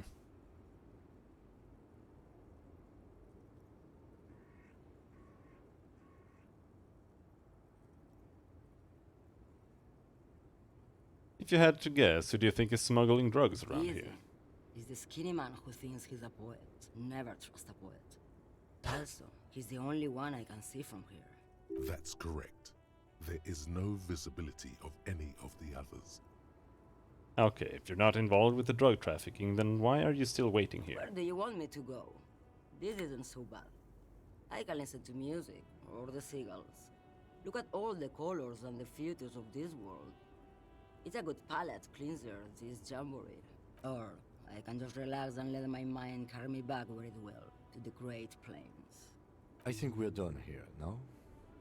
He closes his notebook to stress it. Thank you for now. Yes, go. Enough jamboree. I need to get back to Mesky.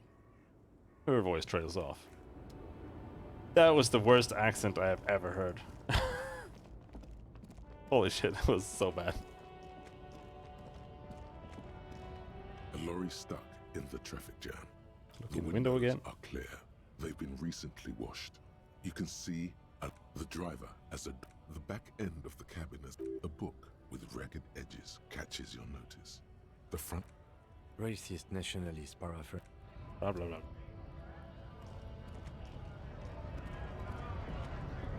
Right to work! Right to work! Shame on you!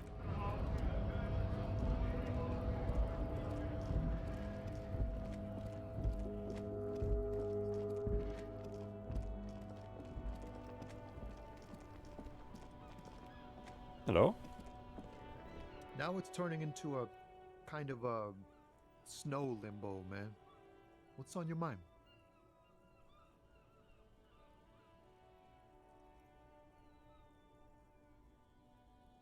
I heard that one of the drivers is a woman, but I don't think she's here. Do you know this lady driver? I don't want to talk about that.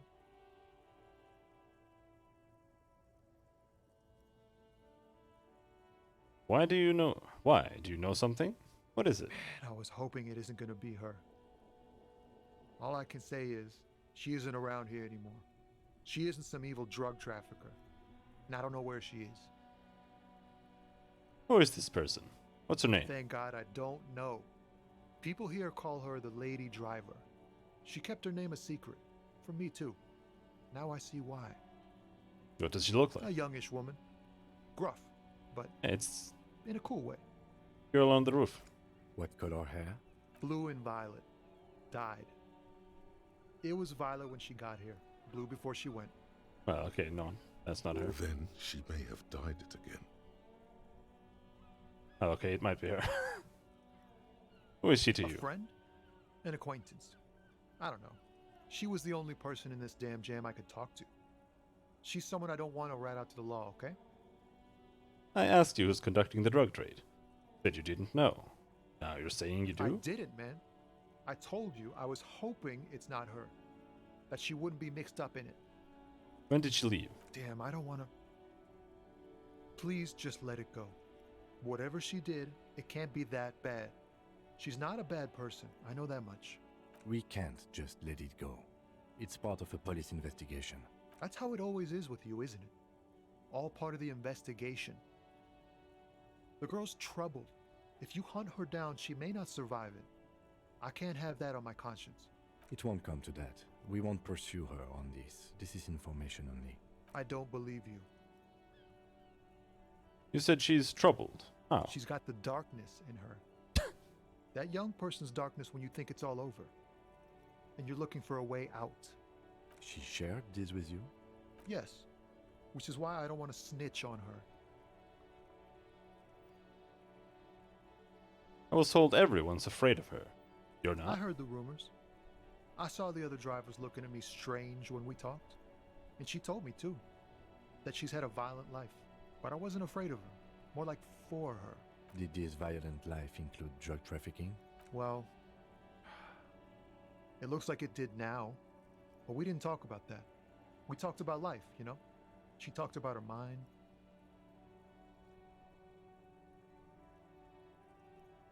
Hold on, her The mind? way it worked.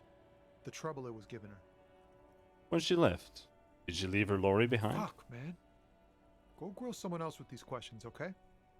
There are plenty of drivers here who couldn't stand her, or were afraid of her. They'd be more than happy to rat her out. He's right. There are other options. The raceman, for one. Push Tommy and it will break his heart and his spirit. Don't expect you to be pals.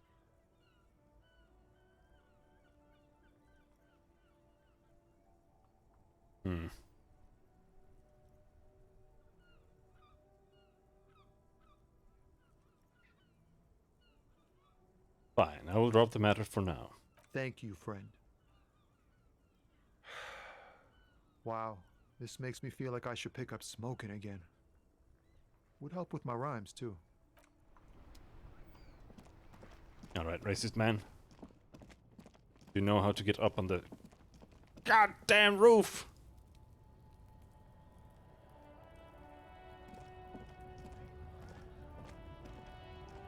Hello, compatriot. You have something to discuss? I know you've been giving me the runaround. What's up? Where's the lady driver? I don't know what you're talking about.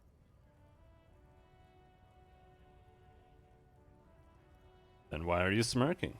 Listen up, fuckwits. You don't scare me. You cops don't run Revachol West. You don't run Martinez. You don't run anything.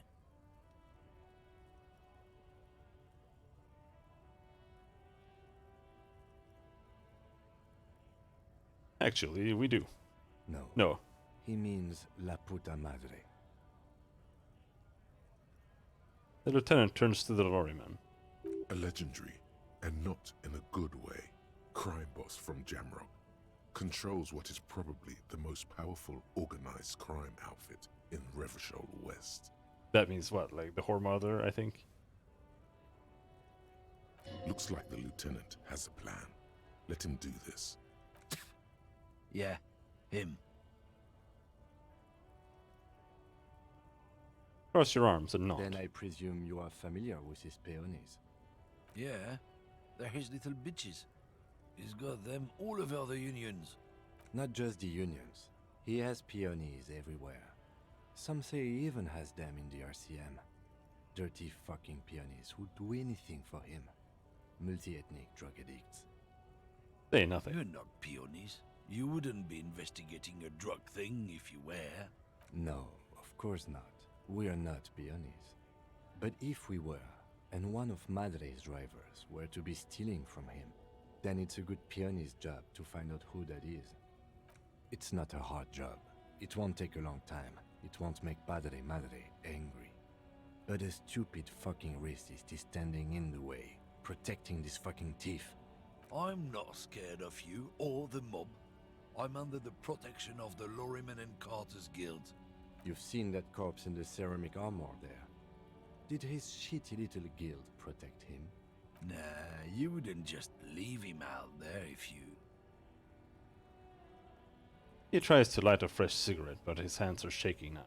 The sentence simply ends. The lieutenant turns and gives you a barely perceptible nod. I softened him up as best I could. Now it's on you to finish the job. Half-Light, legendary. Make him tell you what you know, what he knows. Oh! Thankfully, putting everything in Half-Light has paid off. Occidental Alliance, Kim's Bluff, saw you snooping cabin. Oh. 8% failure chance. Men like this only respect two things: strength and fear. Show me her lorry right fucking now! The lady driver's lorry. Where is it? Fuck you, I told you. I'm not gonna... There.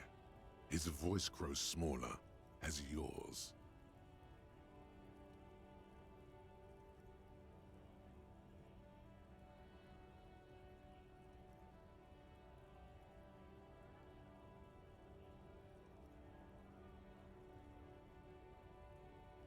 What's your name, fuckhead? I'm gonna go on police radio saying this guy told Madre to fuck off. Fuck you, man.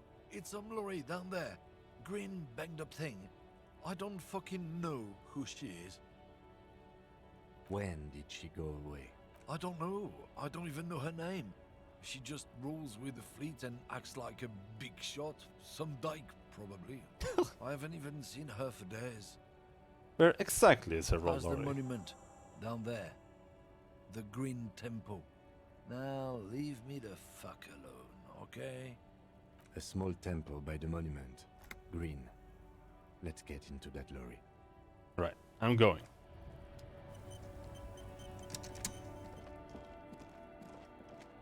But I think we're gonna end it here for tonight. I need to get up early tomorrow, unfortunately, to slang some trees. My dad. And I have a thin headache. So, we'll continue tomorrow evening. Tomorrow I'm gonna be gone for a while. It's Easter. But, until then, thanks for hanging and have a good night. Bye-bye.